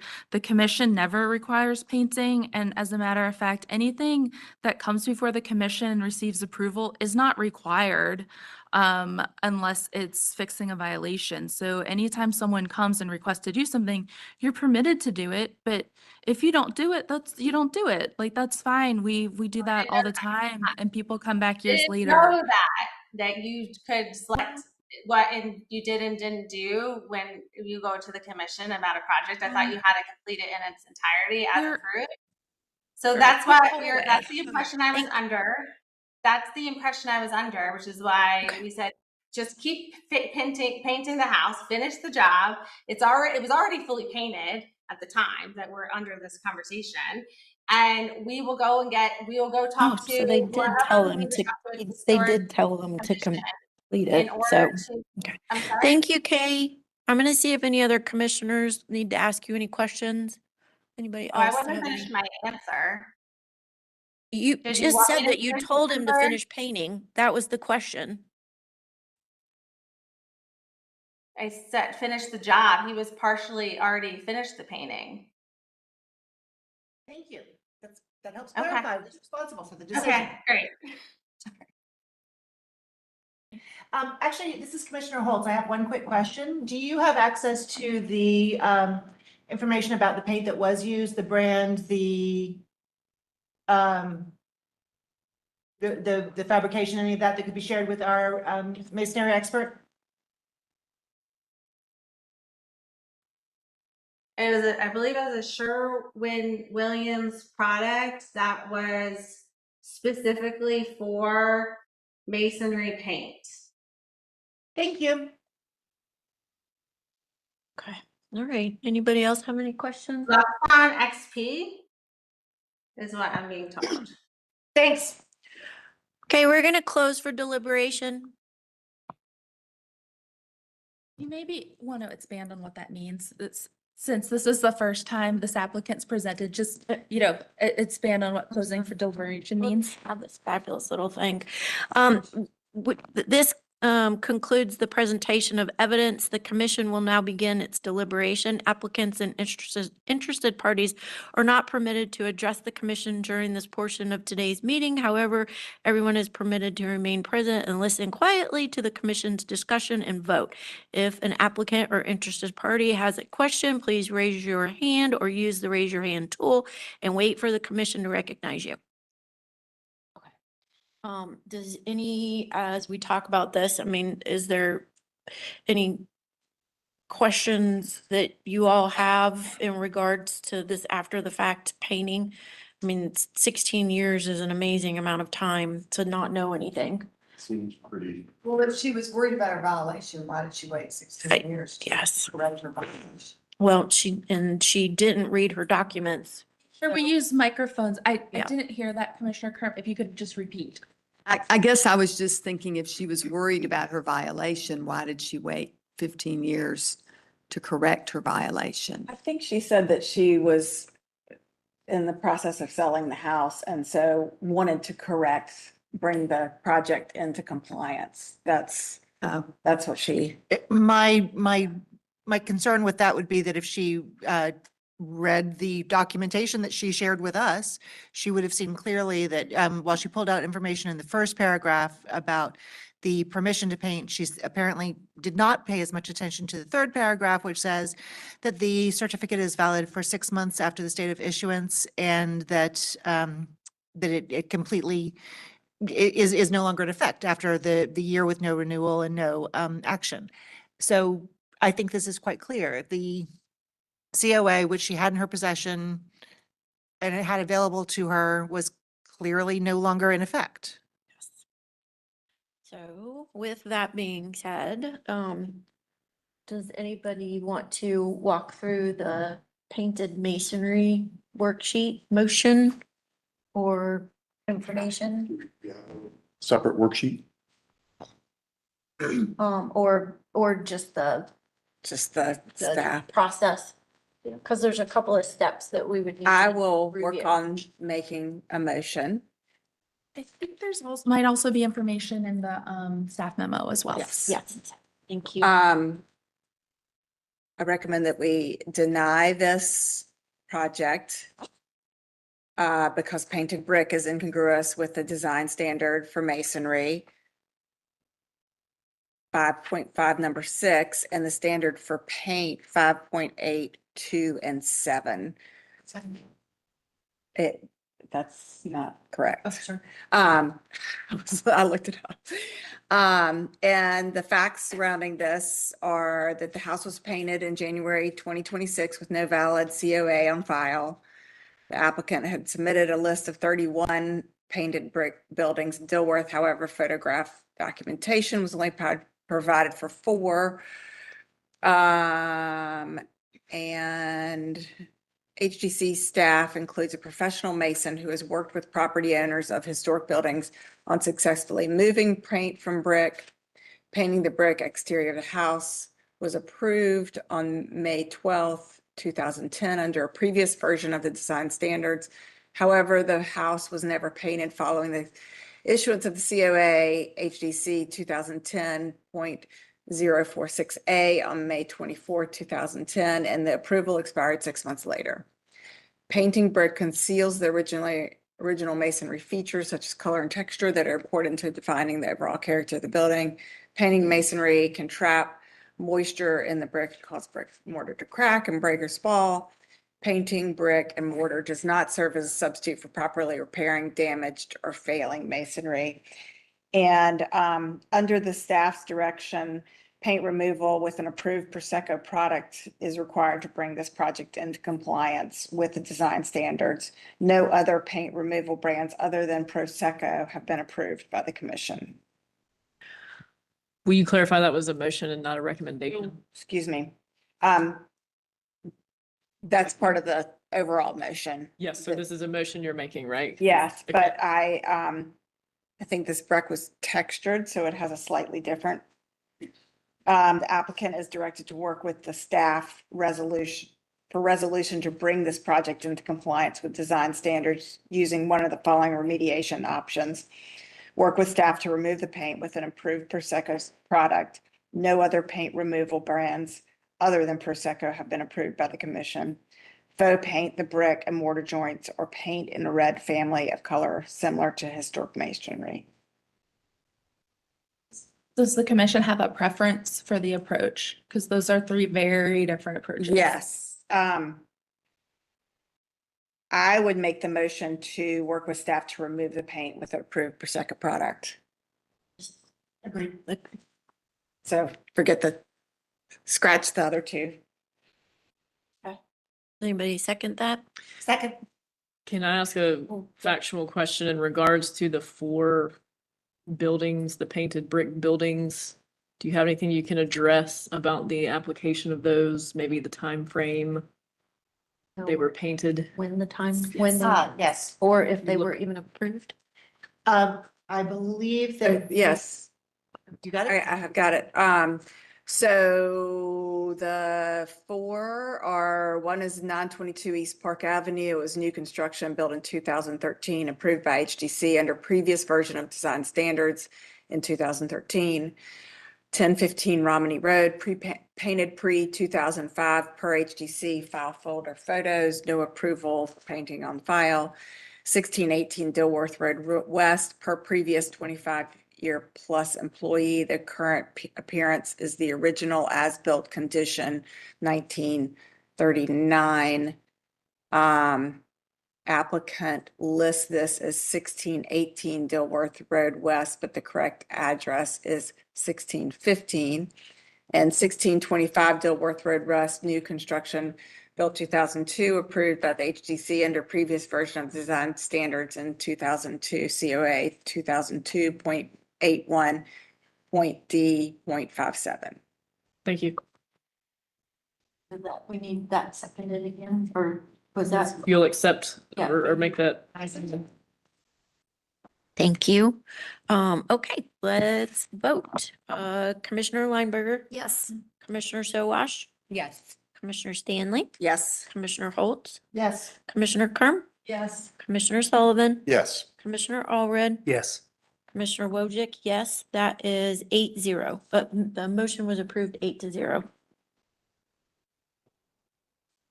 Denied. Thank you. Thank you. Yes, the motion was to deny 8-0. Thank you. Oh, Motion to deny was approved. Thank you. the motion, yes. Yes, thank you. Thank you. Okay.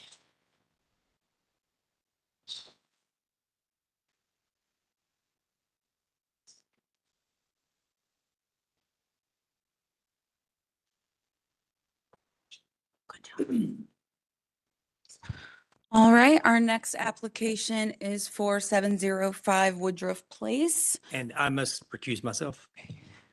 And let the record show that Commissioner Allred is recusing from this case. And I believe we have our applicant online. Mr. Jordan, can you hear us?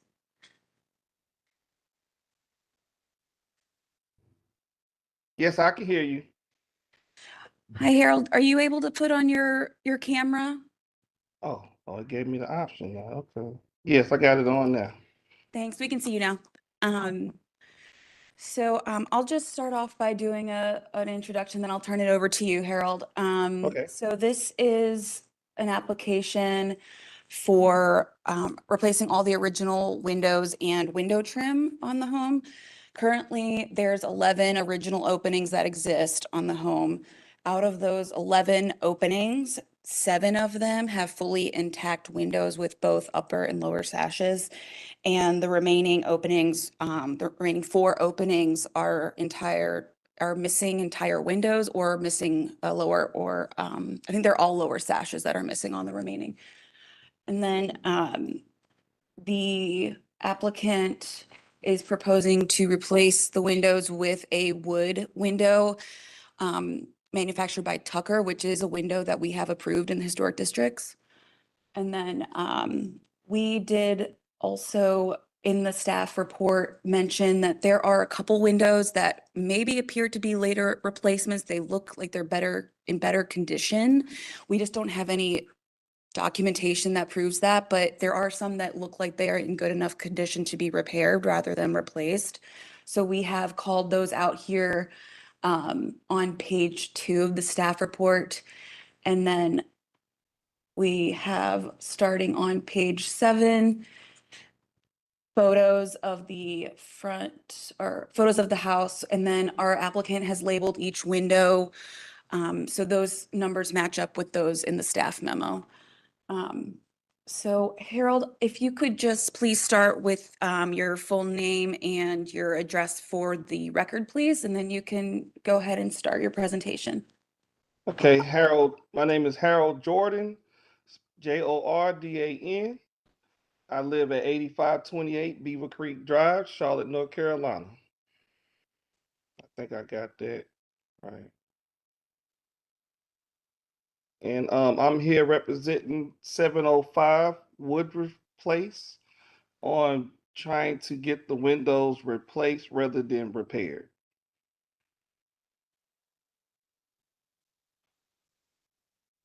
And then the applicant also has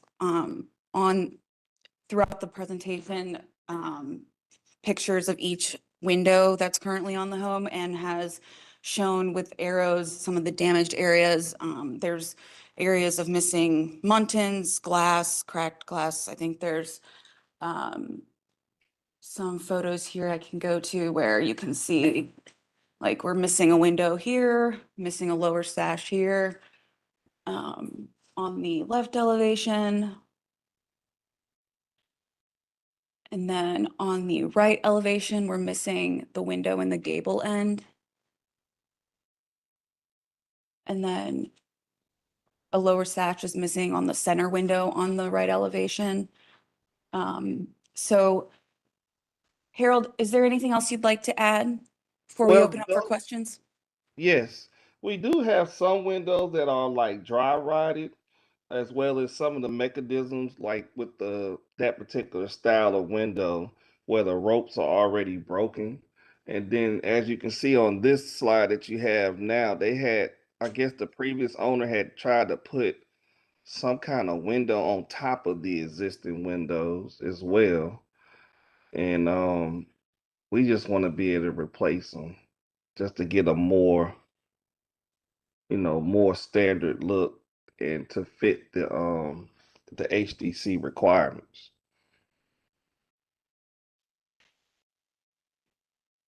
Thank you, Harold.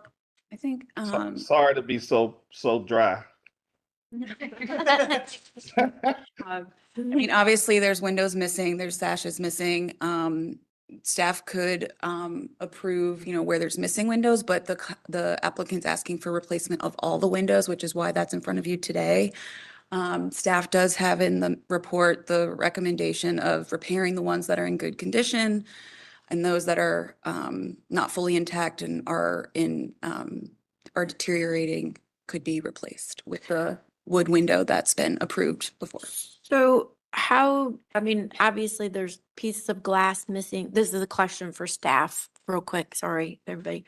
So at what point is the deterioration not repairable? And do we get a letter from someone? I believe that we have a letter about repair, so I'm assuming that that means they do believe that they can be repaired.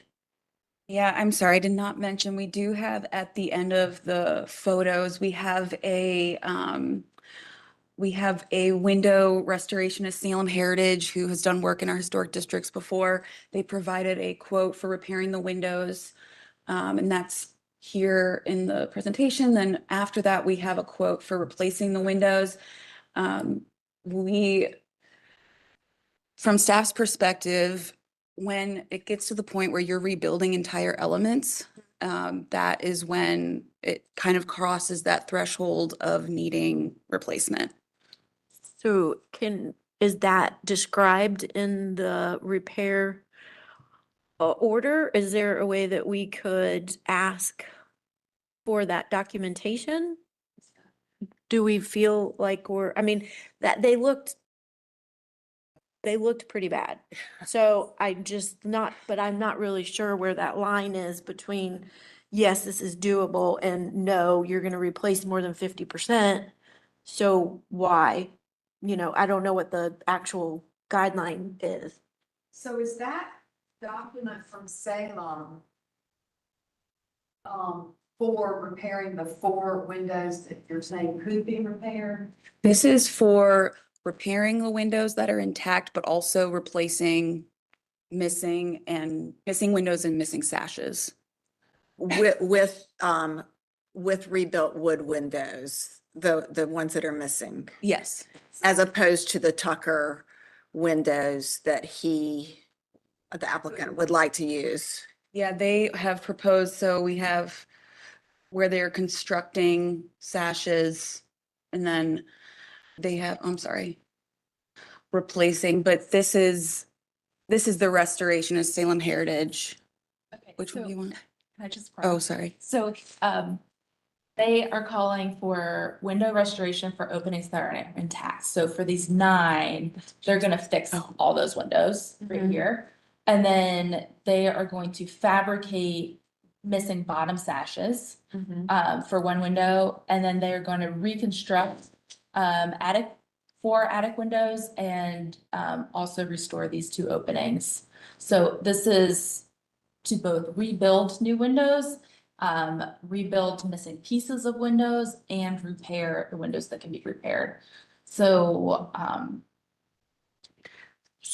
And then add storm windows to the restored windows. Add storm windows to all the windows. Yeah, so this is like a multi-step, for this estimate, you can pick just one thing, like maybe they're just picking to restore the windows that can be restored. Maybe they're going somewhere else to get new windows. Yes, I think that's what Heather is asking, Commissioner Wojcik, is how do you break that down into windows that are beyond repair, really? I mean, you can restore them at a cost of $20,000, but are some of those beyond repair? So these ones are beyond repair. So these 9, they're saying these openings are intact, these can be repaired, just replacing glass, stripping paint, priming, glazing, and then balancing them.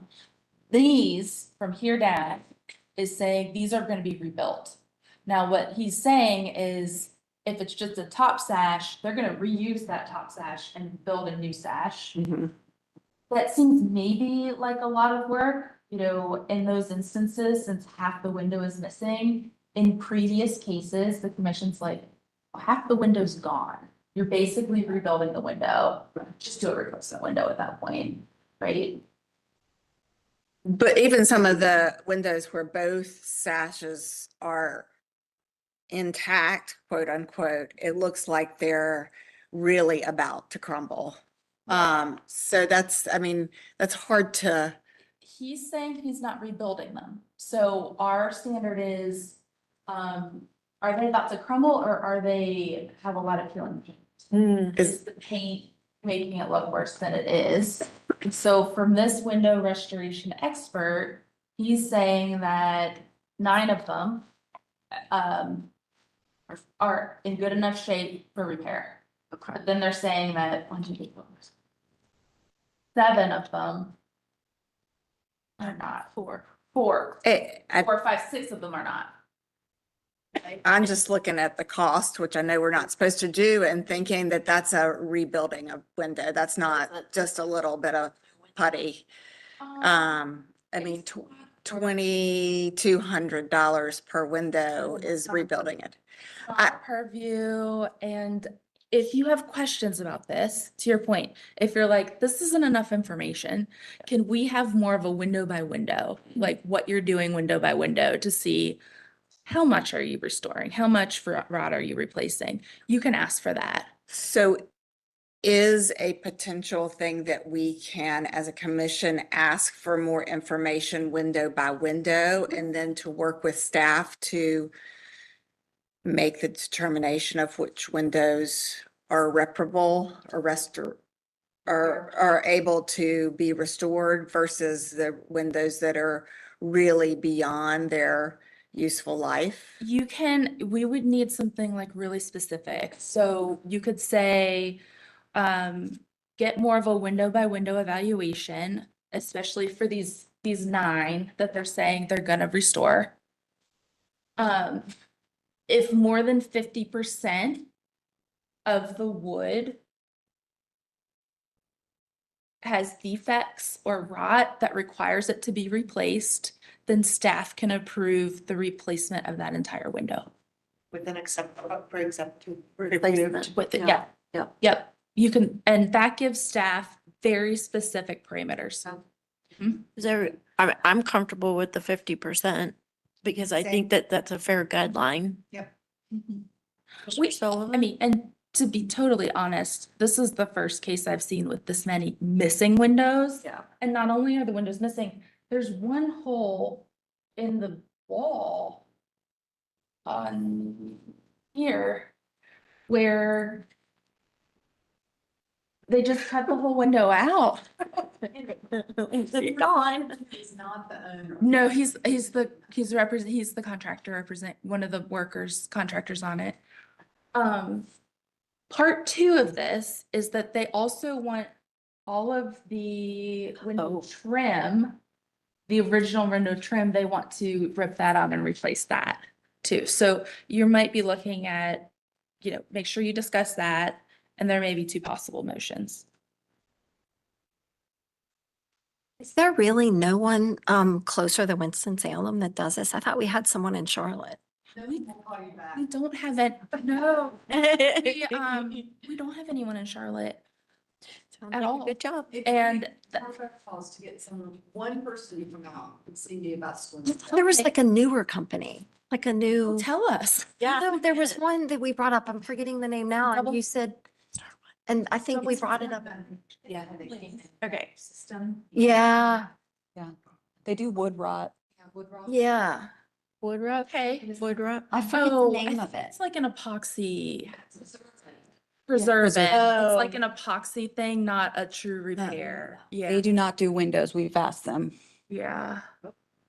But that's why, back to what Candace was talking about at the workshop, is why we'd like to start more of a trades academy to get local people trained on how to do this. And plug, will be maybe working, but definitely Historic Landmarks is holding a window repair workshop in the fall. Great. So it is a need in Charlotte for sure, but, yeah. Well, I want to give the applicant total kudos for coming to us and at least going through this process rather than replacing them on your own and asking for forgiveness later. So thank Thank you, you Mr. and Jordan. appreciate that you did that.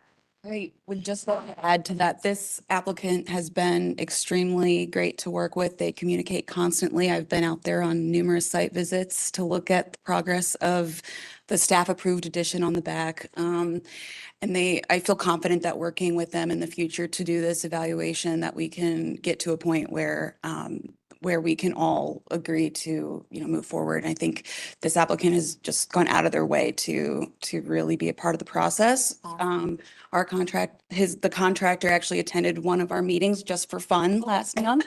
So, so anyway, I just wanted to give credit to. Thank you. I have Thank you another so question much. for staff. Can we kind of formulate a motion similar to the window motion about the trim where there's more than 50% deteriorated wood on the trim, that they can replace it with in-kind wood trim? And there's definitely some portions of trim just missing. Well, besides the window that doesn't have any. Yeah. Sure. But it seems like that's inconsistent too, that we kind of need a Sure. window by window. And that the trim is for all 11 windows or openings, and the ones with openings are trimless, correct? Okay. Yeah. And just make sure to say that, like, for anything that's being repaired or replaced, that we're matching the design and the dimension and the materials of the original. Okay. Does anybody have any more questions for the applicant? Okay, we're gonna close for deliberation. Commissioners, does anybody have any additional questions or concerns? I think we know where we're going. I think we do. Does anybody? Yeah. Specific instruction. Mm-hmm. Think so. Well, it sounds like it's the same. Does it need to be two different? I think the approvals? trim is separate from the window, so they Okay. have to be two separate approvals, or? They Oh. don't. No, Okay. I think They don't. Yeah, together. yeah. It's just two different things. If you wanted to treat them separately, you can separate them, but if you were kind of gonna combine them, that's fine too.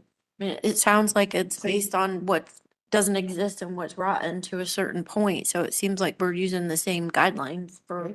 So basically a window by window evaluation for the 9 windows that are intact and for the 11 openings as far as the trim.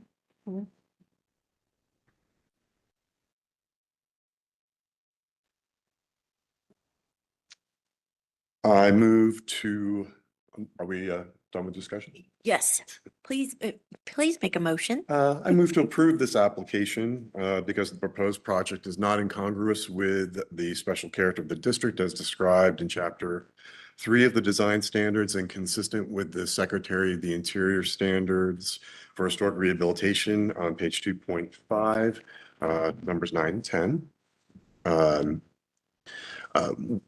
Let's see.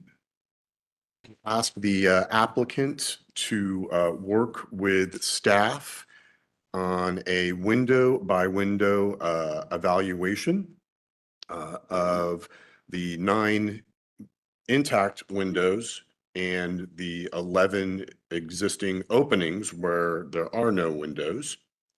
And citing standards 6.15 and 6.16.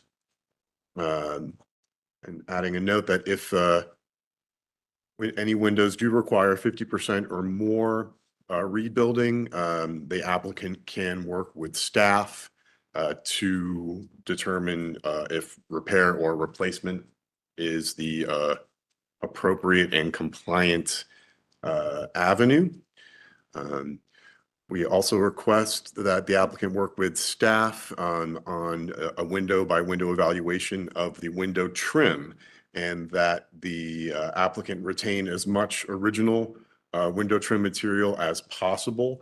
Where retention of original materials is not possible due to conditions, the applicant is directed to work with staff on appropriate trim styles, materials, and dimensions, and to maintain compliant and historic trim design, dimensions, and materials for any necessary replacements.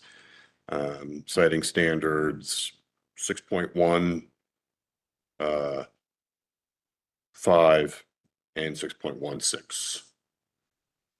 And yes, Can we add trim 4.11 and Windows 4.12 through 4.14? absolutely. And for good measure, we'll add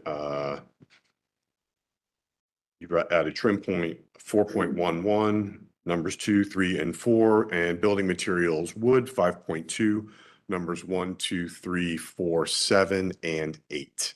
Nice. Second. Awesome. All right, we have a motion and a second, so we need to vote. Commissioner Lineberger? Yes. Commissioner Sowash? Yes.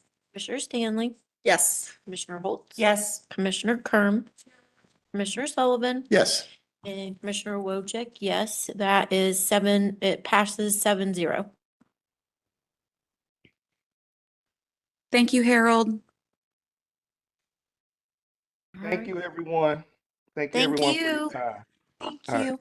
Our next application is, okay. We're grabbing Commissioner Allred. Commissioner Allred is back. Okay. Our next application is 1501 South Mint. And the applicant, I believe, is online. I do not know. Yes, the applicant is online. I'm going to pass this over to Elizabeth to describe the project, and then we'll get, Jason, have you been sworn in? Okay. Doesn't have a mic.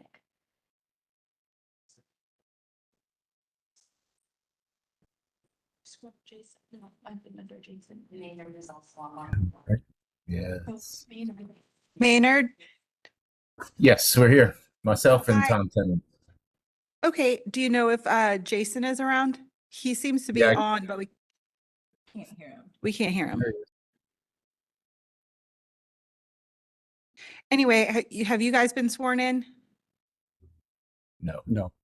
No. Okay, so we're going to swear everybody in right now. Thank you.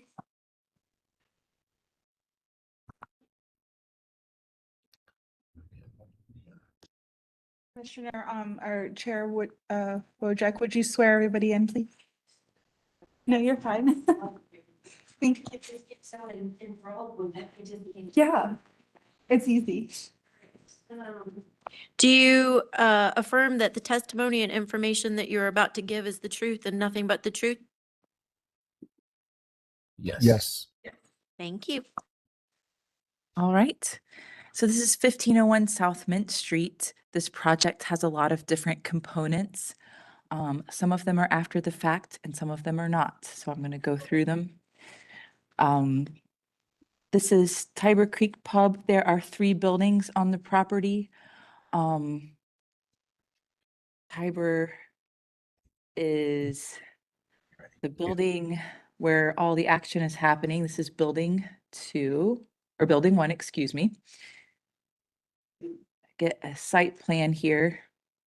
Just move them to the other side, okay. And move everyone over here.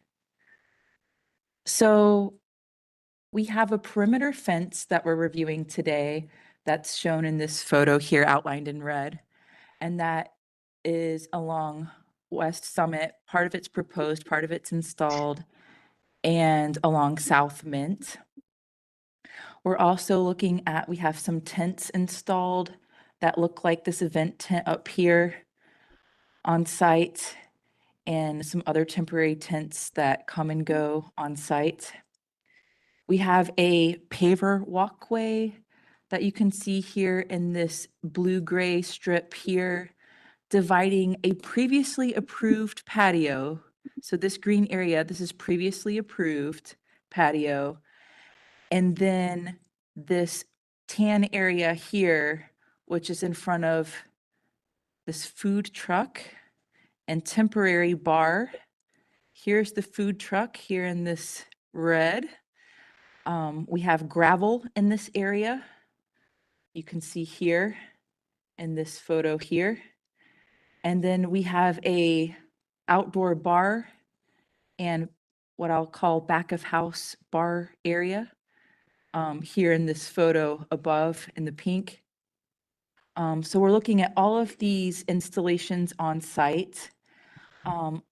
It's my understanding that some of these are temporary and will be removed upon the completion of the renovation of building number 2 right here. The ask is to keep this perimeter fence here, which looks like this. And then we have here in this blue, and before I get to the blue, just showing some more photos. This is just Google from December of 25, just showing the whole site.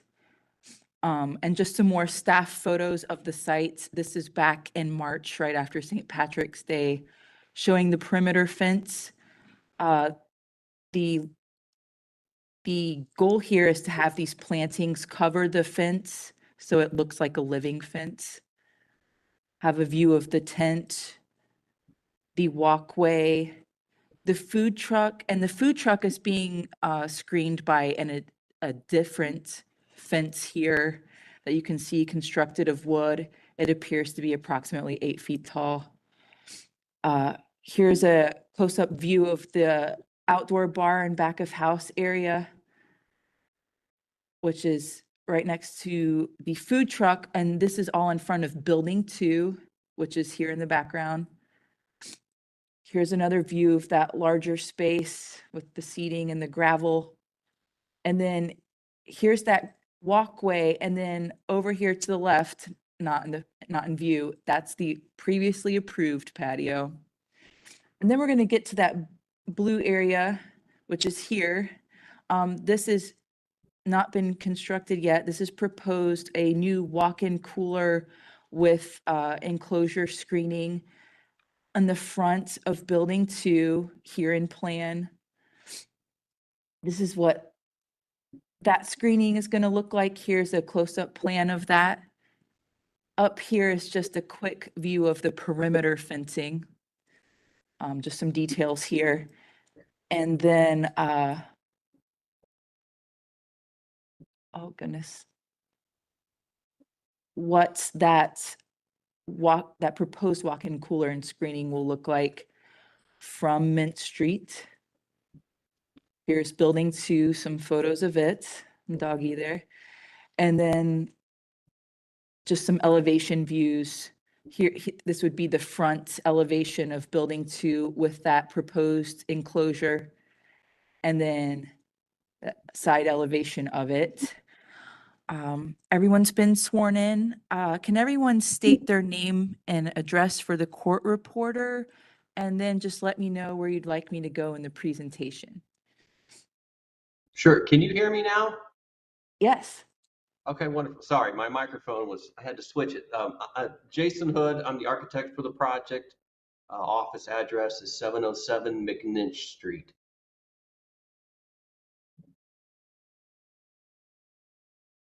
Okay, and you guys are on mute, Maynard and Tommy. I think Tommy.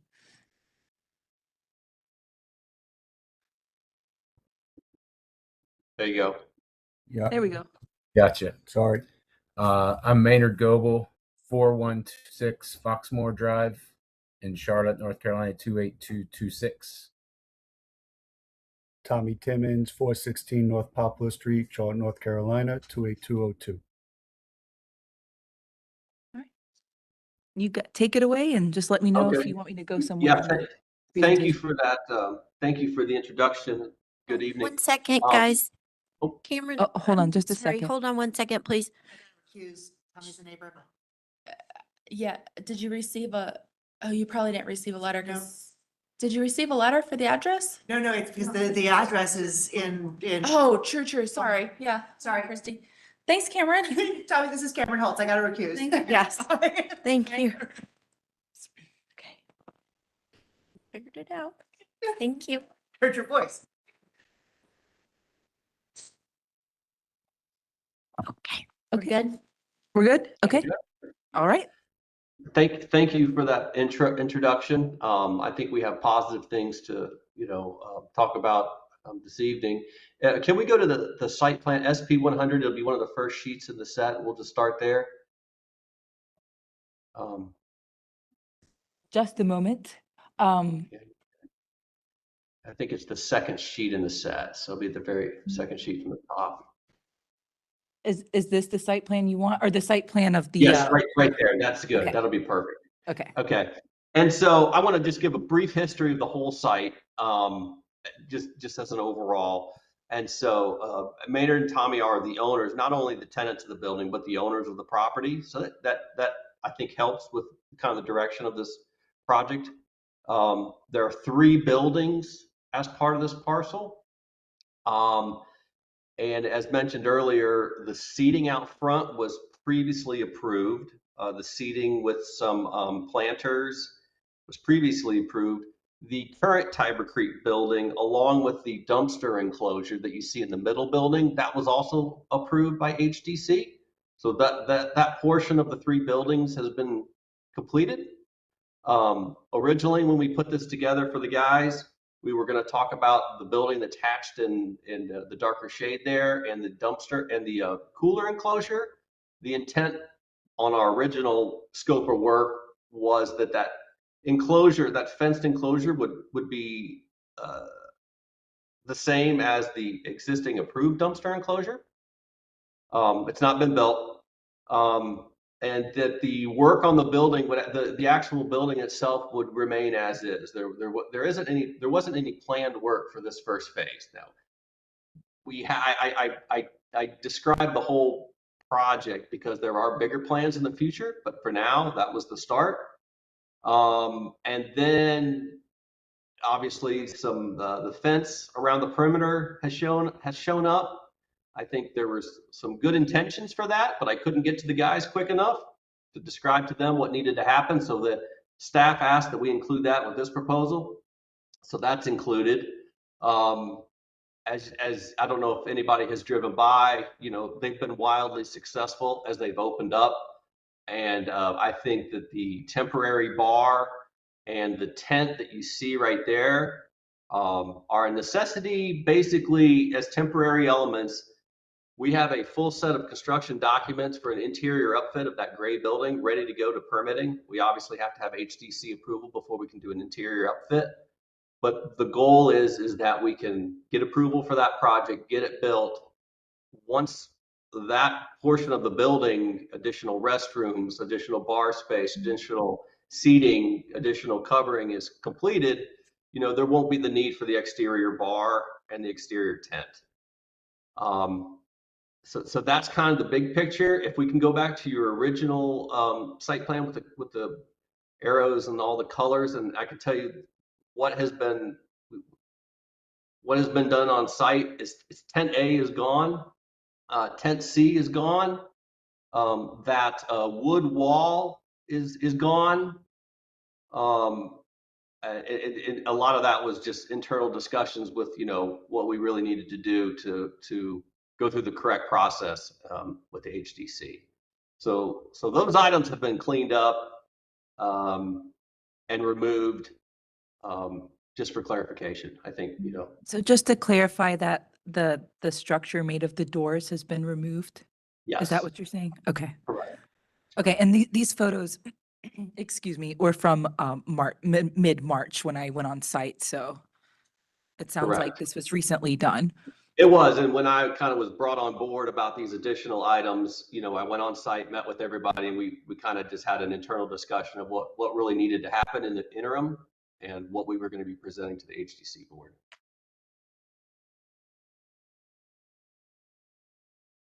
So I believe at the time, where we are now is, you know, we've got the exterior perimeter fence in red to talk about. You know, the temporary bar and the tent B are proposed as temporary. The original scope of work is no work on the new building and the cooler enclosure, which would be designed similar to the existing approved enclosure on site.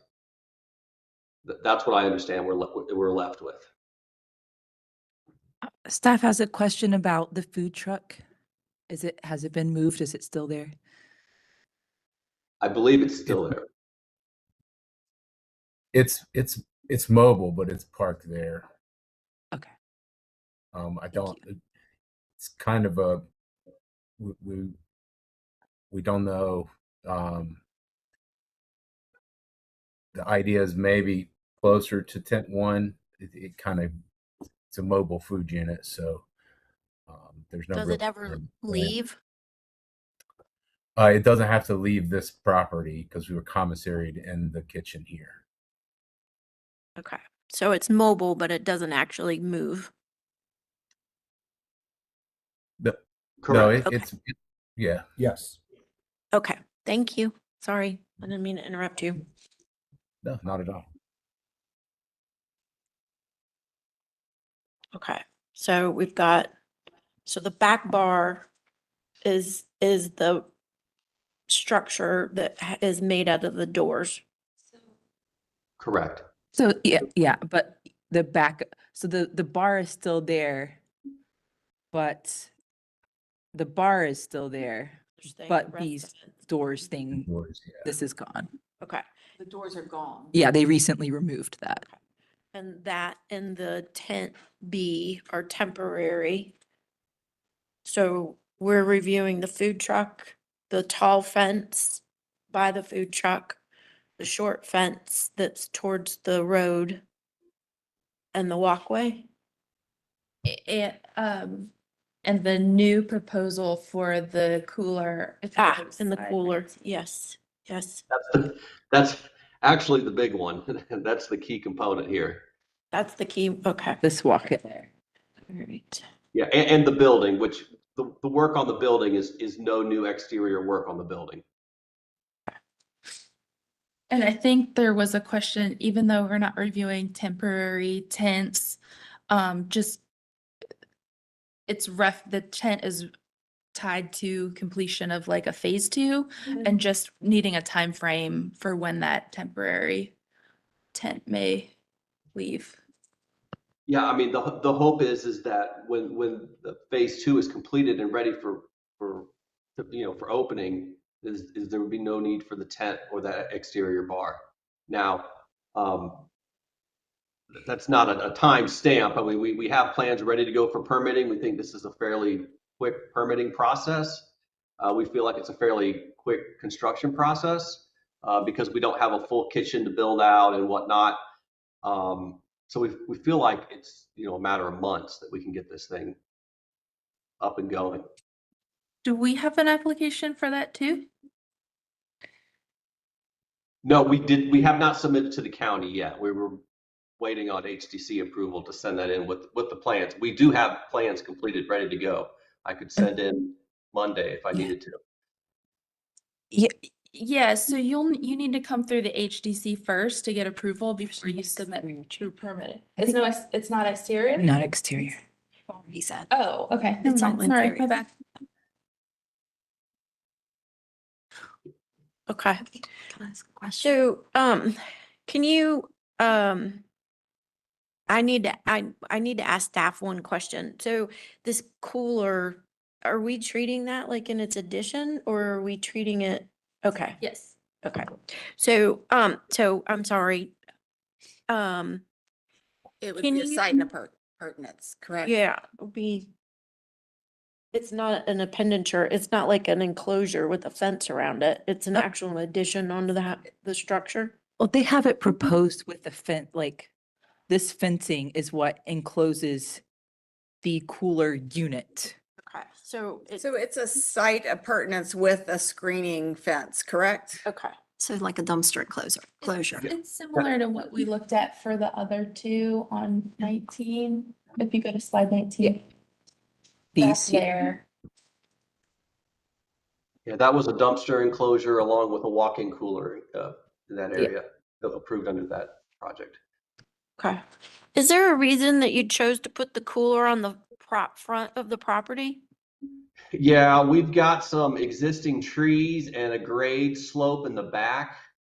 That was going to be an issue. Okay. That is the reason. It seems odd, but to put it on the back was going to be, much more difficult endeavor. I or is a previous approved project is obviously not going to be implemented then? Since they changed the approach, the outdoor seating area with the planters and the fencing and all that good stuff?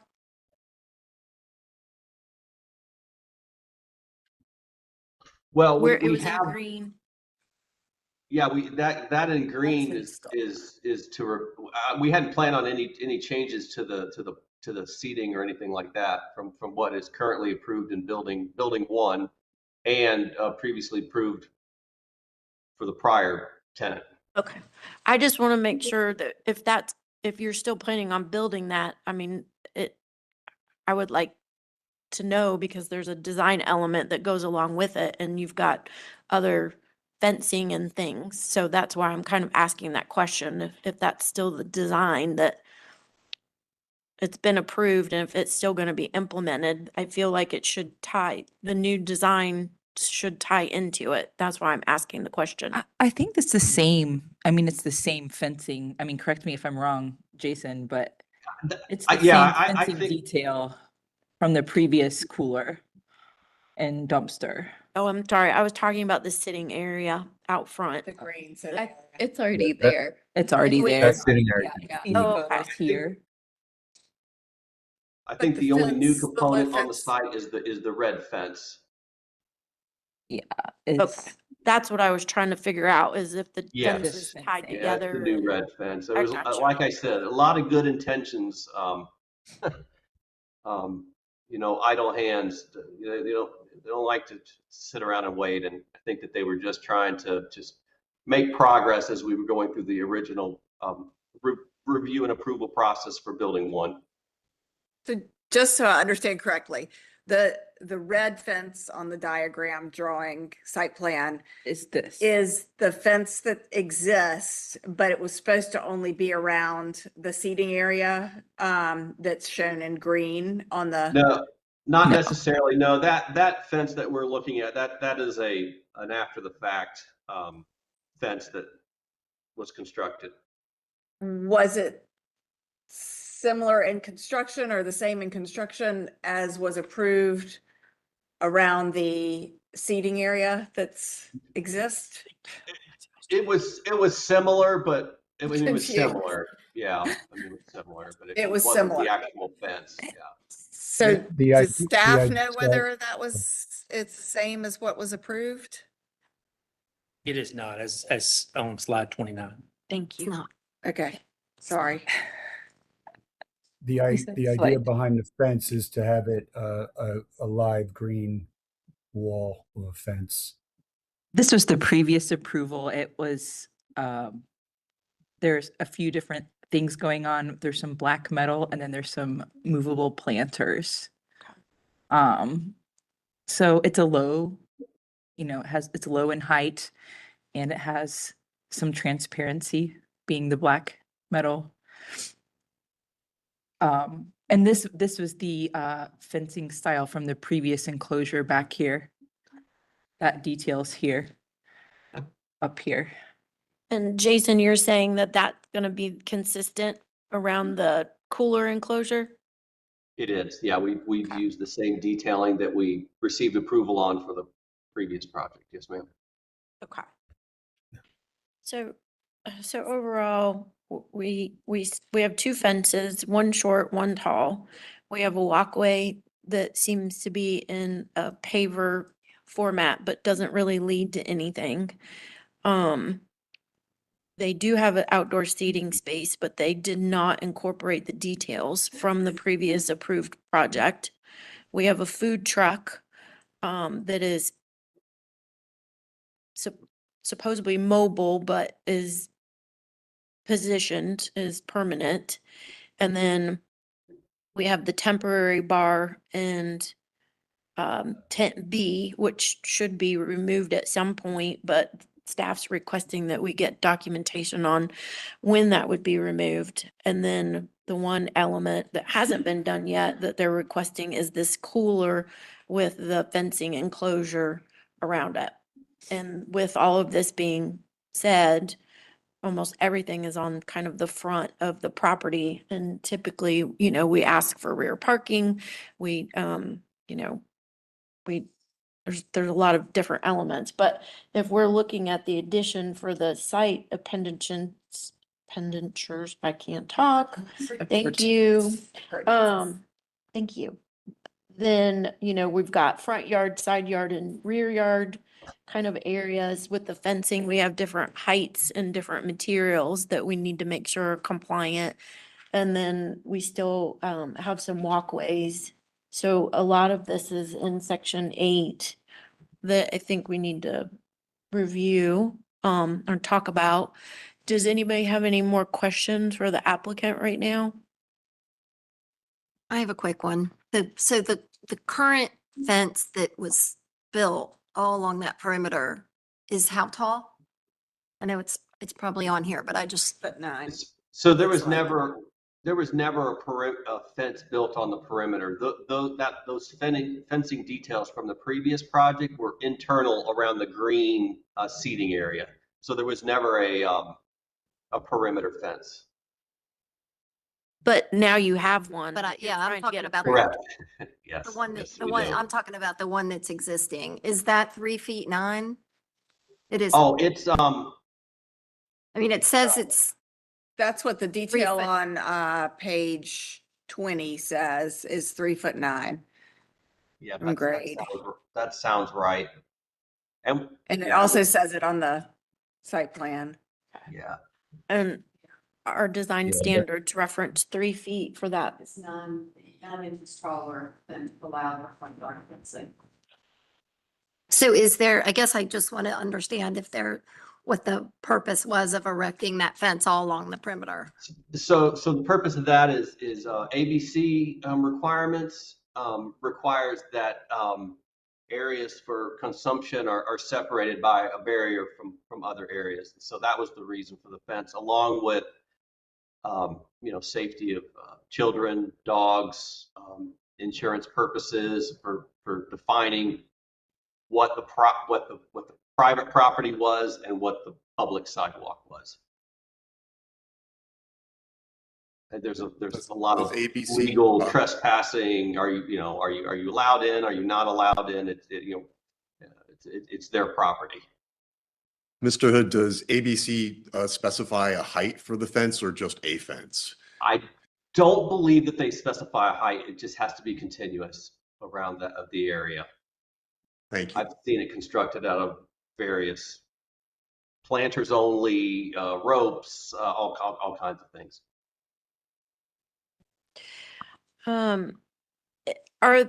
Do you have any contextual examples of different types of fencing that have been installed in that area? In this historical area, or? Yes, I'm sorry, yes, Would in the we- historical area. We don't, and I don't think that anybody, as Tommy mentioned, the goal of this fence at the end of the day is that it's covered in greenery and it becomes kind of a green wall, as you will, a green wall barrier. I think the purpose is not a fence per se, but a green barrier. And I wish we had photos of this week, because I think it looks a lot better than it did in December. How far is that fence set back from the sidewalk? Less than a foot. Okay. Yes, ma'am. So right on the property line, the sidewalk is at the back is right on the property line.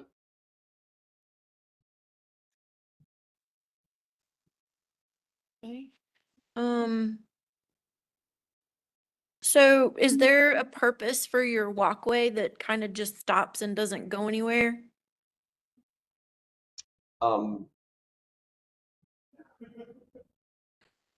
Yes, that one.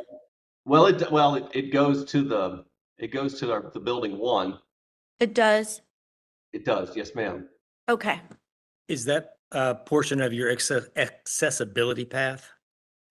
It is. It would, yes, it would be. It would definitely be for building two. It absolutely would be. Actually,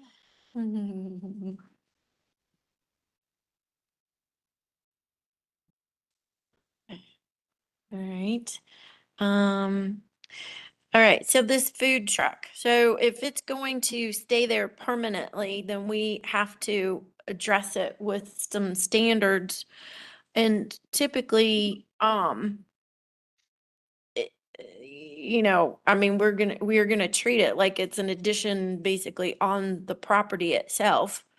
If we're gonna treat it like it's a mobile unit, then we would treat it like it was a car or something, and it would need to be, it wouldn't be allowed to be parked in the front of the piece of property. It would have to have a driveway that extends to the rear of the property. I mean, there's a lot of parking requirements that we kind of have the standards for.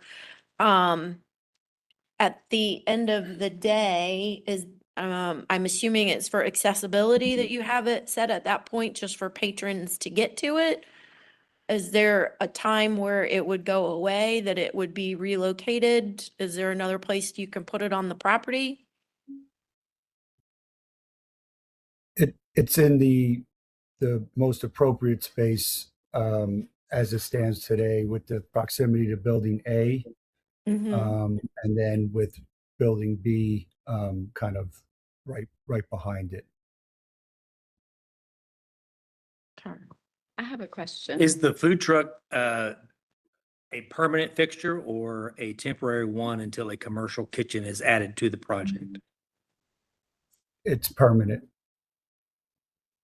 So we have a commercial kitchen installed in A, and then this serves more of the fish and chips and fries and fried food and things like that. So it's basically like having two kitchens. Since we don't have a hood in building A, that does more of the healthier options, the salads and spreads and flatbreads. And then we have our food truck for the more traditional pub food. And just to clarify, building A, I believe, is building 1 on this plan here. Yes, sorry, building yeah. 1. Yeah. I think, it's addressed A and B, so. Building B is building 2. Correct. So on the previously approved submittal, it looks like that's a parking area. Like that's what it was approved to be. So It was a formal parking lot at one point in time. For the purchase of the property for these owners, they actually removed the gas tanks that were under there, which removed all that parking and put it back into more pervious areas for plantings and things like that. So that the asphalt that's when the asphalt went away. This used to be a gas station. I right? know, but I know, but I'm just saying, if we approved it to be a parking. Well, I think what you're getting at is the historic use of this property was a gas station. Yeah. Which has a transportation element, and this is a vehicle. But this is the approved for. This was an Piper existing Creek, right? condition. No, Oh, I see. it was a gas station, Okay. and then it was a like a little sandwich Service shop station. for a while, and then it was it a dog Yeah. park? Dog park? It's been a lot of Like a things. dog cafe or A lot of something. things. So what the commission approved really was the yes, the stuff in green, and the stuff in the back, in the dotted area, yes, the coolers, but then also this like entertainment venue in the back, the internal fencing and stuff. The parking was long-standing, and so since they weren't changing it, they weren't required to change it from the commission. So the commission didn't really approve it. It's just an existing nonconformity. Yeah. But is there anything in our standards, because I haven't found it yet, that justifies a permanent food truck?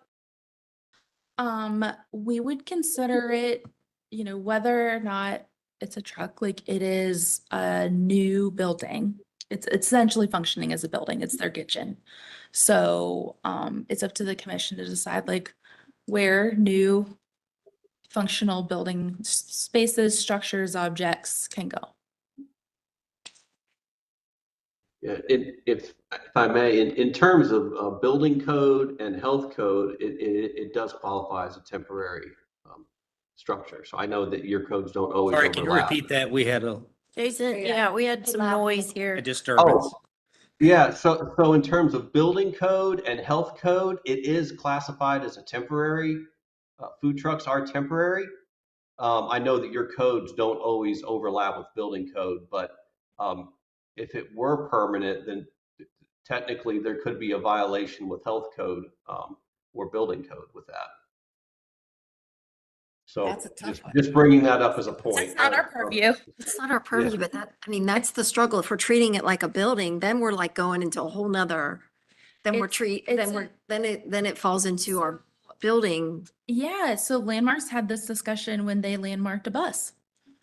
So, it's a movable object, but I think your question is this permanent to the site? And they testified that yes, they're not planning on moving it. It's a kitchen. And so I think you review it as if, it is, you have two options. You can review it as if it's a permanent structure, like a shed. You can review it as if it is a parking space, like they would for other commercial parking areas. And where do we, look at your parking standards and where parking is required and what the requirements for, screening parking are. So, and that's 8 point something. Yeah. 8.2 sidewalks and parking. Driveways made, let's see. Commercial, other is on maybe 8.3. If you scroll down a page. Yeah. And that is on a curb, that is on an existing curb cut, just as, again, to bring this all in the discussion. It says, number 11 says parking must be screened in some manner that parking is not the dominant feature of the property. So I mean, if we're treating it like it's Front parking is Parking. allowed only when it's an established practice in commercial quarters and what's such parking scheme would not otherwise violate the historic character of a particular streetscape. That's number 9. yeah, But such parking areas must be buffered from sidewalk. with the fence that doesn't meet requirements. Well, Permanently temporary. yeah, actually, Yeah, permanently temporary. yeah. So we're two battles here. Two sides of the coin is it's on a curb cut right now. So it's on a driveway. So you're not required to screen your driveway. But actually, the other end of that is the new green wall fence would qualify as landscaping that would screen parking if that's another avenue. So those are conflicting responses, but I'm just trying to bring everything to the conversation. The gray fencing that you see is gone if we're still talking about that. So that has Oh, it been removed. is? Yes, Okay, it is. thank you. The 8-foot tall gray fence. Brown or wood fence? Yes, ma'am. Okay. That's still there. No, that's not. That's not. Okay. The gray 8-foot is still there. Oh, Just for safety of construction, but the green wall can continue that way as well. So that is there. That, My apologies, yeah. Yeah, it is there as of today. okay, But okay. again, temporary into, because as we were doing construction, that would be the way to, for construction trucks and such to come in. So we needed something that was able to be locked for security and safety for during the construction process. Okay. But now that's not as necessary as it once was.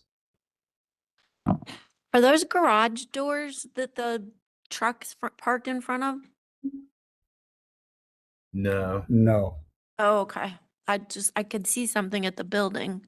Oh, it's just doors. Okay, gotcha. Yeah. Thank you.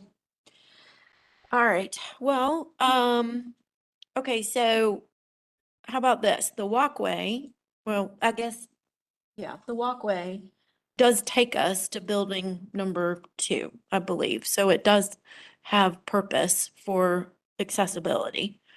So that in itself, Was it just the material that was? well, it seemed to just Then- kind of stop and not get you anywhere. It's kind of like along the side. It's like kind of level with the front thermal wall, but just like to the side of it of the Tiber Creek building.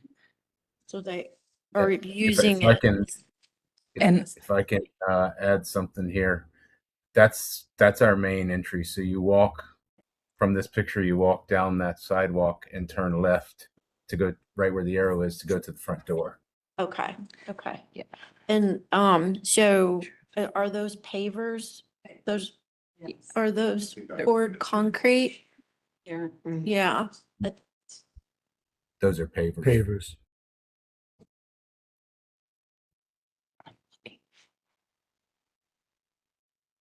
Okay.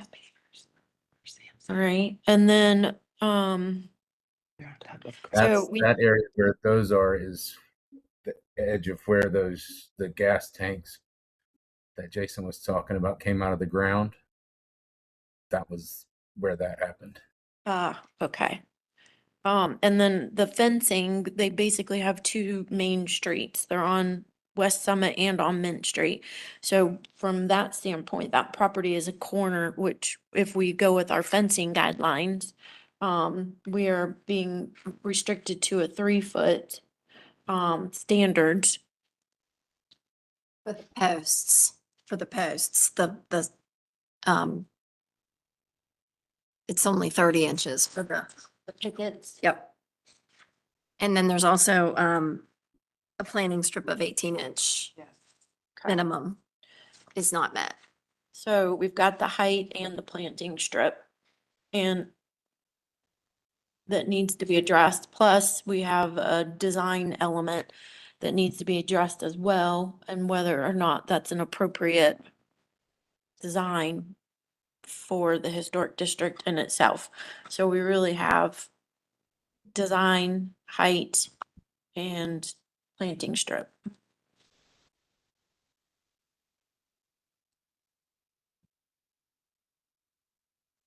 If I may, just add, the fact that this is commercial is what the kind of the tricky part of this is. We need something high enough so that people can't climb over it, or as Jason said, children or what.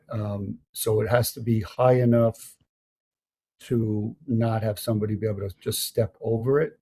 And that's where it gets tricky with the commercial element. And then obviously the design isn't what the intended outcome will be. We wanted to go with the greenery around, and the overall project from our other partner and also designer is to make the corner and the total space look like the Mother Nature kind of took back the gas station, if that makes sense. So you've seen the landscaping we've done, but there's actually more that to be added.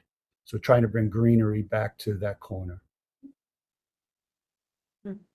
Is there a commercial code?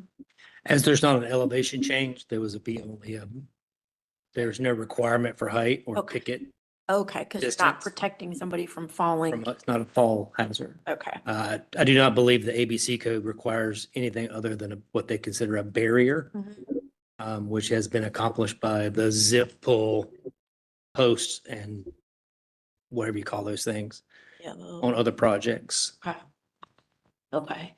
I think that there's an opportunity to both meet the guidelines and the height requirements and achieve the greenery Sure. that you'd like to achieve.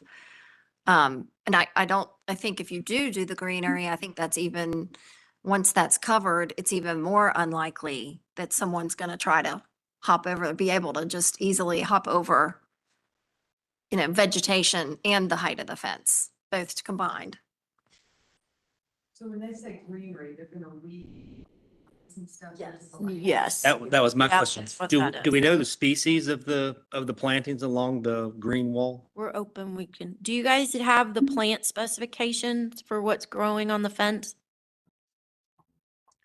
It's a climbing type of vine. It does have a flower. We can get that to you, of course. We had the landscape with the master plan, put something that was going to grow quickly. But we opened or started in the middle of the summer of last year. So it actually looks probably about 30% more coverage already from March. All right, so this cooler, it's not officially attached to the structure. It has fencing around it. They are placing it on what would be considered the front of the property. I feel like the location is more of what's, I mean, it's, I think that's the problem. yeah, I think that, I mean, overall, we've approved the fencing on another part of the property. And as long as they meet the height guidelines, that seems like that would be appropriate, but the location is on the front of the structure. Are we- Yeah. Okay. So, the food truck, I mean, it feels like that's the dominant kind of elephant in the room here in terms of how do we treat it and what is it? Most of the time with our design standards, we want everything to happen in the back. So it's not necessarily that it can't happen, but maybe not in this exact location. Based on whether or not it's a structure. I mean, even if it was a cabana, they'd have to get approval from us and, I mean, technically, it's a parked vehicle in a previously grandfathered parking space. parking space. Are you guys closed? Do you have any No. more, questions for the applicant? I don't know, I keep randomly asking them stuff, so. Okay. Yeah. Okay, okay. If you decide how you want to proceed, I can provide assistance with standards. Okay. Do you guys have more questions for the applicant? So is it possible that the food truck could be a temporary structure and moved elsewhere on the property? Is that something that you would?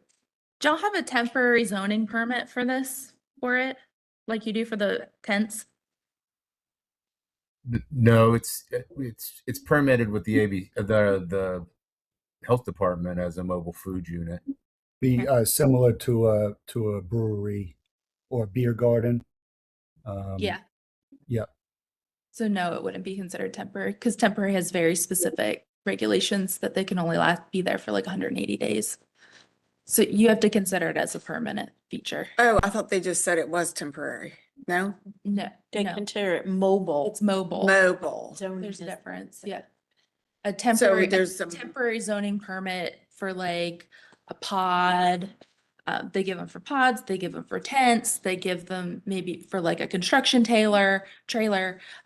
Zoning gives out those temporary permits, but they're only good for 180 days. And so that's why my question was, is this under a temporary zoning permit? And they said, no, it's Okay. under a mobile food truck. permit. Okay. Mhm. Okay.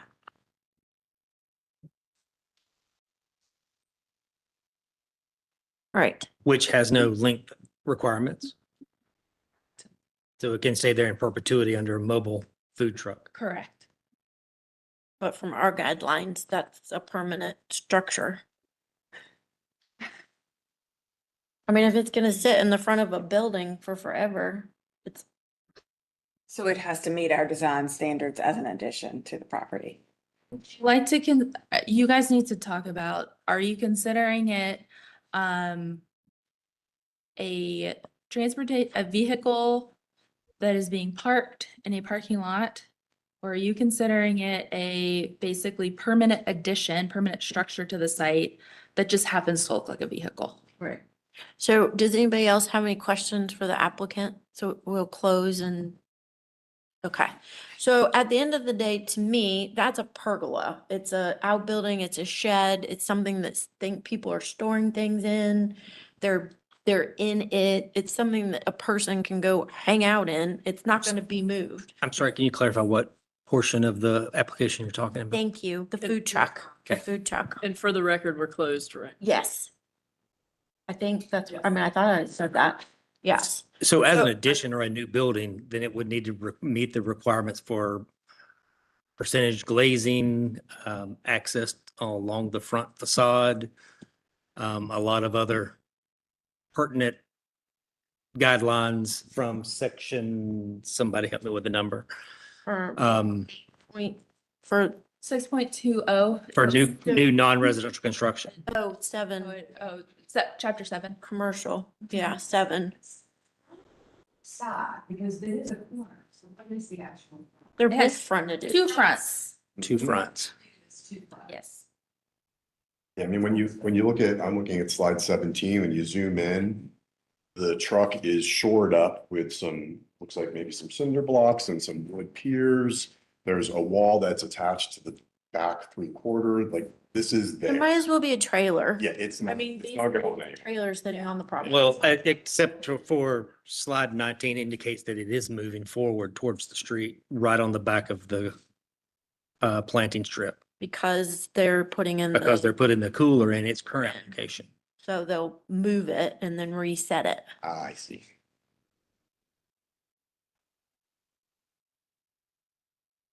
And the wall they're saying will change, other dots on it.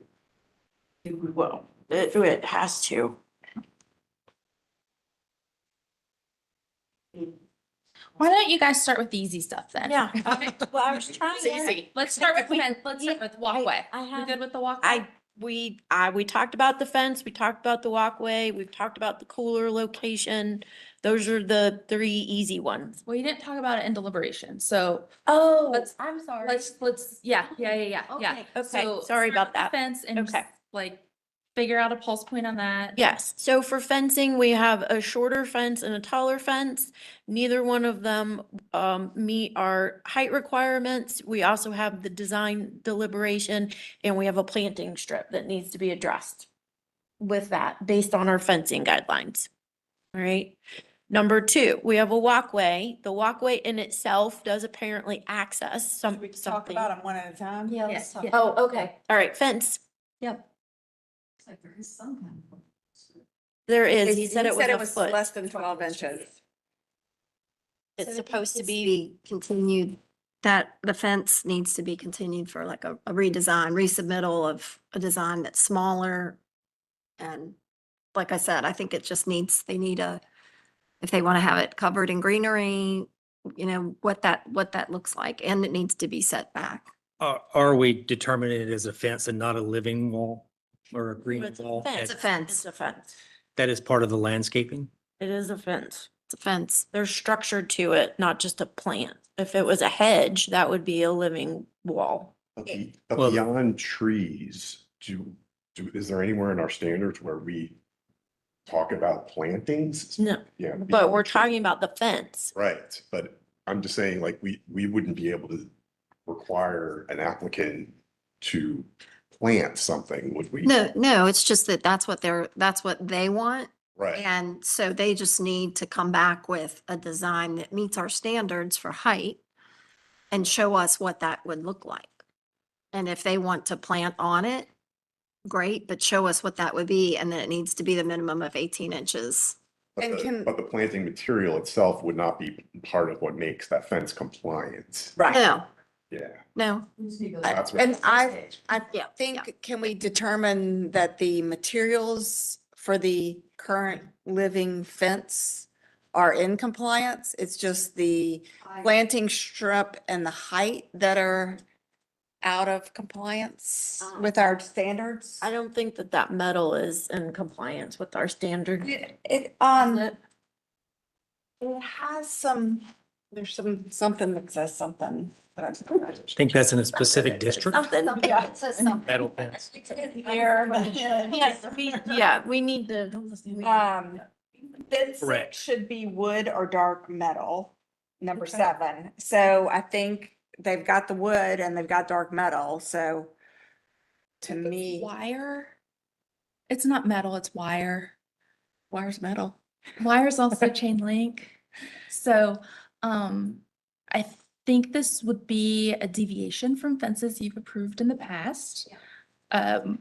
This is a non-traditional fence.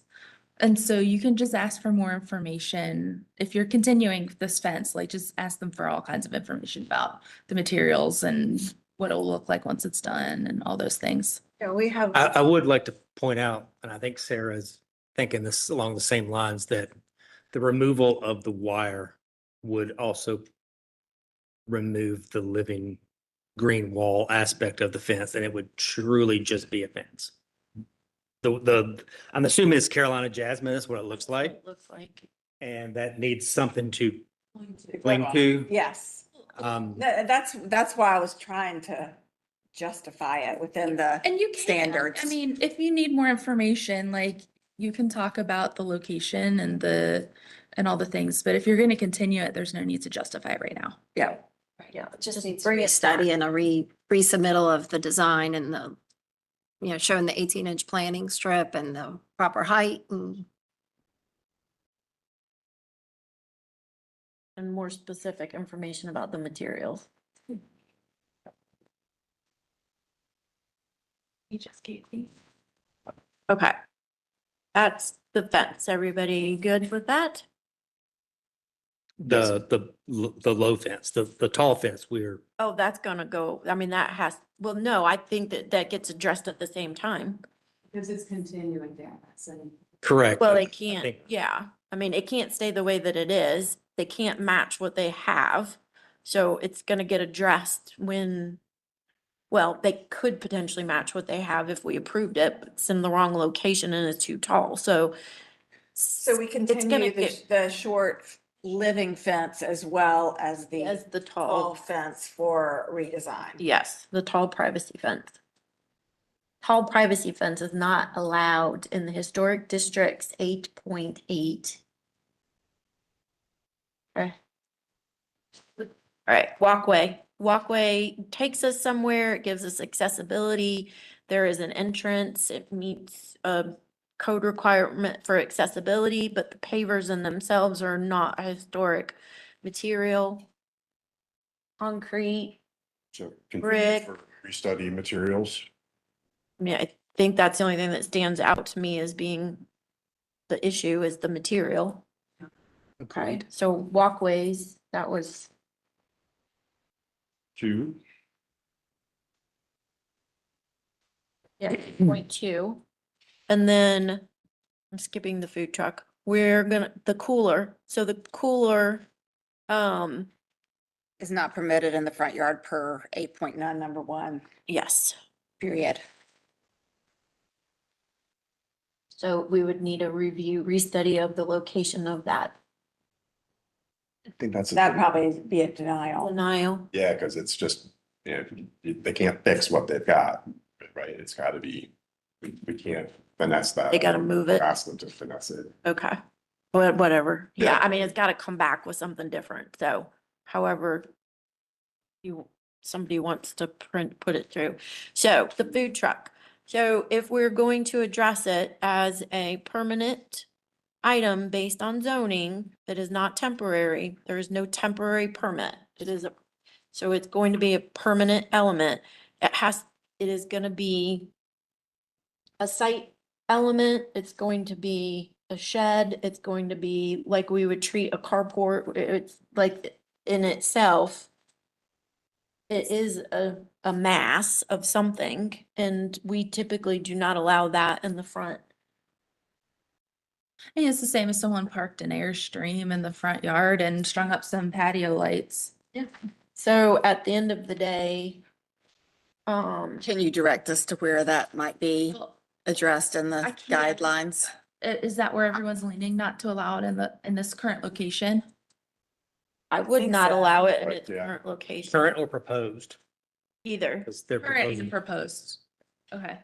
Based In on the, in between the front elevations of the buildings and South Mint Street, basically. Mhm. Yeah, okay, so, standard 8.1, standards for private sites, it literally says new building additions would be to the rear of the building in support of, and then obviously we have other design standards for additions, 6.0 that would request that the addition be placed in the back as well. Or, you know, if it's considered an accessory structure, you know, the location for those needs to be in rear yards, not in front yards. Oh, yeah, accessory structures are 8.10. 0.10.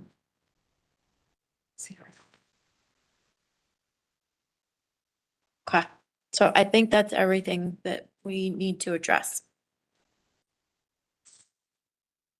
There's 4 items. As an addition, though, would it fall under the purview of 7.4 for setbacks as the adjacent structures are right on the back of sidewalk? No, because we don't do additions to fronts of buildings.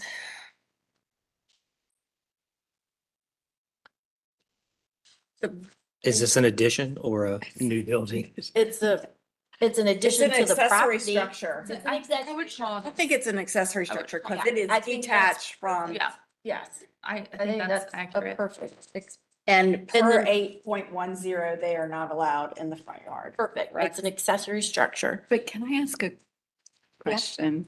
Like, to me, it's almost like a play set, like a kid's play set. Same thing. It's a pendant, whatever that We thing don't, is. that's the only thing we don't That's- review. But that's what I'm Our saying. kids' play sets, but we do pergolas, we do. But it's not permanent. But it is, according to them. It is. They said it was. They literally If you said it want, was. if you want it in the front yard, I was leading my questioning to you earlier in that way, but I don't think the rest of the commission's in agreement. I know. So- I'm just putting it out there. Yeah. Cause I don't know. I think you It's such a unique like site, and to me, that feels like an important part of the whole vibe of that. Oh, totally. place. I think the other thing it does is it, you know, our standards say not to block the view of the historic buildings on the site, and I think that probably does do that in its current location. It can still have the function. They just need to set it It up. can go in it can go in a different location on the site. I would rather look at that though than the building that's behind it.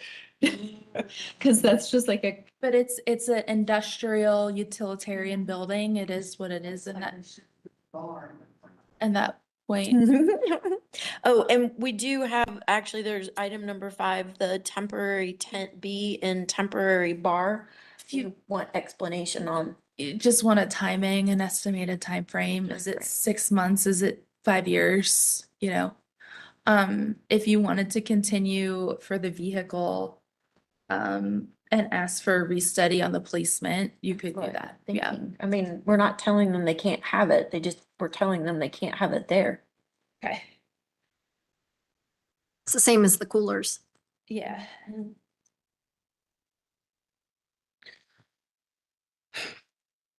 Hey, who wants to make a motion? What about the bar area? Is that the area that's temporary because of, until the building's done? Yes. Okay. And someone just, I can't remember who just said that, but likened the cooler to the accessory structure food truck. Yes. Yeah. And we were talking about continuing the accessory structure food truck, but denying the cooler. in its current location? I think you were gonna so- continue it for a restudy. of Okay, the new continue for a restudy, Yeah. continue everything. Yeah, I would continue everything. What's the better idea?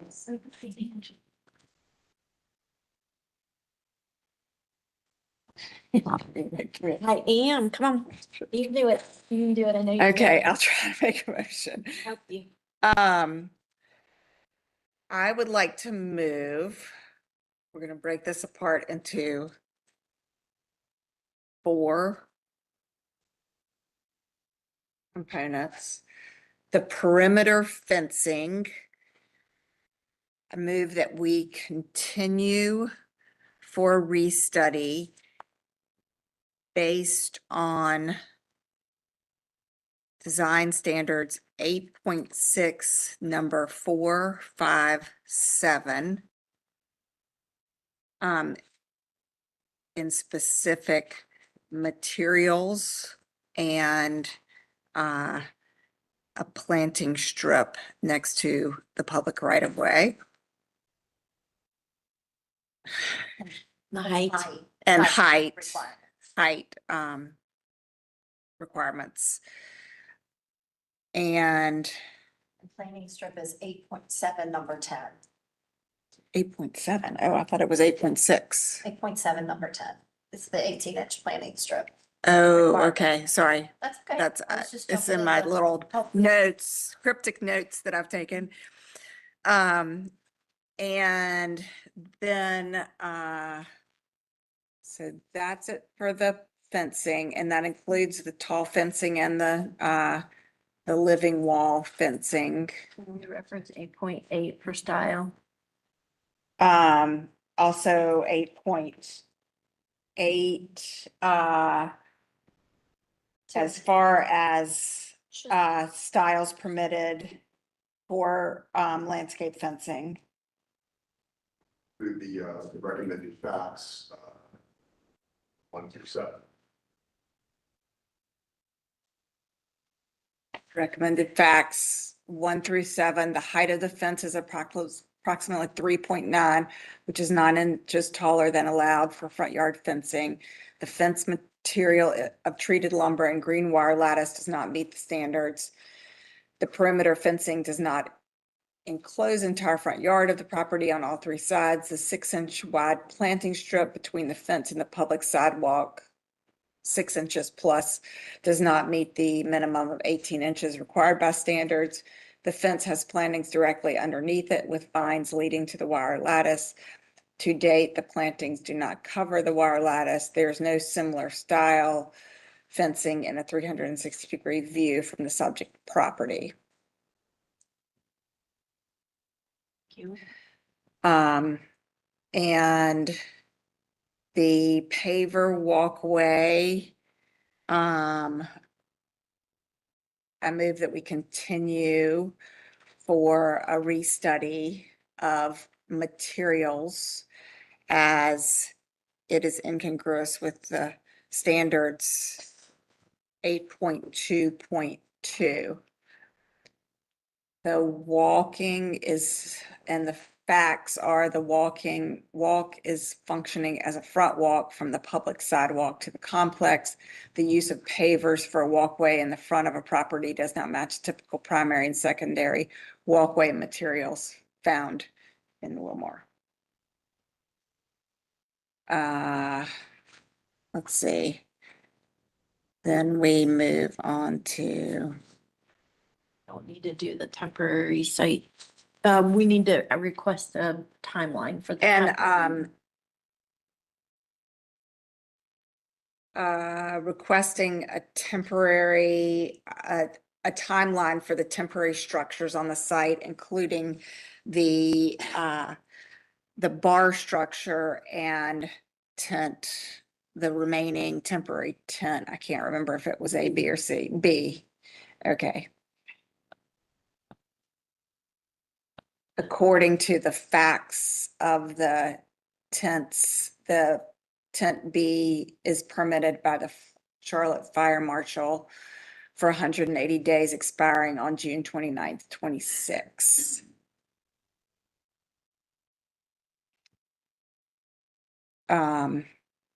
Next, we'd like to continue the accessory structure / food truck for a restudy of location based on 8.10. You do. It's eight, you can say 8.1 8.1.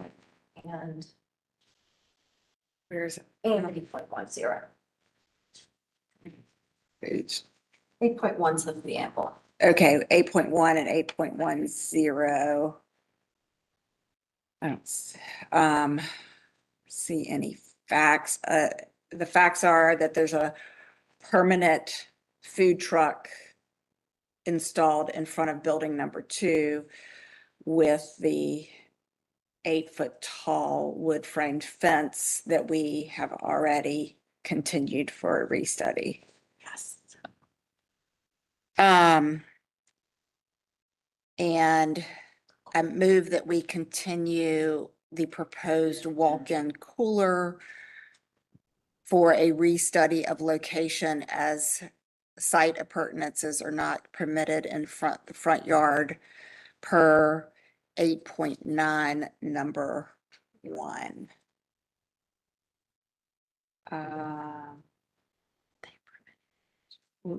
With the facts that the proposed cooler equipment fence enclosure is 8 foot tall, the 4x4 posts of the enclosure fence are proportionally undersized for the proposed style of fencing. The equipment and associated enclosure are located on the front elevation of building 2 and the enclosure with high visibility from the public right of way.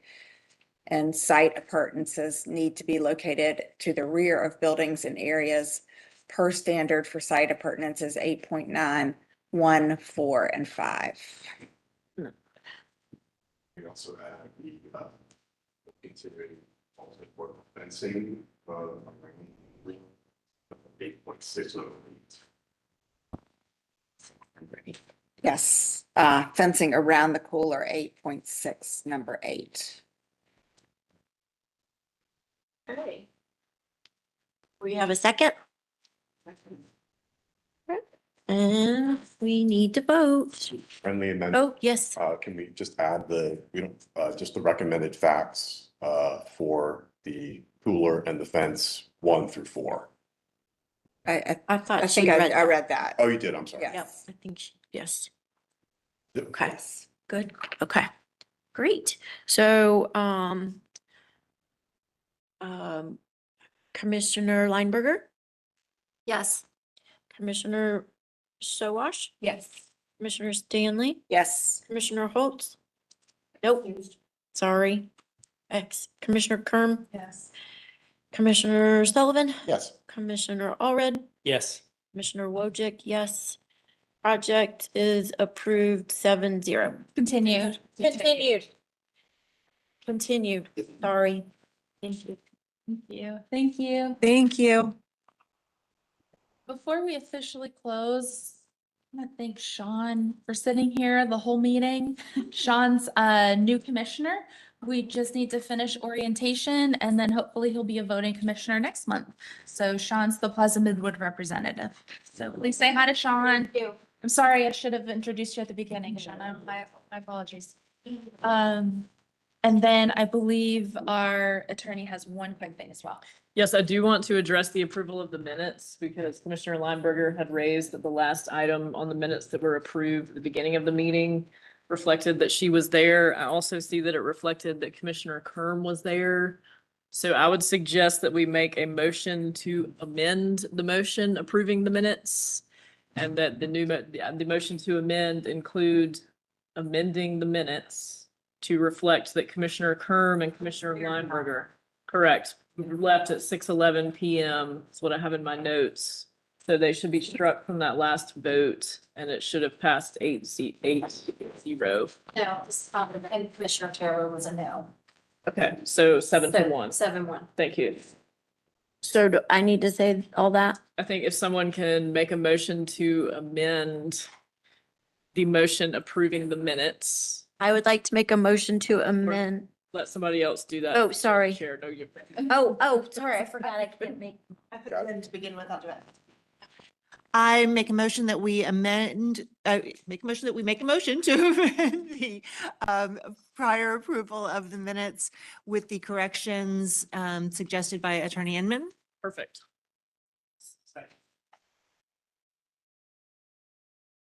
And if we can vote.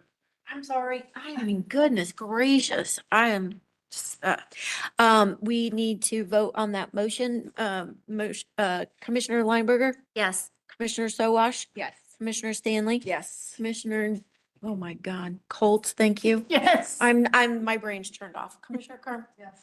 Commissioner Sullivan, Yes. Commissioner Allred, Yes. Commissioner Wojcik, yes. Thank you. Passes 0. Now we can Passes close. 8-0. Now we're closed. Very nice. Oh, shit. Sorry. Sorry.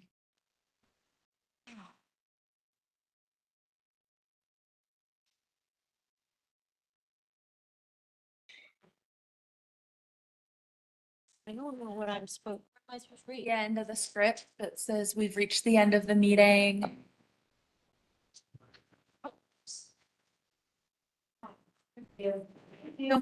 We have reached the end of the agenda. Is there any further business to discuss? We already talked about the motion. Hearing no additional. No additional. Meeting is adjourned at 7:07.